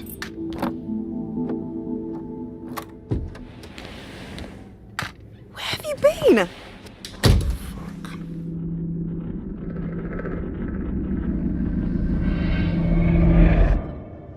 From American Stories, I'm Alice Sharman. Thank you for joining us.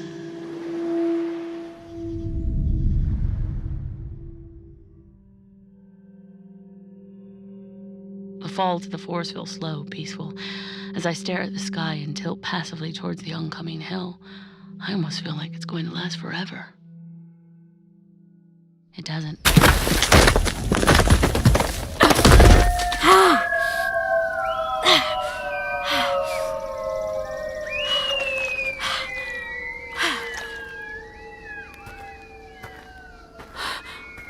Oh, God.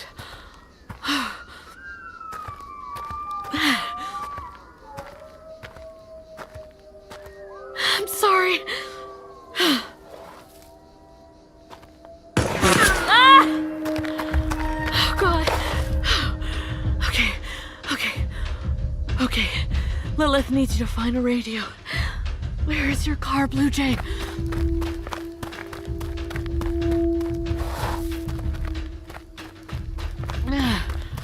Okay, it's not too far. Straight sprint. Lots of cover. Perpendicular to the... So it'll be fine. God,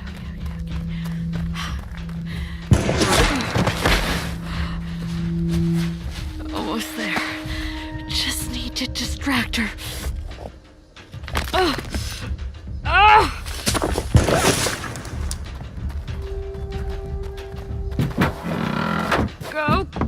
Come on.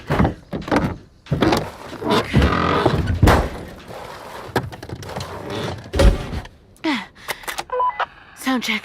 Testing 1, 2, 3. Piece of cake. Where did she... Ah! Ah! Ah!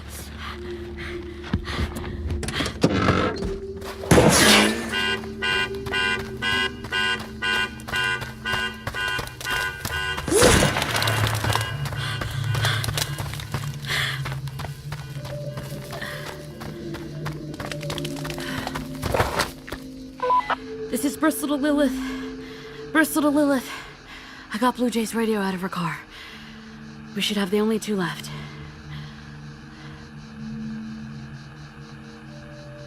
This is... Bristol to Lilith. Lilith? Can you hear me? Jen? Are you there?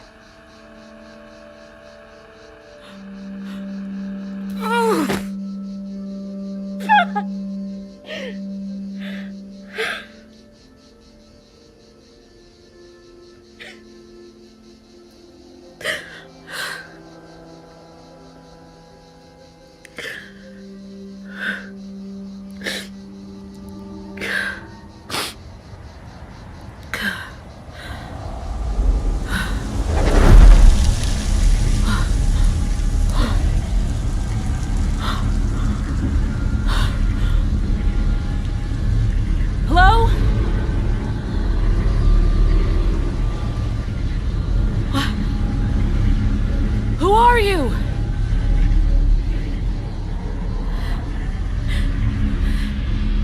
Can you help me? Please, can you just...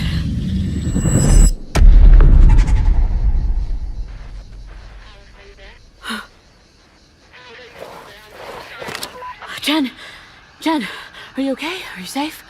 Yeah, I'm okay. I thought you were... I ran into the woods. What happened to you? I went the other way. What? Down that cliff? Are you fucking crazy? Maybe, but we wouldn't be talking right now if I hadn't, so I'm gonna call that a win. No, it's so good to... Wait, if you left Blue Jay, did she take the truck? Not unless she knows how to hotwire it. Wait, you have the keys? Oh, she's gotta be so fucking angry right now. Yeah, I got that impression. Well, I made it to a clearing in the woods. It's straight on from the truck, or I at least hope it is. Still haven't seen that child thing anywhere. Well, it's a big forest. Maybe it's gone. Can you stay near the clearing? Yeah, I can keep hidden nearby.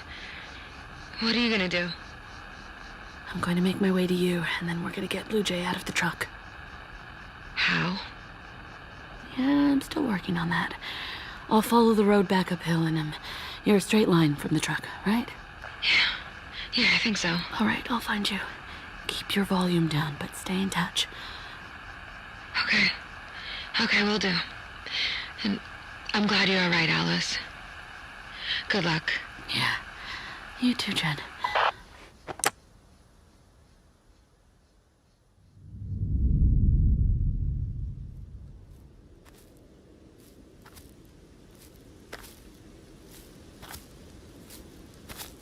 Hey, Jen. I'm coming up to the truck. I'm not sure, but I don't think Blue Jay's around here anymore. If she's gone after me, then we might have an opening. Get ready to make your way back when you No. No.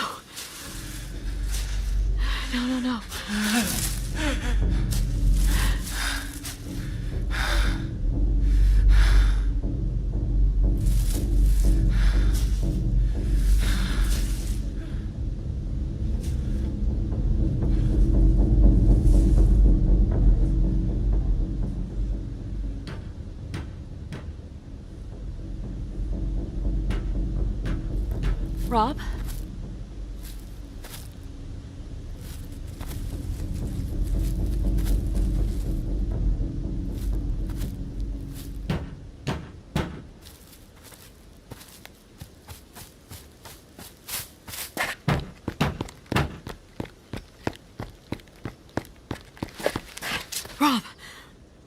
Rob, are you okay? Bristol. Hey, it's okay. I'm okay. Is Blue Jay here? No, he wouldn't have called me over. She was. Do you know where she went? Right. We're getting Lilith back, okay? We'll take the truck home and we'll get you help.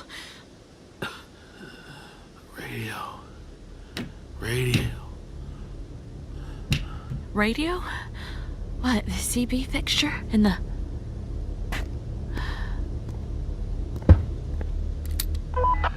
Bristol to all cars. She was listening through the truck's speakers. Rob, how much did she hear?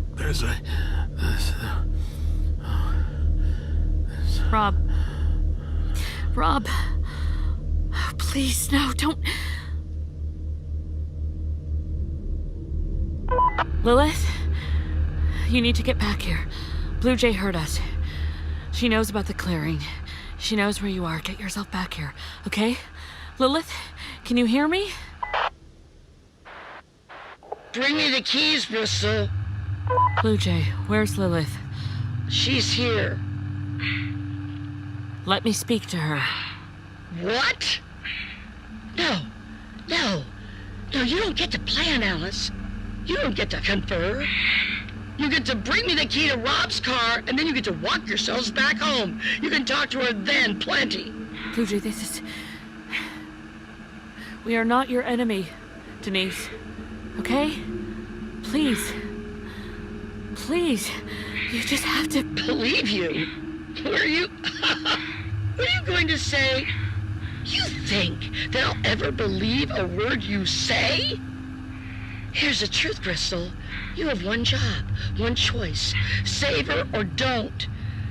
And if you try to pull anything, I'll make that choice for you. Now, do you believe that? Fine.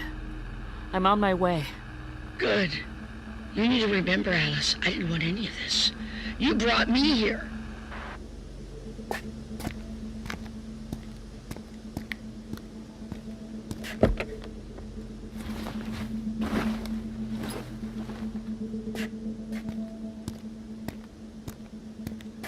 Rob, I need to borrow your knife, okay? Was... Something we'll talk about later. I'm leaving you the med kit. Make a start if you can. I'll patch you up properly when I come back, okay? Bristol.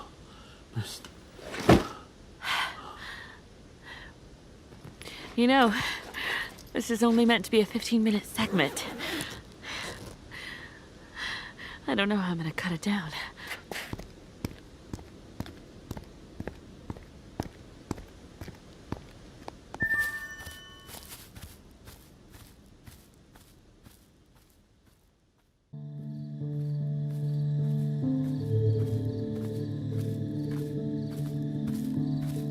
You're late. Can you point the torch down a bit? It's a little bright. Oh, no. No, I'm not giving you a fucking inch if you step out of the light for even a second. Hey! Stop walking! Stop walking! Okay. Back up! Okay. Back up! Stay in... Okay. The torch stays on you. The gun stays on her. If you move in any way I don't like, Lilith, are you okay? I'm okay. I'm okay. No, she's not. She's not okay, Bristol. She's gonna die unless you do exactly as I told you. Blue Jay, she's unarmed. She's on her knees. She doesn't mean you any harm. You're such a fucking liar. Blue Jay. No, you're a fucking liar! You both are. You both did this. You did all of this. You see where it gets you? Blue Jay, it wasn't us. It was... Don't! You know what you're doing. It's real, Blue Jay. It's not real, and you know it. Admit it. Admit it! Okay. Okay. Blue Jay, you're right. It's a lie. All of it. It was me and Rob, but it wasn't Lilith. She was as in the dark as you. She isn't part of any of it. Look, I'll give you the keys. I'll walk home. I'll take what I deserve. But I'm asking you to take her home. Take her to the police station as soon as you're back. Check her story. Whatever you want, but just take her home. Okay?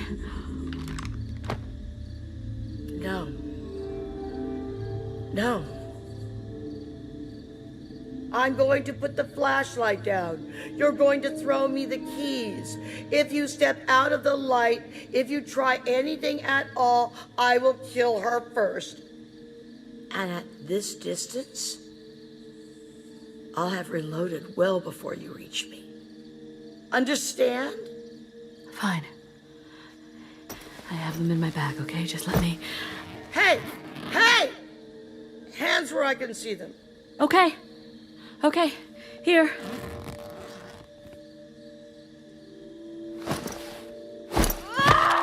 No! Jen!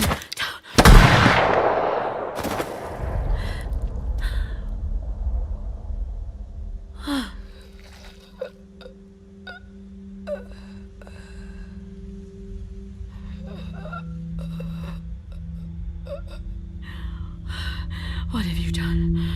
What have you... You almost got me. She distracts me, you... No, she was scared. Oh my God, Blue Jay. No, I told you, Bristol, no more tricks!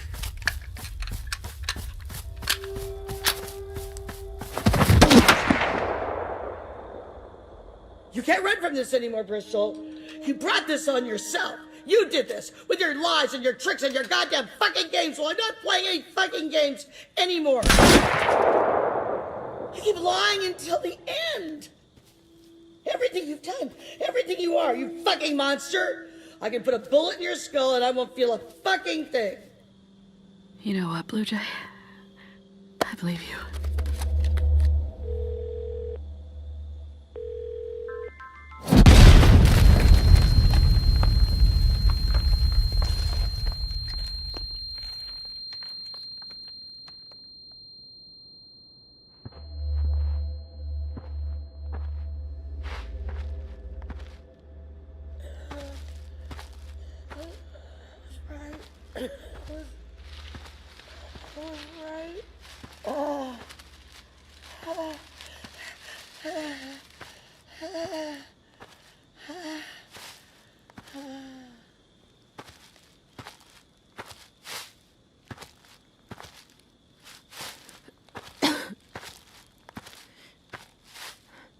Hey, Jen.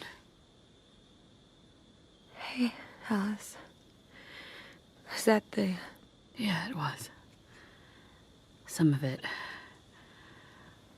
I cut it down a little. How did you know she would take your bag? Well, she certainly wasn't going to let me open it. I guess she was right. You are pretty sneaky. Jen. I picked this up for you. The torch. Flashlight. You'll need it to find your way back. Thank you. Try to stay awake, yeah? Try to stay awake. You're going to be all right, okay? Just We'll stop the bleeding. We'll get you patched up. Back to the truck. We've got Roswell in the spring. There's a lot. Alice. I'm sorry. I'm so sorry. It's okay. It's okay. I just... I wish we could have been friends for longer. No. Jen. Please. Please.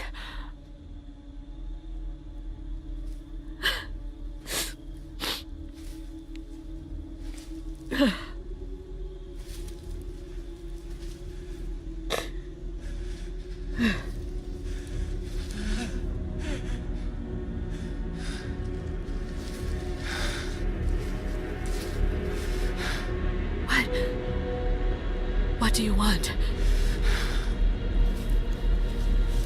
Blue Jay? You want... Okay. Okay. You can have her.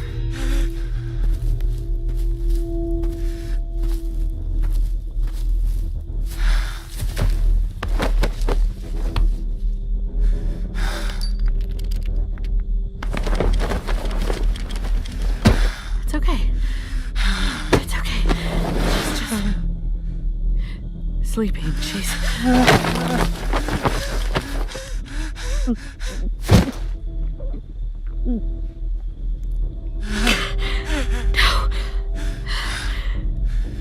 No, please don't cry. She's fine. She's sleeping. She's okay. She's okay. It's okay. Please. No. Stay back. Stay back. Please. Please don't make me use this. Please.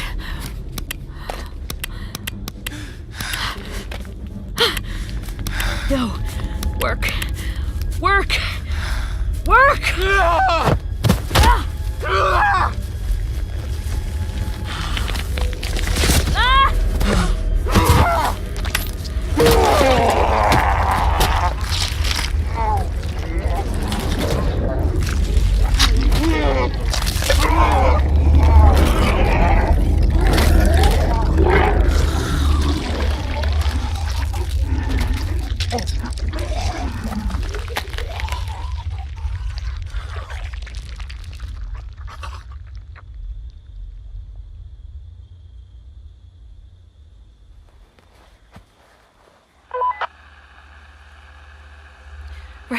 Rob? Please, if you're up, if you can. I'm in a clearing and I need you. I need you to come and get me, please. Please. Rob? Rob, please. My arm. Is anyone there?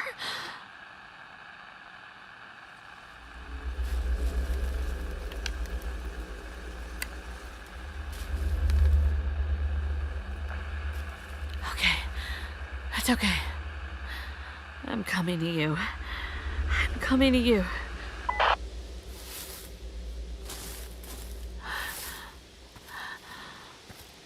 Oh, God. Oh, God. Okay. Stop the bleeding.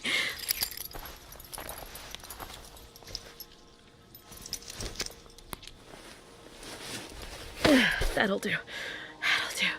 It's all right.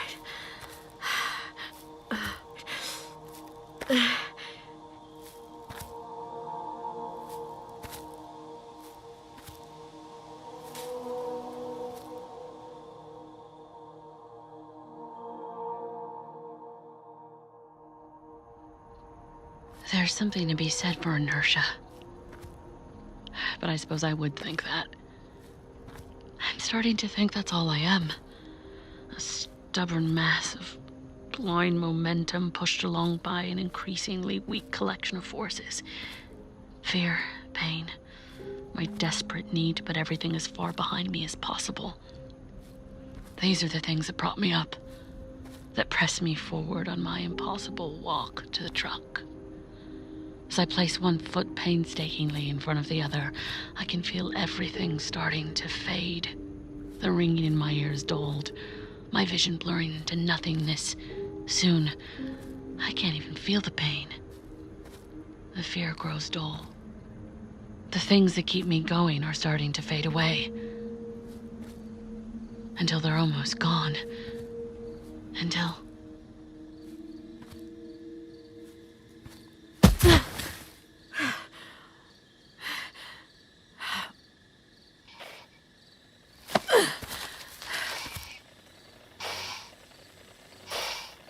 Rob, is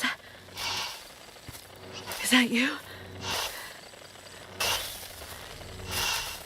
Hello? What are you?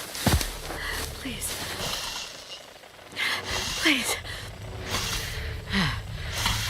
No, wait. Please, can you help me?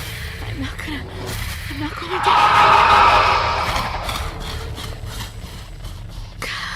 No. No, please don't go. I need you.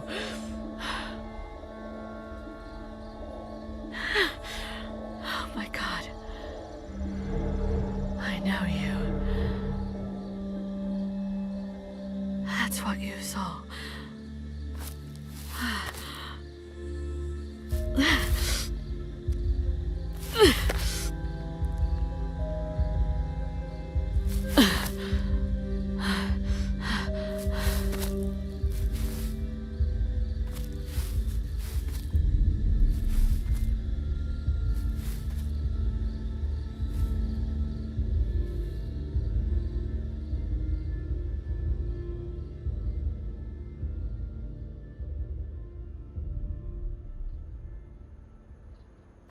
What was I saying? That's right. The things that keep me going. Falling away, pain, fear, until eventually there's only one thing left. The only thing that really takes me anywhere. The figure I saw in the tree. It sounded like television static, looked like it too.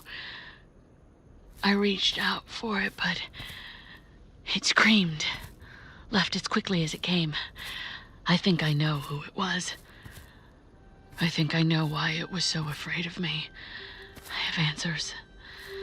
And I have questions.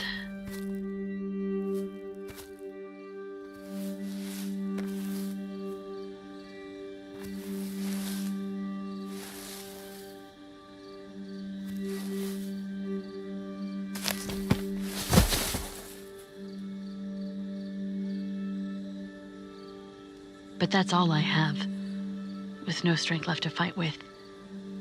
And no amount of resolve can raise me back to my feet. All I can do is lie against the cold ground as my senses start to die away one by one. The last thing to die is that one solitary revelation, a single thought that I try to hold aloft from the all-consuming fog that's closing around me. A memory. From my first interview with Rob J. Guthard, the day we met. The day he told me about his long and meandering life. Japan, Hiroji, Aokigahara, and the strange phenomenon he saw which sparked his obsession with the supernatural. The singular event that started him down the road to the left-right game, that led his excursion, the moment that brought us here. I think I just witnessed that moment. Participated in it from the other side. I saw Rob in these woods, and all those decades ago, he saw.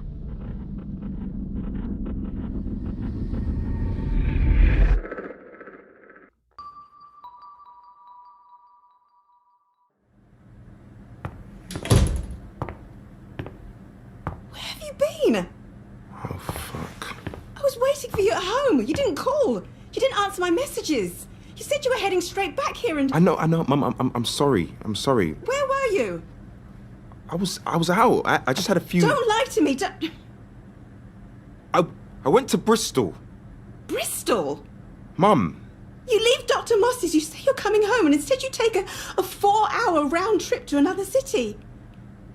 That's not normal, sweetheart. I know what it looks like, but it's not like that. I don't care what it looks like. Mum. I don't care about that. I watched you almost. And 2 weeks after, I didn't know if you were going to wake up, if you were going to be able to speak or walk ever again. Every day you were under, they thought they were going to get less and less of you back. And you're not well, you're not. And I just wanted to help. I appreciate that. I do. So much. I'm sorry, you can't help. Not with this. Can you not just let me try? You want me to come home. What's wrong with that? I just can't. I can't. But why? Because I can't go back. I would any other circumstances, but you don't get it. I've missed so much ground.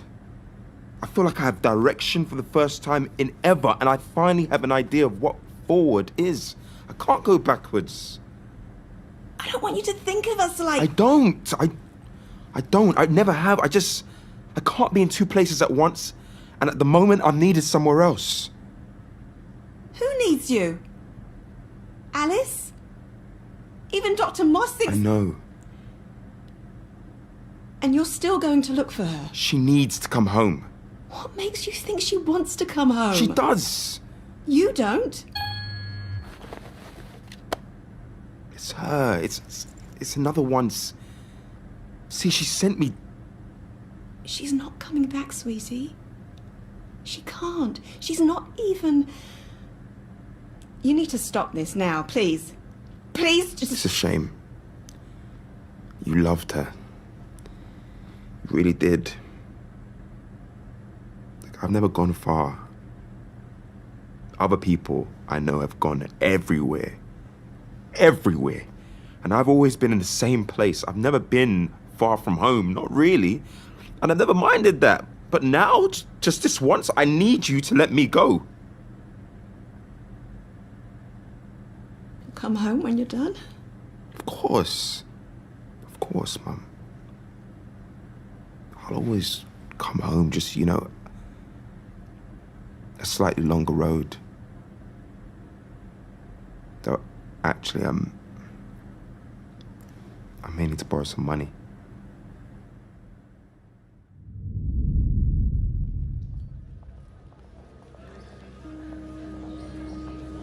Next in line. Thank you. How long will you be in the United States? Just a week. All right.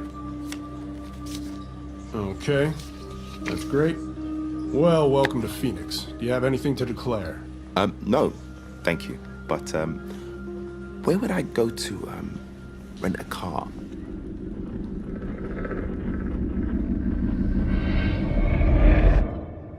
From American Stories, I'm Alice Sharman. Thank you for joining us.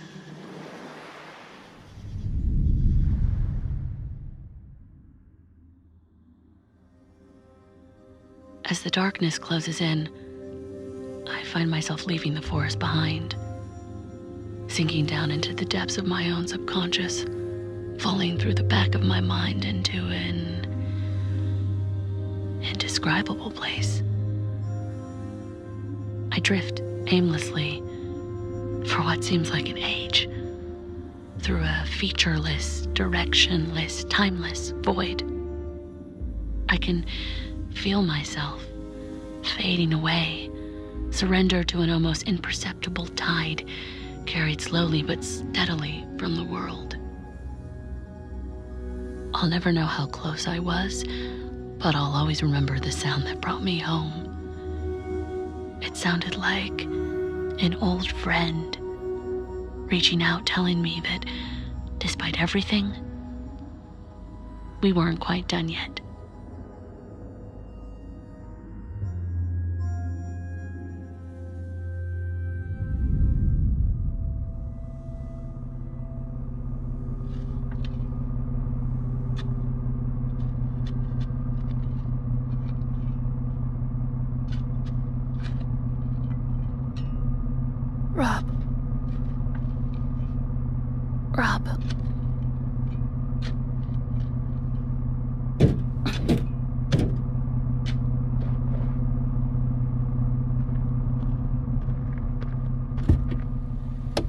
Miss Sharman, you wait. You just lay back, okay? I finished patching you up, but you gotta go easy on it. What happened? I took the med kit into the trees and did what I could. I was coming to help when I heard a lot of noise in the forest. Went to check it out. That's when I found you. The engine's running. Wanted to warm up the place for you. Using shock, since the battery don't run down anymore, I thought No, I mean, how? I handed the key to Blue Jay. God. Do you think I'd risk getting out this far with only one copy of my car key? No, I guess not. I'm sure Blue Jay would have appreciated that information. Yeah, well, she didn't ask. I'm glad you made it, Rob. Glad you made it, too. They sure build them tough down in London. I'm from Bristol. No, I know. I was just... sorry. Miss Sherman, I'm so sorry. I am so sorry. It's okay. It's okay. I would. It was too late. I just had to stop the bleeding. I hope you didn't. I never meant for any of this. I know. I'll take you home, okay? The wound's cauterized. I'll find somewhere to turn around. We'll get you to hospital.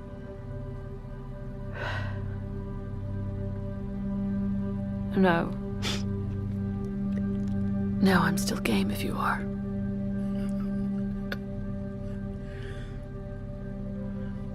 You know, Miss Sharman, I'm starting to think there might be a little crazy in us both. Well, then I suppose we're in the right place.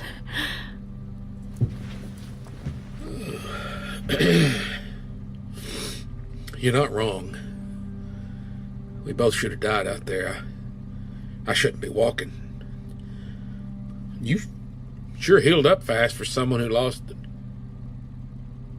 It's called negentropy. Negative entropy. Order from chaos.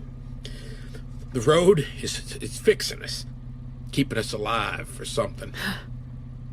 Makes me feel like a lobster in a tank. Yeah, well, at least we're in there together.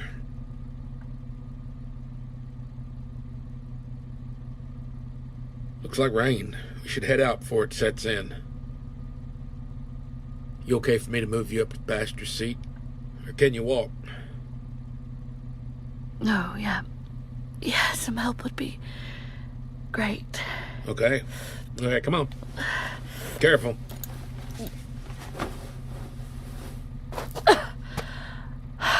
There we go. I got you.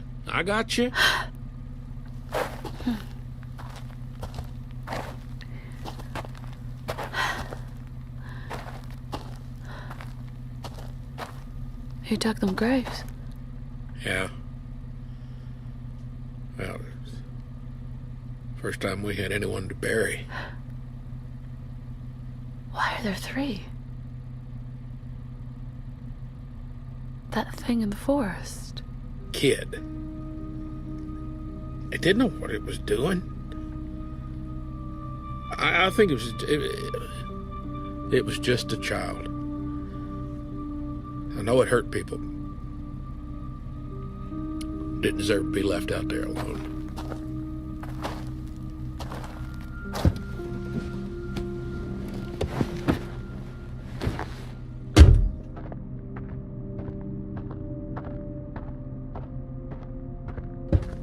Is that Blue Jays? Without the cross? Didn't think she'd want one. She wouldn't have done that for you, you know. Good thing I ain't her then. I buried what I could find, but that was some state she was in. Did the child kill her? No, it didn't. I did. I I hid a small section of C4 charge in my satchel. When she took the bag, well... Where did you find C4? From your son's car. I think it's time we did a second interview.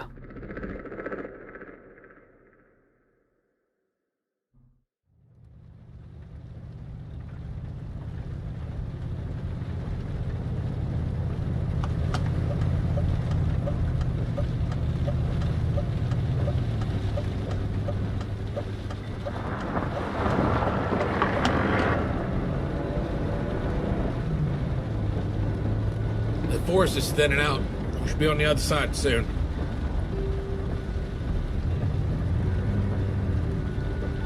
It wasn't military. It was commercial. Commercial? Yeah. Explosive charges for controlled demolition. Bobby was in construction. He had his own firm. You must have been proud. Yeah. Yeah, he built that place from nothing. Touring his offices. That's one of the best days of my life. So, how did he end up here? You know, on the road.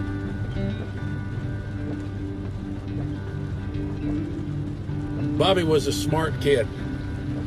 He was smarter than I ever was. I mean, he could have run the farm at 15, but country life didn't take. Instead, my boy moved to Phoenix. He picked up a college degree and got himself a steady career. Steady career? It's pretty rebellious for a Guthard. Yeah. Well, we were pretty different people.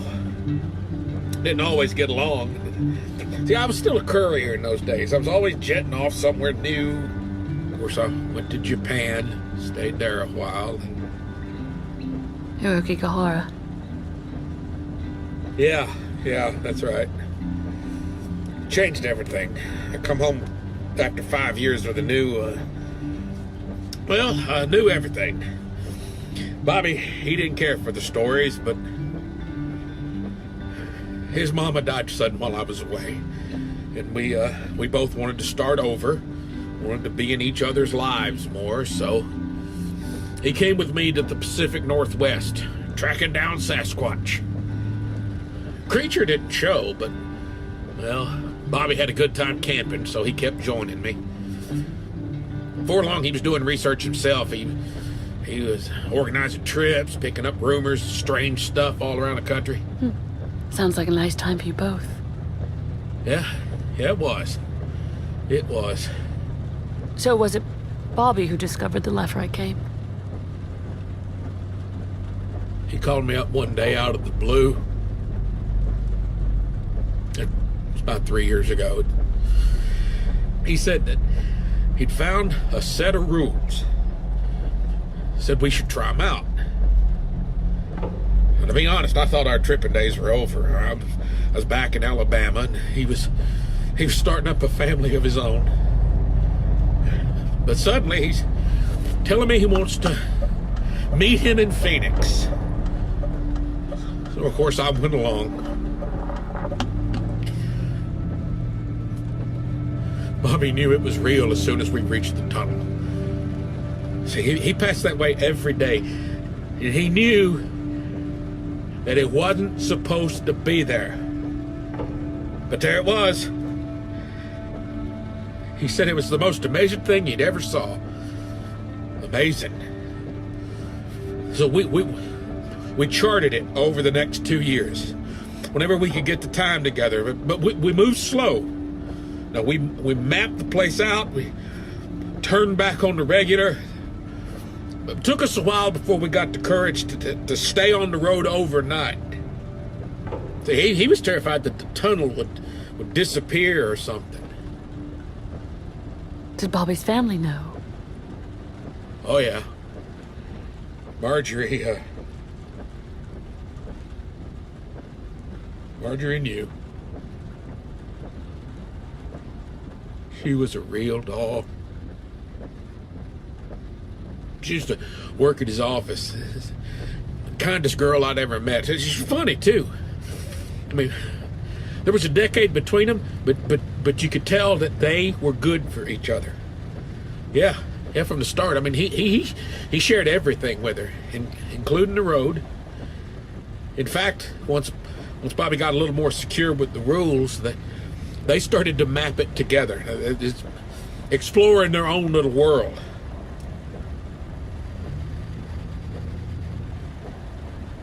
A few months go by, and I'm hearing from Bobby a little less, but I expected that.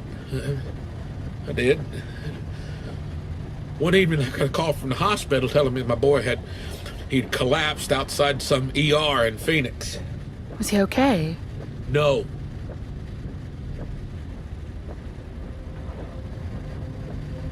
He was in a bad way. His legs all busted up, delirious, asking for Marjorie.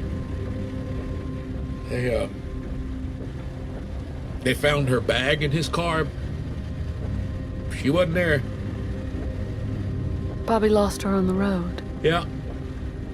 That's right. On our second night here, after we lost Ace, you told me the road had never hurt anyone before. That wasn't a lie. It wasn't the road that got him. What do you mean? They made it to the forest. None of us had ever got that far before, but that time they pushed a little further than usual. It's not exactly the Guthard way. Yeah. Well, they were gonna have a kid. Yeah. Marjorie, she was almost due.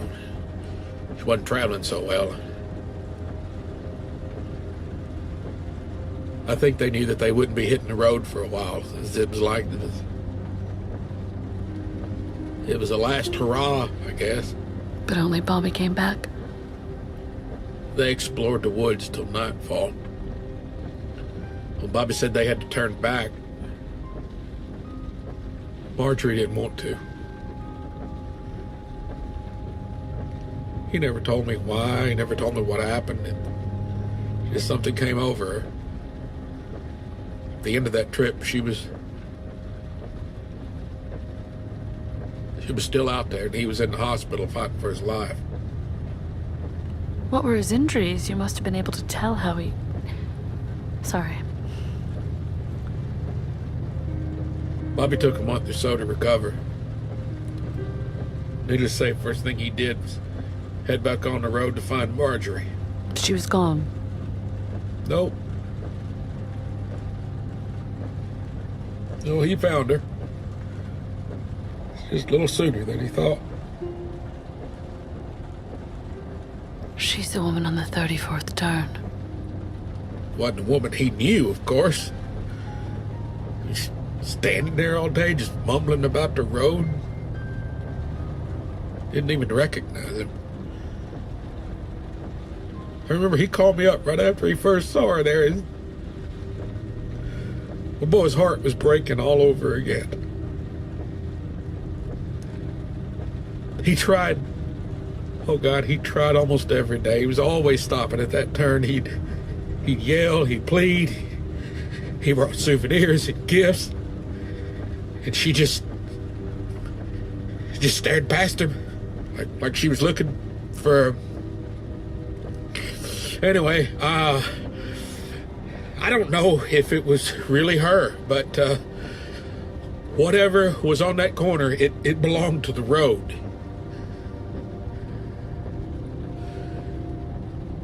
Bobby lost himself on that corner. After a while, his thoughts on the game turned sour, turned to hate. He thought the road was something evil, that it had no place linking into our world. One weekend he said he was doing better. He even said he'd been into work. And I thought that maybe things were turning around.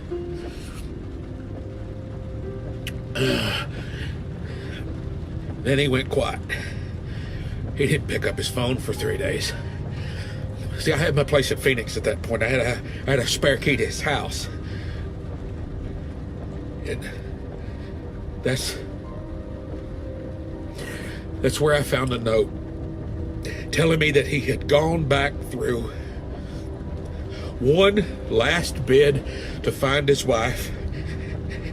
And if he couldn't bring her back, well... He was going to destroy the tunnel. He's going to cut off the road from the world. I played the game in Phoenix, Chicago, a few different places, but that one tunnel is what links you to the road. I looked around his garage. I found the box for a phone, a lot of electronics over the place. It was pretty clear what he'd done. So I jumped in my car. I went out there. I just wanted to talk. Where did you find him? He passed me on the way back, just before I hit Jubilation. Oh, he's thundering down the road full speed, driving like crazy. That's when I knew that he hadn't found her. That he was going to take out the tunnel. He was going to end the game once and for all. I mean, I tried to talk to him. I called his cell. I tried the radio frequencies. There was a number on a SIM card documentation for this new phone he'd bought.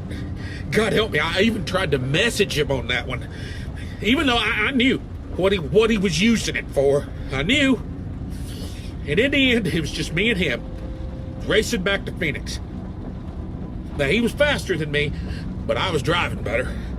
And after a few bad corners, I caught up. And he ran him off the road. Cell service don't work through the tunnel. Now, he knew that. He was either going to blow it up on this side or while he was in there. So you were trying to save him or save yourself? Neither. I was trying to save the road. Now, you can say what you want about this place, Miss Sharman, but it is a doorway out of everything we've ever known. It may be the most significant frontier we ever cross, and that's, part of me knew that it was too important for one man to take away.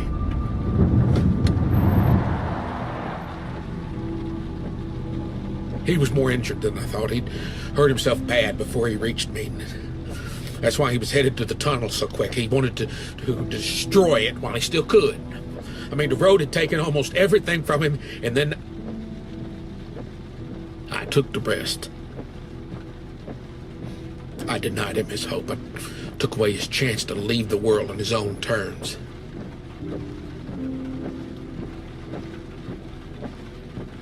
In the end, he didn't even seem angry.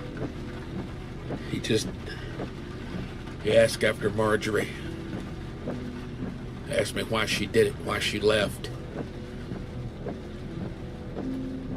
I laid him to rest there. I visited the place often, but I never had a good answer for him. That's when I started prepping the next run.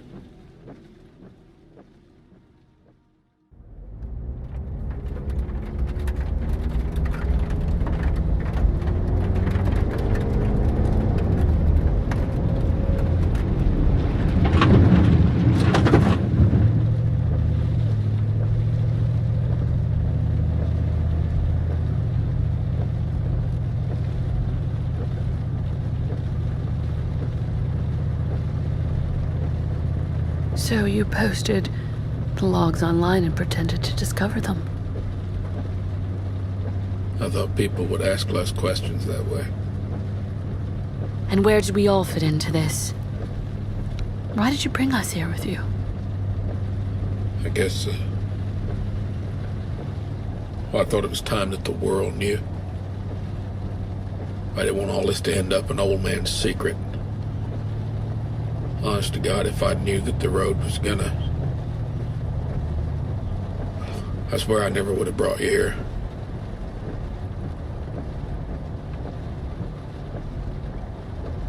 You didn't bring us here, Rob. Look, you don't have to play... No. I met someone in the forest last night. Just like the one you saw in Japan. Static you see on a TV screen, except this one didn't reach out. I reached out, and it ran. Ran away fast as it could. think it was you, Rob. I think I saw you last night. And I think that all those years ago...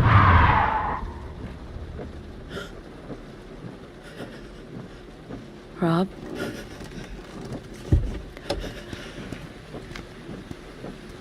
Rob!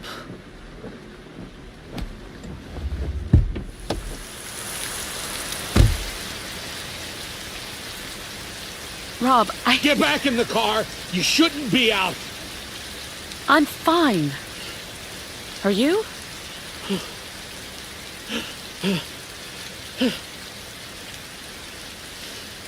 Rob, what's going on?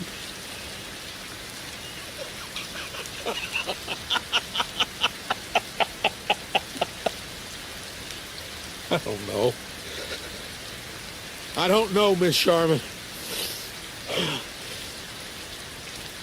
So it was you, huh? Afraid so. I had nightmares about that day for 2 years. Is it too late to apologize?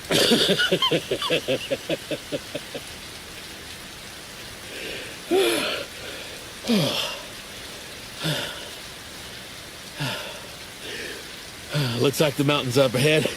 Sun will set behind them. We should get moving.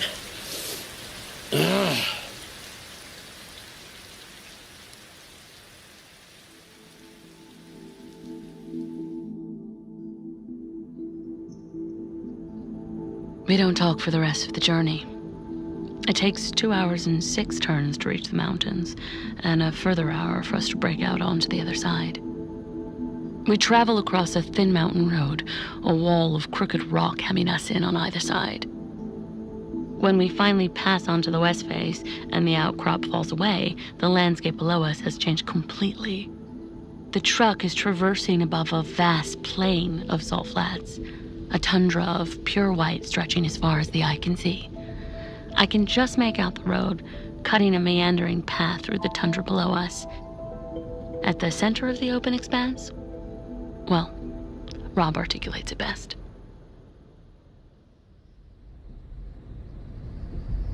Well, I'll be.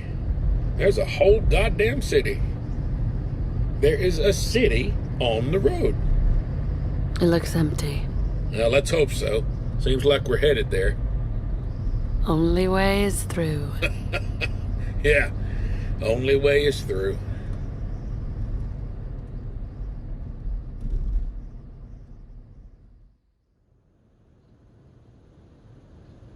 Rob keeps his eyes forward. Despite the strange cityscape below us, I can tell that his mind is elsewhere, and that he's still digesting the contents of our interview. In the end, I think it best to leave him alone with his thoughts. We stay on the mountain for another 20 minutes before finally winding back down. The space ahead of us is two-tone, the white of the desert and the deep blue sky separated by a thin, even horizon. The only objects that cross this perfect boundary are the hulking gray towers of the city, which breach upward from the flats and burst through into the heavens.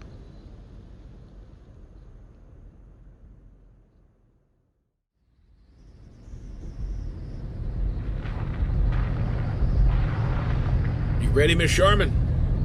No. Yeah, me neither.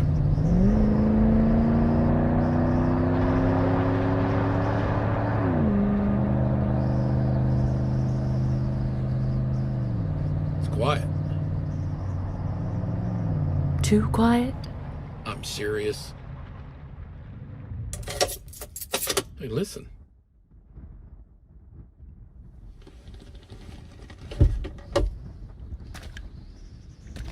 Rob.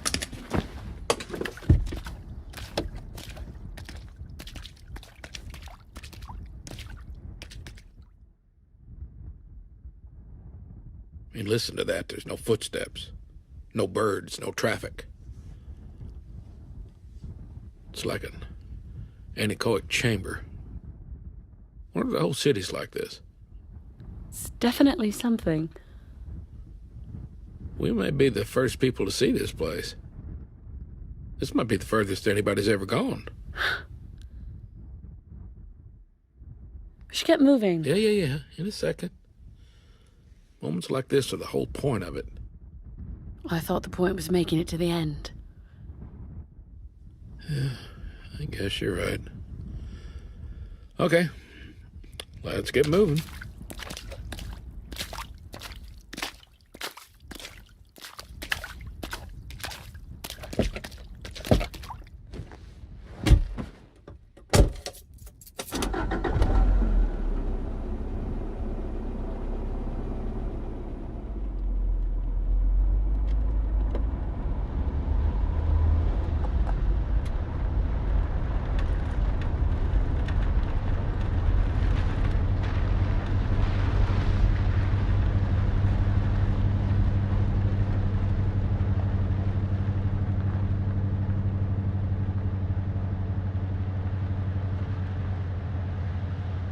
Jubilation, the cornfields, this city, they're just a few degrees off somehow. Yeah, I get you. No cars. Window washer platforms are down, but no one's on them. It's like somebody tried to build a city from memory. If it even was built. I mean, maybe it's just always been here. You're starting to sound like me. Not a bad thing.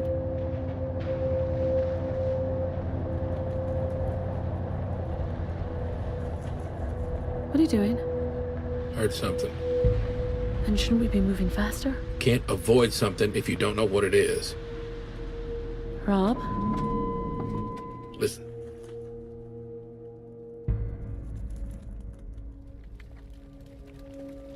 Rob. Yeah, I'm on it.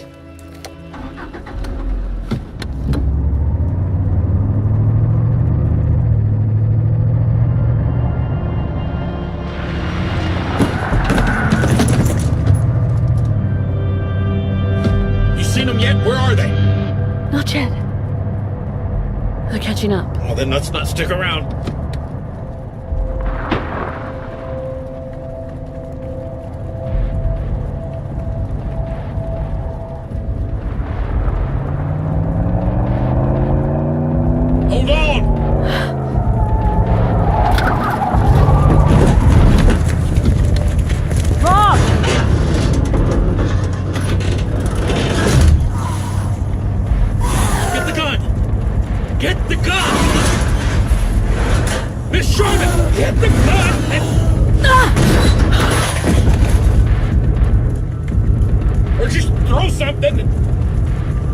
Was that my stove? We weren't using it. Oh my God.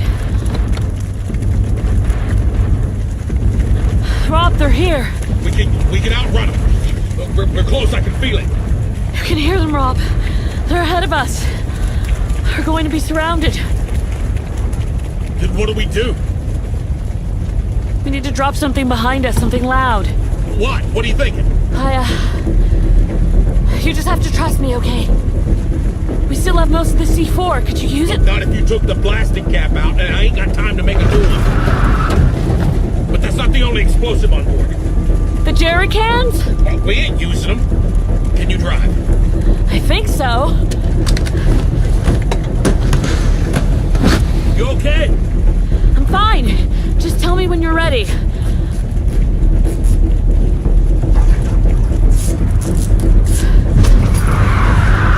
Rob! Okay, I'm ready. Okay. Throw it when I say. I'm gonna stop the car. What? They're coming for the sound. We need to be quiet. Alice! Do it now.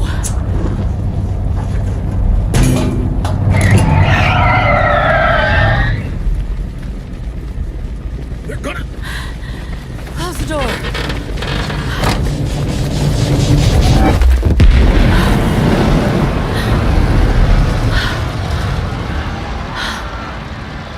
What are they doing? They're gonna... It's the sound. They want it for themselves, but they don't understand it. They'll walk into fire, pull everything apart, trying to figure it out, and they'll never get any closer. And then they'll just be quiet again. Where are you getting this from? I don't know. Just a feeling.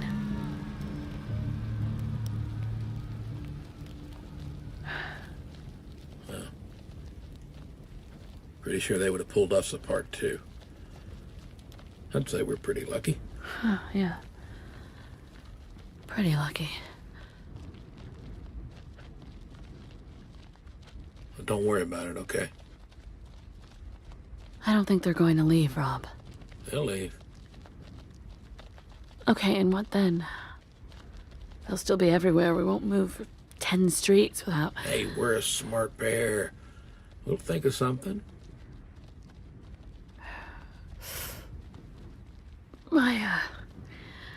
My arm hurts. How's that possible? Oh, don't worry, that's what's called phantom limb. You got some sensation, right? Like you still got something there? See, a lot of people get that after amputations. Now, I got stuff for it in the med kit. Here. Now, you're gonna need these for the pain. You take 2 of them with water.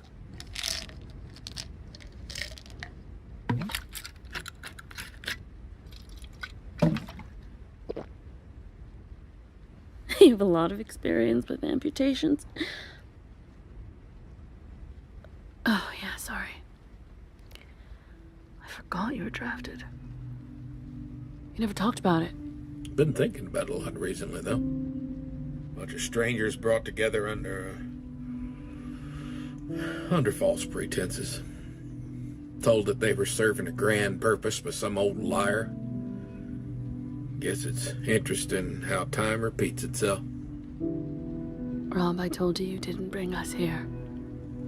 That don't change nothing. Don't change what it did. Not to you, not Bobby, not any of them. Maybe you were there in the forest, but I was the one who started this. I was the one who kept asking what was at the end of the road. What do you think is at the end? Starting to think that ain't for me to know. Yeah, I've been moving from place to place so long, seeing everyone else settle down. As far as I can see, the end of the road is just... well, it's wherever you decide to stop. You ever thought about where you'd settle down? Yeah. Once or twice. Well, they'd be lucky to have you, you know. Who? Whoever. Wherever. I was thinking, I know the Hitchhiker said that you didn't feel like you belonged anywhere. Now, I don't know if he was right or if... well, I'm sorry that you feel that way. I'm not. I mean, he was right, but I prefer it. Sometimes I get scared how much. I know how you feel. I don't want this to be the end, Rob. Yeah, I know, Miss Sharman, I know.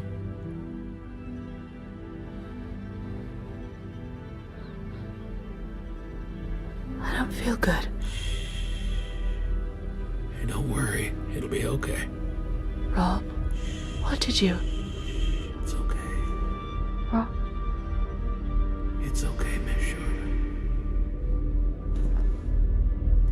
It'll be just like going to sleep.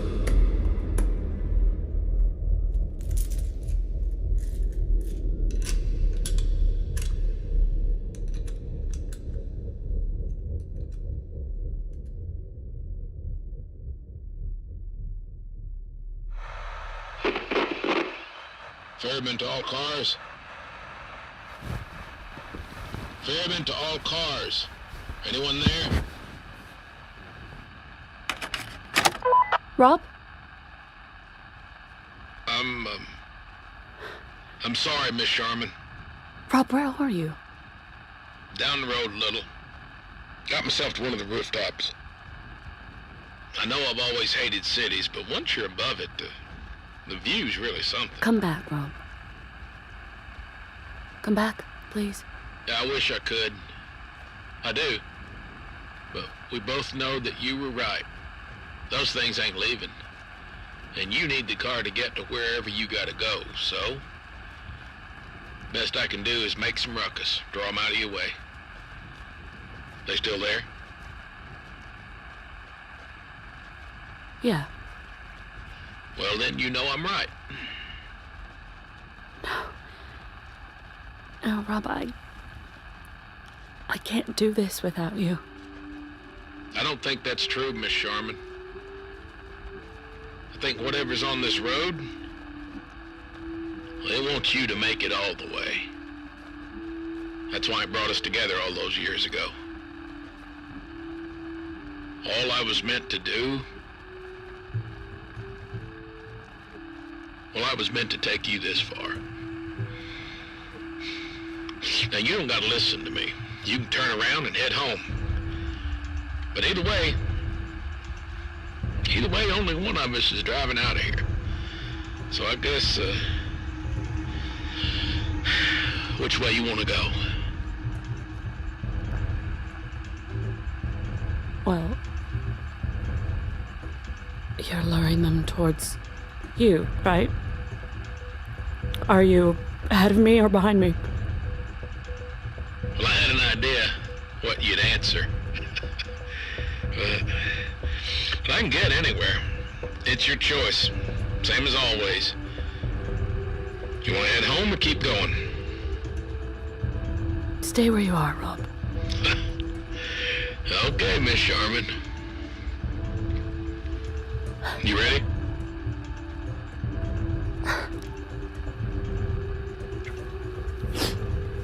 Yeah, I'm ready. All right, then. Suppose it's about time this thing did some good.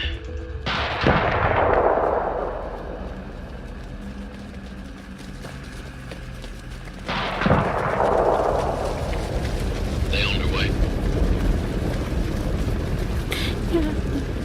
Yeah, they're on their way. Okay, then. What are you waiting for?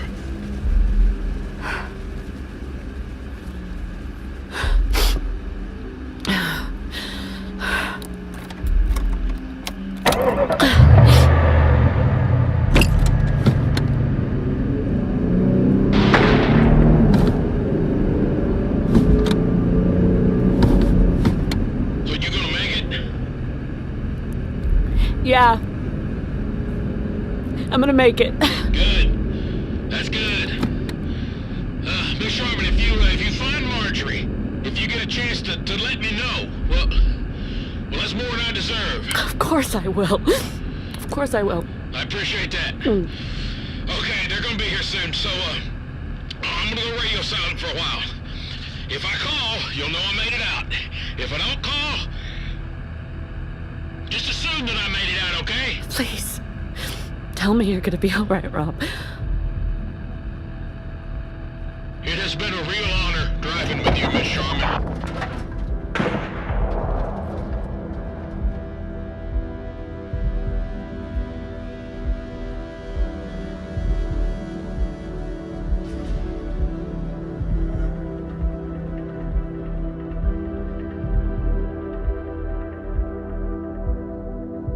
The echoes of the final shot travel with me, long after I leave the city behind. The way ahead is laden with immense, unending possibility, yet as I disappear into the vastness of the White Desert, I can only think of what I've left behind. Rob J. Guthard had his flaws, marked by loss, driven by obsession, his good intentions often paving the way to tragedy and heartbreak. But traveling by his side all this time, I am choosing to think of him differently. To remember Rob J. Guthard as a valued friend, a good man, and above all else, a great story. No matter how you tell it.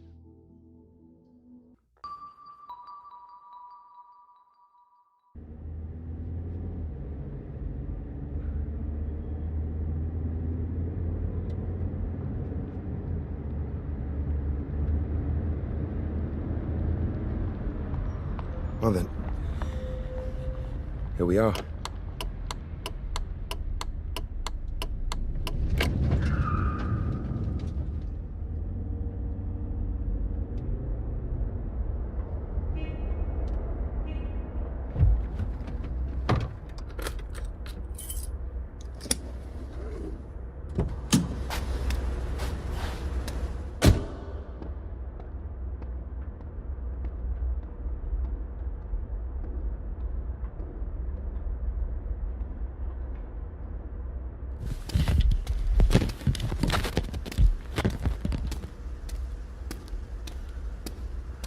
It's so good to finally meet you. Yeah, you too. Do you... Oh, sorry. Sorry. I made that awkward. No, not at all. That was... We don't hug in England, so I was just shocked. Well, welcome to America. Cool. Shall we go inside? Sure. This place is quieter than it looks. There's a little...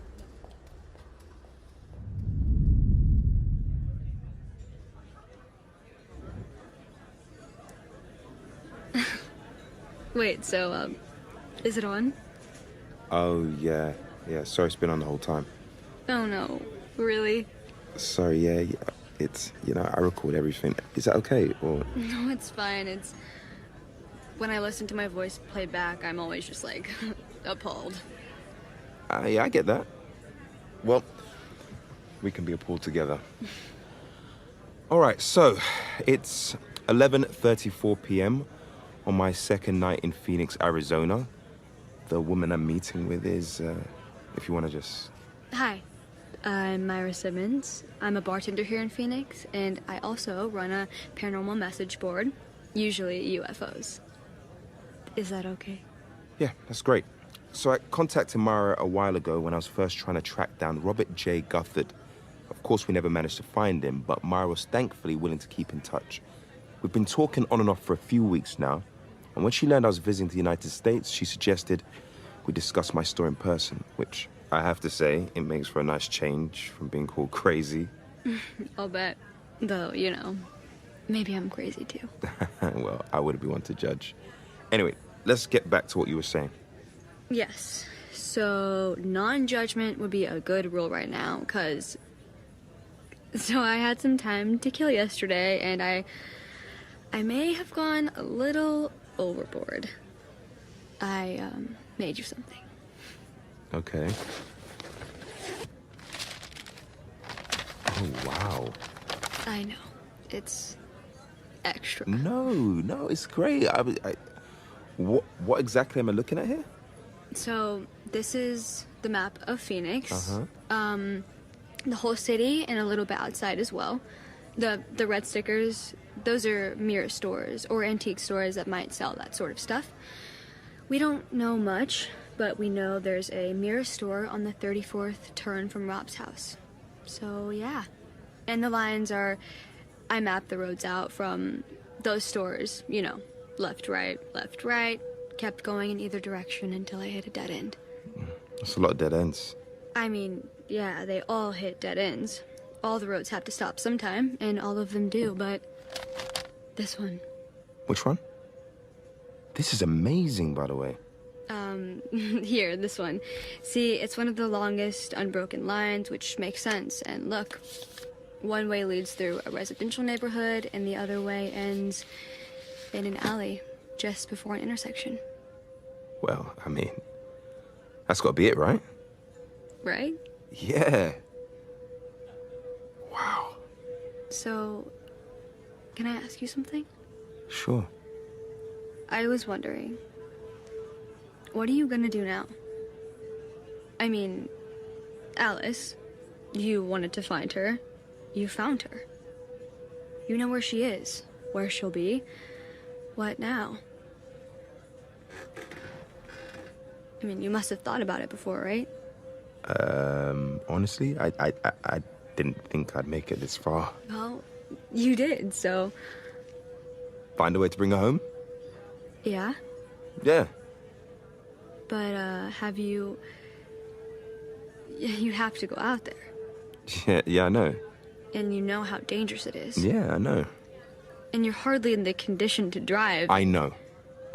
Trust me, I know. I've thought about it, but I mean, even if I hadn't, it doesn't matter. It's just what I have to do. Otherwise, what's the point? And are you sure? I'm sure. Are you sure that she wants to come home? What do you mean? I mean, everything she's seen. Everything she's gone through. It's horrifying. I'm getting anxious even thinking about you going out there. But she went through it all. Did she ever ask to go back? What happens if you reach her and She just keeps going. No, she sent me these logs. I mean, yeah, that's true. I'm just saying you're going to a whole lot of trouble risking your life for someone who never said they were... She did say she was coming home. That was her plan. She said. She hasn't said it to me. Did she say it in any of the logs so far? Well, maybe she's not done. Yeah, exactly. Maybe she isn't. You don't know her. I think I have... No, you don't know her. You don't. No one else even thinks she existed. I've talked to everyone who knows. No one knows her, literally no one. Just me. Don't you think that means something? She wants to come home. That's why she brought me here. You seem pretty sure. I'm sure. Look, I appreciate your concern, but I'm the one who remembers her. I'm the one who... Look, I know my friend.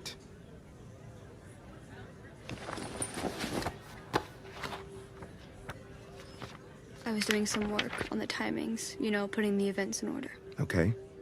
The first log Alice posted, the day she went on the road, was February 7th. But when she left London, it was the anniversary of your graduation, July 29th. The year before, right? Right, so? She stopped responding to you a month after leaving. Before I mapped it out, I thought it was because she went missing, went on the road, but she cut you out of her life. Cut all of your friends out of her life for half a year before she even arrived in Phoenix. Are you sure she was planning to come home? Look, I appreciate the map, and I appreciate it. No, come on, stay for one more drink. I'm sorry, No, I just don't be sorry. It's just... Thank you for your help. Where are you gonna go? Hey, what are you gonna do?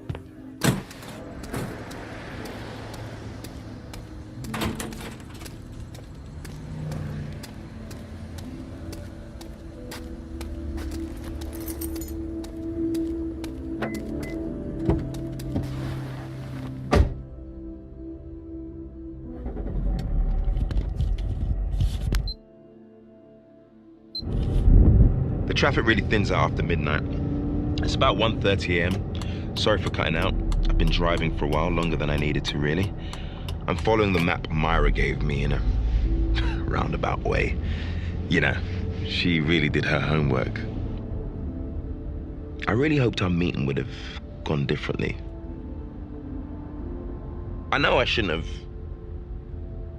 Anyway, it doesn't matter. I should have handled it better. I know it's a little, but still, I stand by what I said. She didn't... I shouldn't have to justify myself. Alice was planning to come back. She told all of us. I'm not going to waste time with theories, but we've seen what the road can do to people's minds, how it can carry them away against their better judgment, or... This just isn't the time for doubt.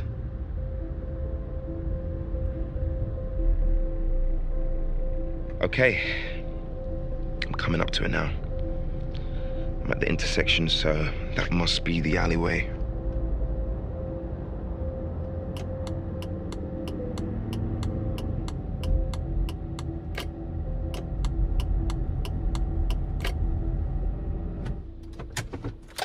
No tunnel, but there wouldn't be. I've not exactly been sticking to the rules. If this turns out to be a prank, I don't know if I'll be relieved or... No, I'll be relieved.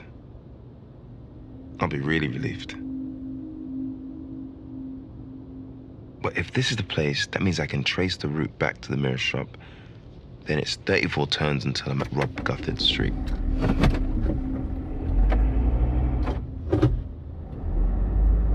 Okay. Back the way we came.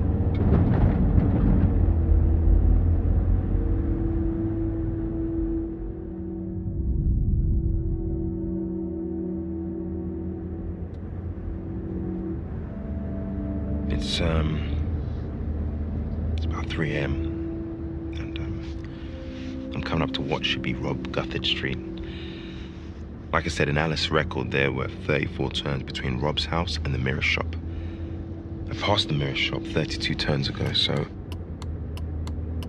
33 turns ago. I looked for that woman, Marjorie, I guess I should call her now. I looked, but I couldn't find her anywhere. Maybe she was around and I just didn't see her. Maybe 34.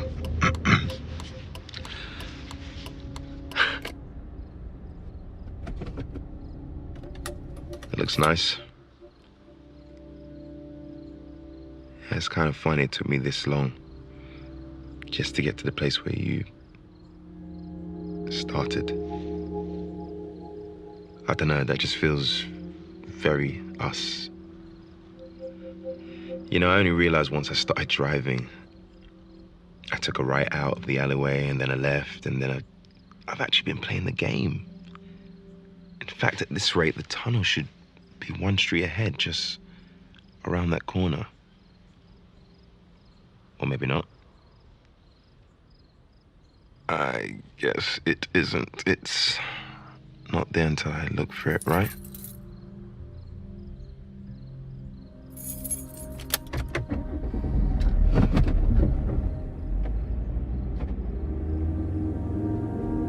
Right, so there's this joke. An old woman's sitting in a house when a news report comes on the radio. The announcer says that a car is driving the wrong way down the road.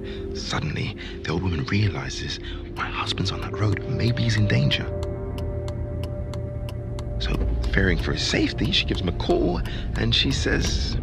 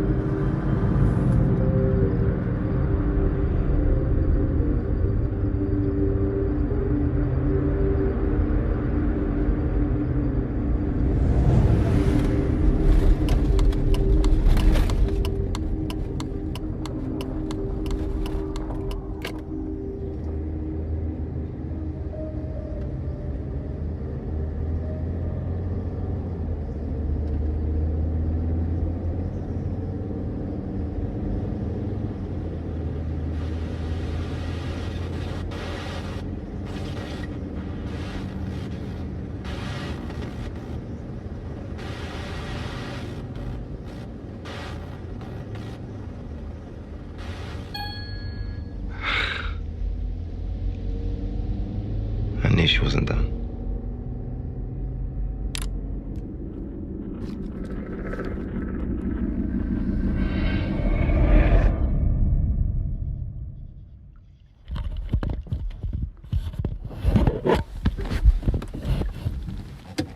It might be hard to believe, but the left-right game was once nothing more than a 14-page document lying in a manila envelope on my desk. I remember reading it on my lunch break. I remember it made me laugh. Rob's submission arrived with the first post, slowly making its way around the office, treated by everyone as a short-lived novelty of little journalistic value. It was easy to dismiss, all too similar to the rambling ghost stories and blurred UFO sightings that filled our mailbox on a daily basis. I was given it to recycle. Instead, I took it with me to a coffee shop with a bunch of other rejects. I glanced over page 1, page 2, 3, 5, 10.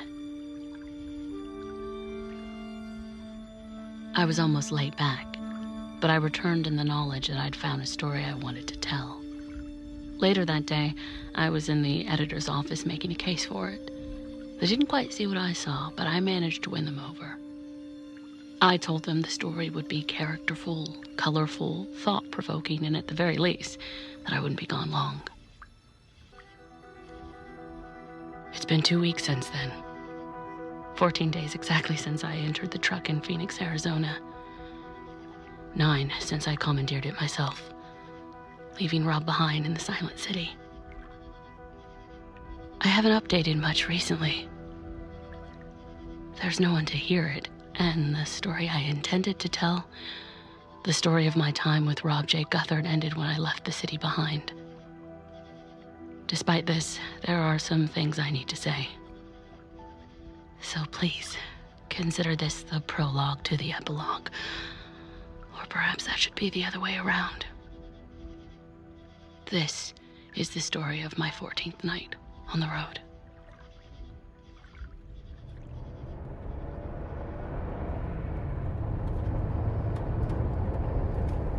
We're sorry, but... Rob J. Guthard? Can't come to the phone right now. Please leave a message after the tone. But yeah, you were right about the car. It's growing on me. This almost works, you know. You never replied half the time anyway. I mean, I know it's not the same, but...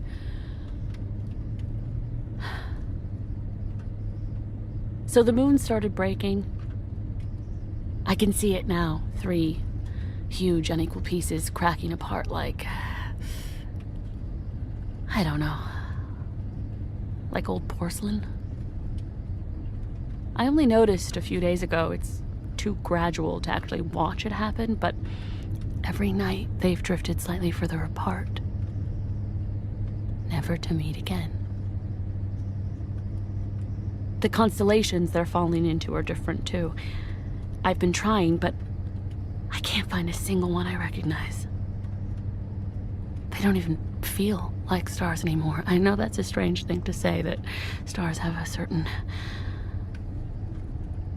But then I thought about it, and you know, how would we know? I can even feel it in the daytime, which makes sense, I suppose, that they're still out there somewhere. The worst thing is sometimes I swear I can hear them, but they don't sound like... Your message has reached its limit. Please press 1 to delete and re-record a new message, or hang up to... Message deleted.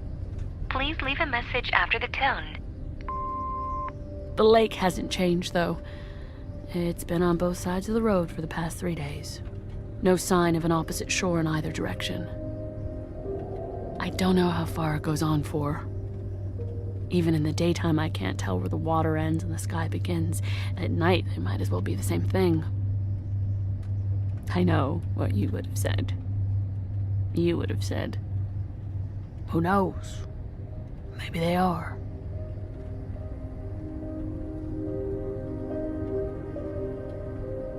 You should be here. Before the city, everything looked not normal, but the landscapes at least imitated the world we left. Now it's not even trying. We're somewhere new.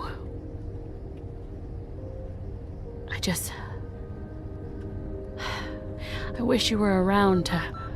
Your message has reached its limit. Please...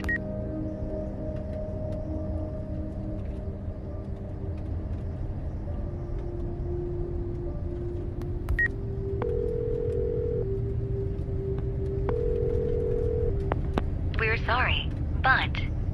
Rob J. Guthard? Can't come to the phone right now. Please leave a message after the...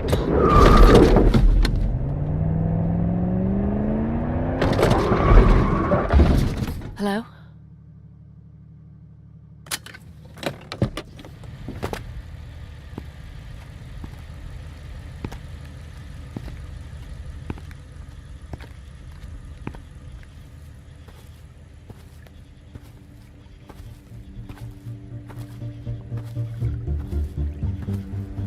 Marjorie? What happened to you? Help me. Help. Please. Marjorie. The water. I'm stuck. How are you even alive? Trapped. In the water. Alice, help me. Where? I'm stuck. Please. We never really met. Marjorie wouldn't know my name. She warned me not to trust you. I'm stuck. Please. Marjorie died a long time ago. You're done using her. No, Alice. Please.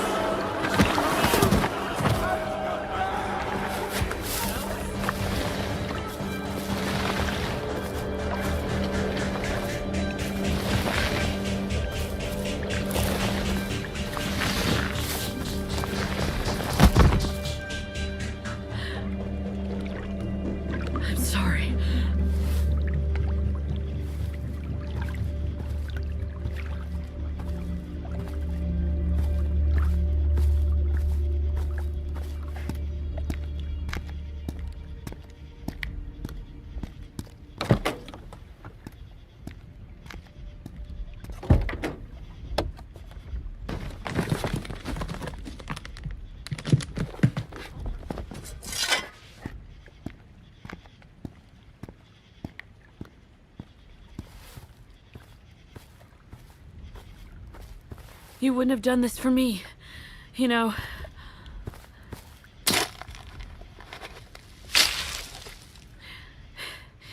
This is going to take a while.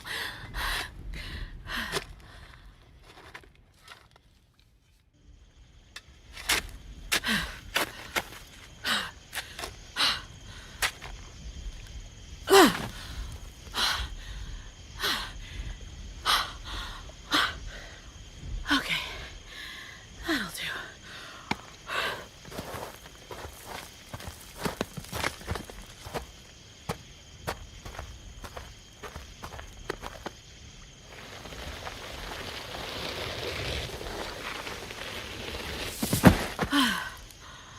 I hope this means something.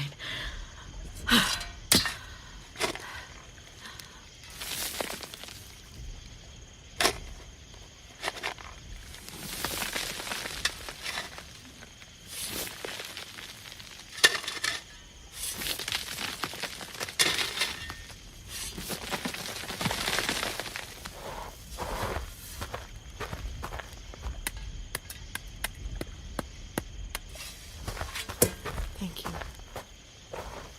Marjorie? for burying me. Oh, sure. Anytime. It was you. What are you? I was chasing you. Running to you.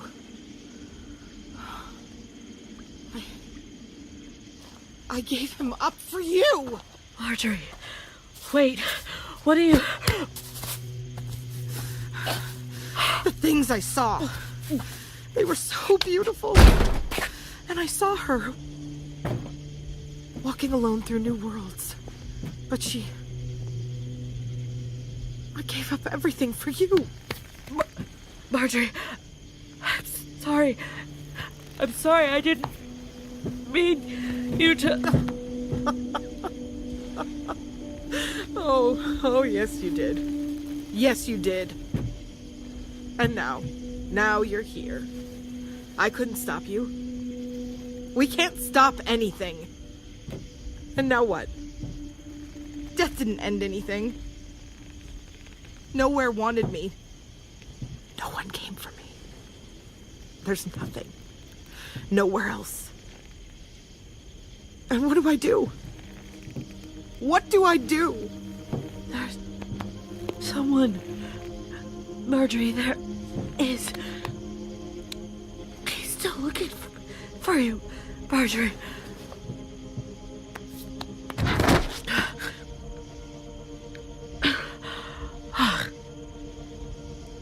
I saw him. What's left of him, walking on the road. He didn't stop. He was never going to stop. He was looking for you. He already found me. He found me. So many. I heard him every time. But I looked past him. Because I was looking for someone else. There's so many roads. It'll take such a long time. Maybe, yeah. But you're both looking for each other, so I guess you're headed to the same place.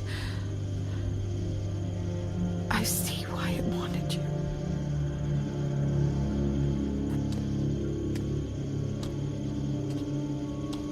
I know you regret it. Leaving them behind.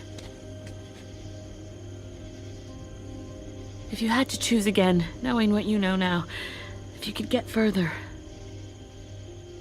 would you turn back?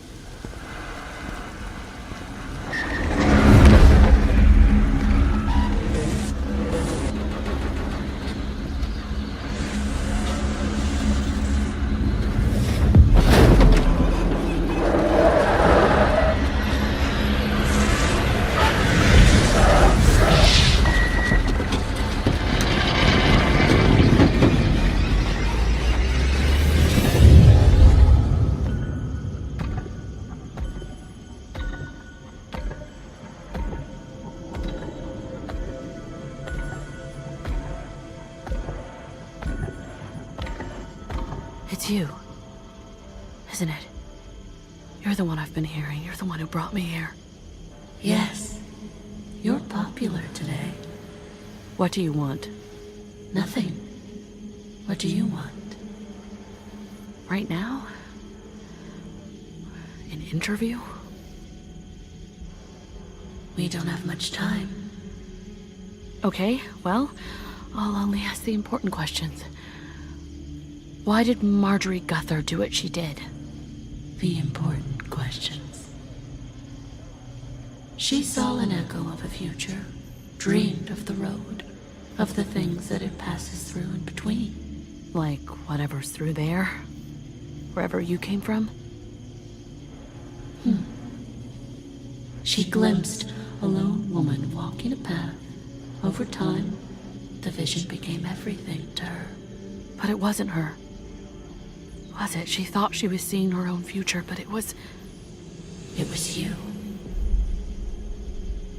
She didn't see it unprompted, though, did she? You showed it to her. You let her see it. The same way you let Rob see me and Aoki Gahara. You pushed and you prodded wherever you needed. Why? So I'd end up here? Yes. But to what end? You played with people's lives. Across decades. Why me? What does it matter that I travel the road? It doesn't matter, it simply is. As long as the road exists, there's a chance people will travel it. As long as people travel it, it's inevitable that someone will travel the furthest. You made your way here, through skill, and through tenacity, and through luck. Those qualities brought you to this point, and they will carry you further along the road than any other. Across all humanity, across every conceivable permutation, no one travels further than you. And everyone else? Ace? Apollo? Eve? Bonnie? Events transpired as they needed to. As they needed to? People died. Everyone, they're all gone. Do you not care about that at all? You don't know what caring is. You don't know anything. My actions are guided by a higher standard of knowledge, just as your protests are predicated upon false and incomplete understanding. You're saying I don't understand death? You don't. That doesn't make it right. Regardless, it is. And that which is must be. And what are you? I can't answer that question in any way you'll understand. Then what's the point? You won't tell me what you are, why you've... At the very least, tell me why you're here. As an observer. An observer to what? The end. And the beginning. The moment you chose to travel the road. Why here? And what if I don't? What if you brought me here and I just turn around? What if I don't want any part of it?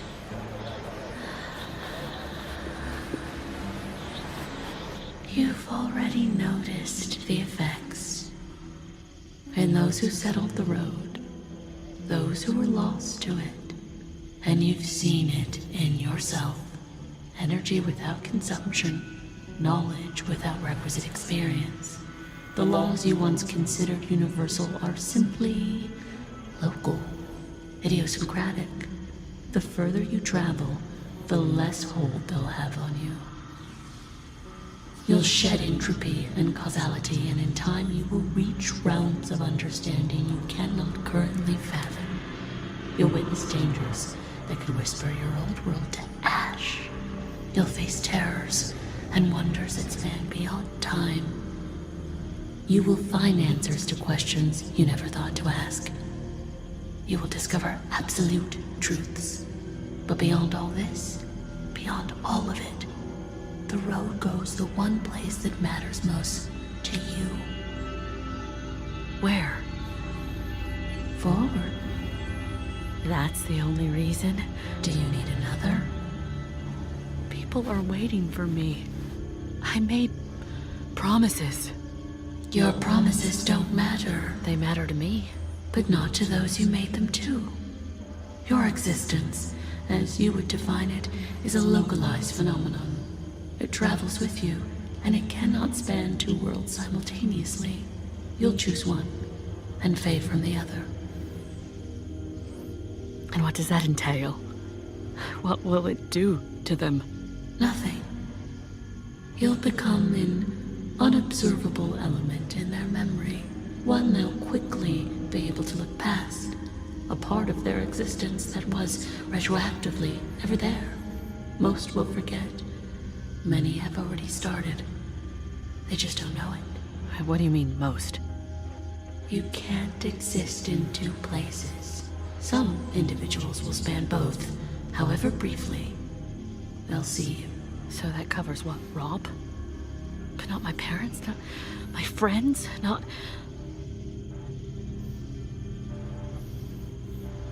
This is what you came to tell me, isn't it? This is why I make the choice here.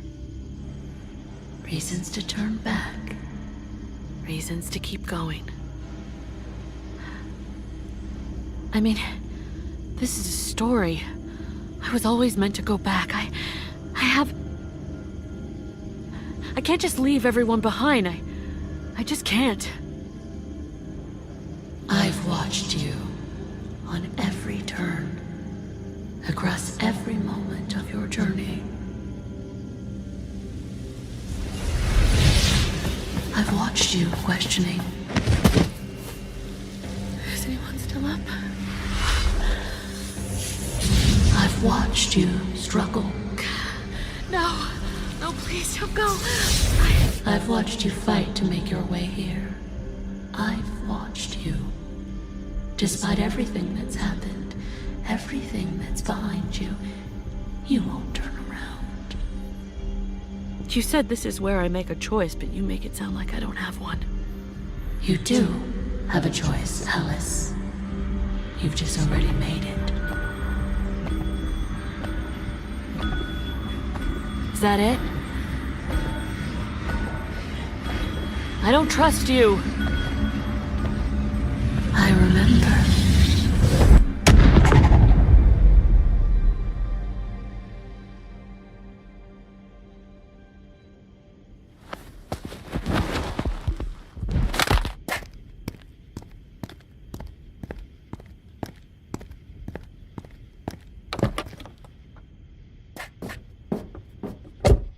I don't know if anyone will ever hear this, but if you've been listening from the beginning, you've finally caught up with me.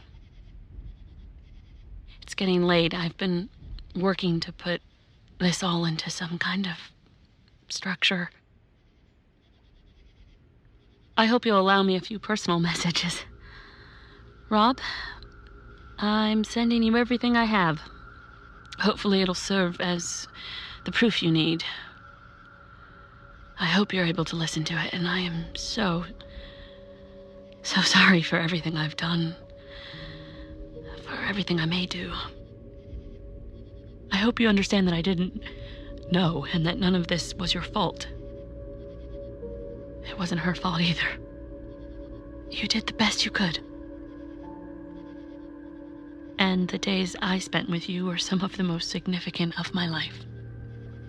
It was an honor to know you, and I hope that among these pages you find the answers, the peace you deserve. I'm sorry I can't tell you what's at the end of the road, or if there even is one. But if I can let you know, if I can save you, I will. Whatever that thing was, it knows me well enough. It knows I'm not turning back. And I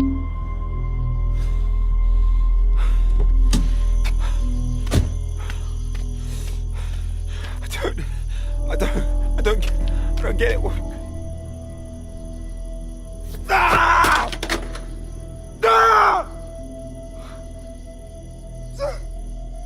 Why did you... You brought me here. You made me come. You made me be the only person. What am I meant to do now?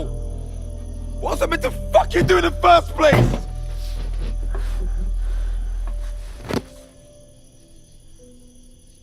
Why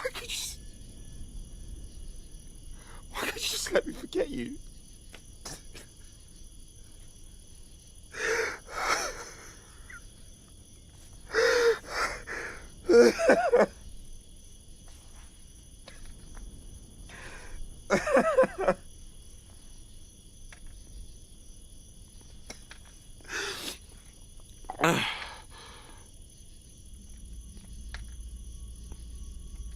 Hello?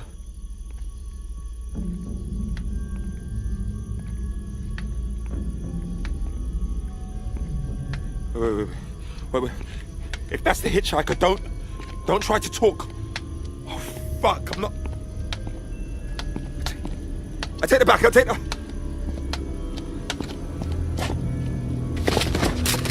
Oh my God.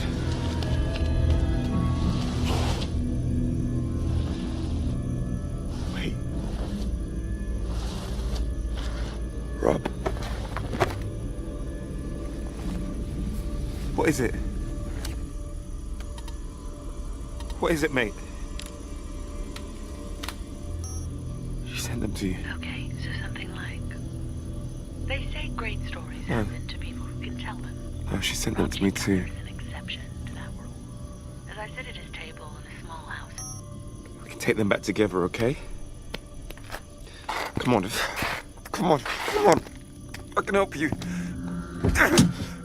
Come on. Look, I'll just be a moment, all right? I promise.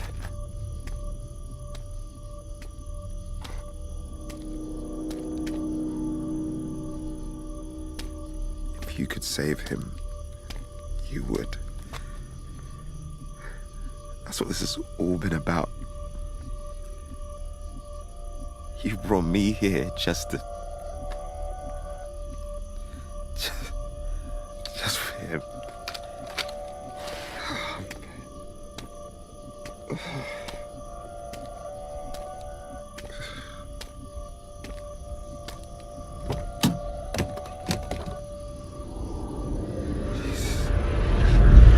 Jesus!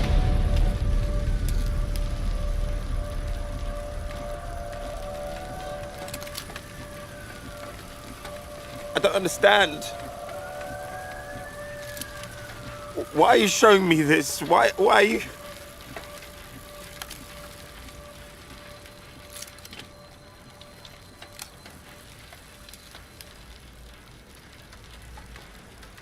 I didn't remember you, did I? I forgot you ever existed before I received that first message.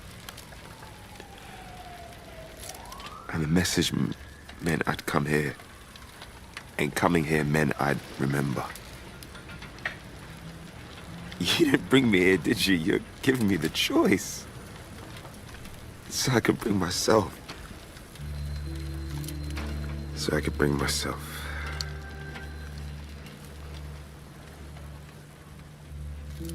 So what happens if I don't send it? If I don't bring myself here, fuck. I didn't need to do any of this. If I'd never got that message, I wouldn't even know you'd left. I wouldn't have trekked halfway around the world. I wouldn't have gotten hit by that fucking car. That's a big plus. I wouldn't miss you at all, Alice. I would have just gone home.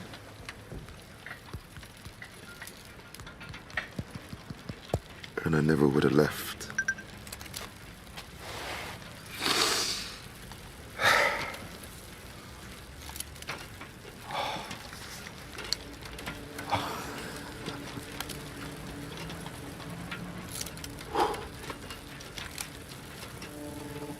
This is going to hurt. I'm sorry I can't tell you what's at the end of the road, or if there even is one. But if I can let you know, if I can save you, I will. Whatever that thing was, it knows me well enough. It knows I'm not turning back. And I know exactly what that means, as awful as it is.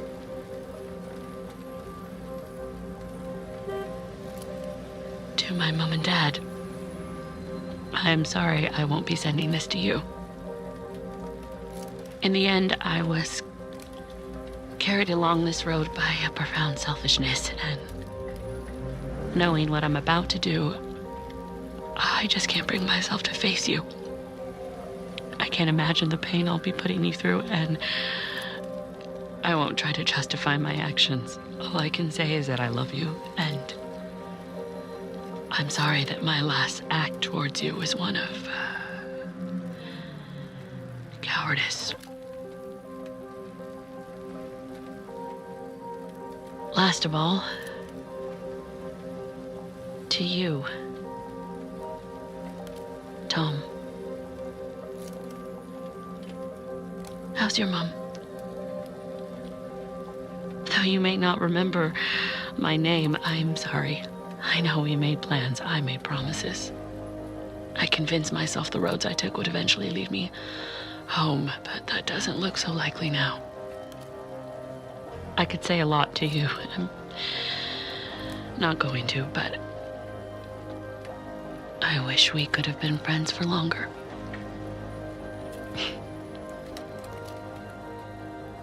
It feels like a lifetime since I first arrived at Rob J. Guthard's house. I remember the uncertainty as I waited for him to open his door, with no idea what was about to transpire.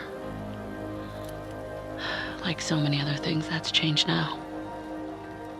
Despite being in an entirely new world, further from home than anyone's ever been, I know exactly what's going to happen next.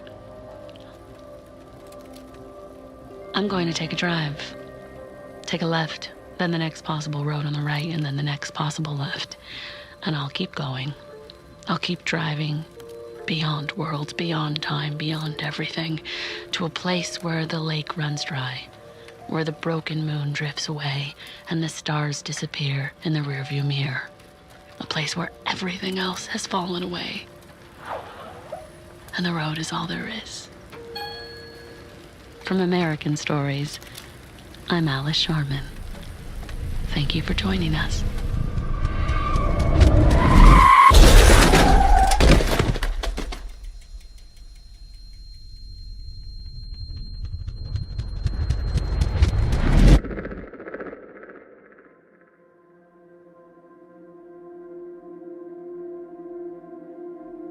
The Left-Right Game stars Tessa Thompson as Alice, Amel Amin as Tom, Rebecca Field as Marjorie, and Ellery Sprayberry as Myra. Created and written by Jack Anderson, directed by Emma Tammy, produced by Q Code, Automatic, and Tessa Thompson. Production executive, Tess Ryan. Recorded by Alvin Wee and Jorel Corpus. Edited by Ryan Walsh. Sound design and mixed by Matt Yoakum. Sound effects editing by Ryan Sullivan. Sound design consulting by Will Files. Original score and composition by Darren Johnson. Script supervisor, Sam Beasley. Post coordinator, Rachel Yanover. Talent coordinator, Shay Donovan. Special thanks to Joaquin Artrich. The Left-Right Game is a Q Code production.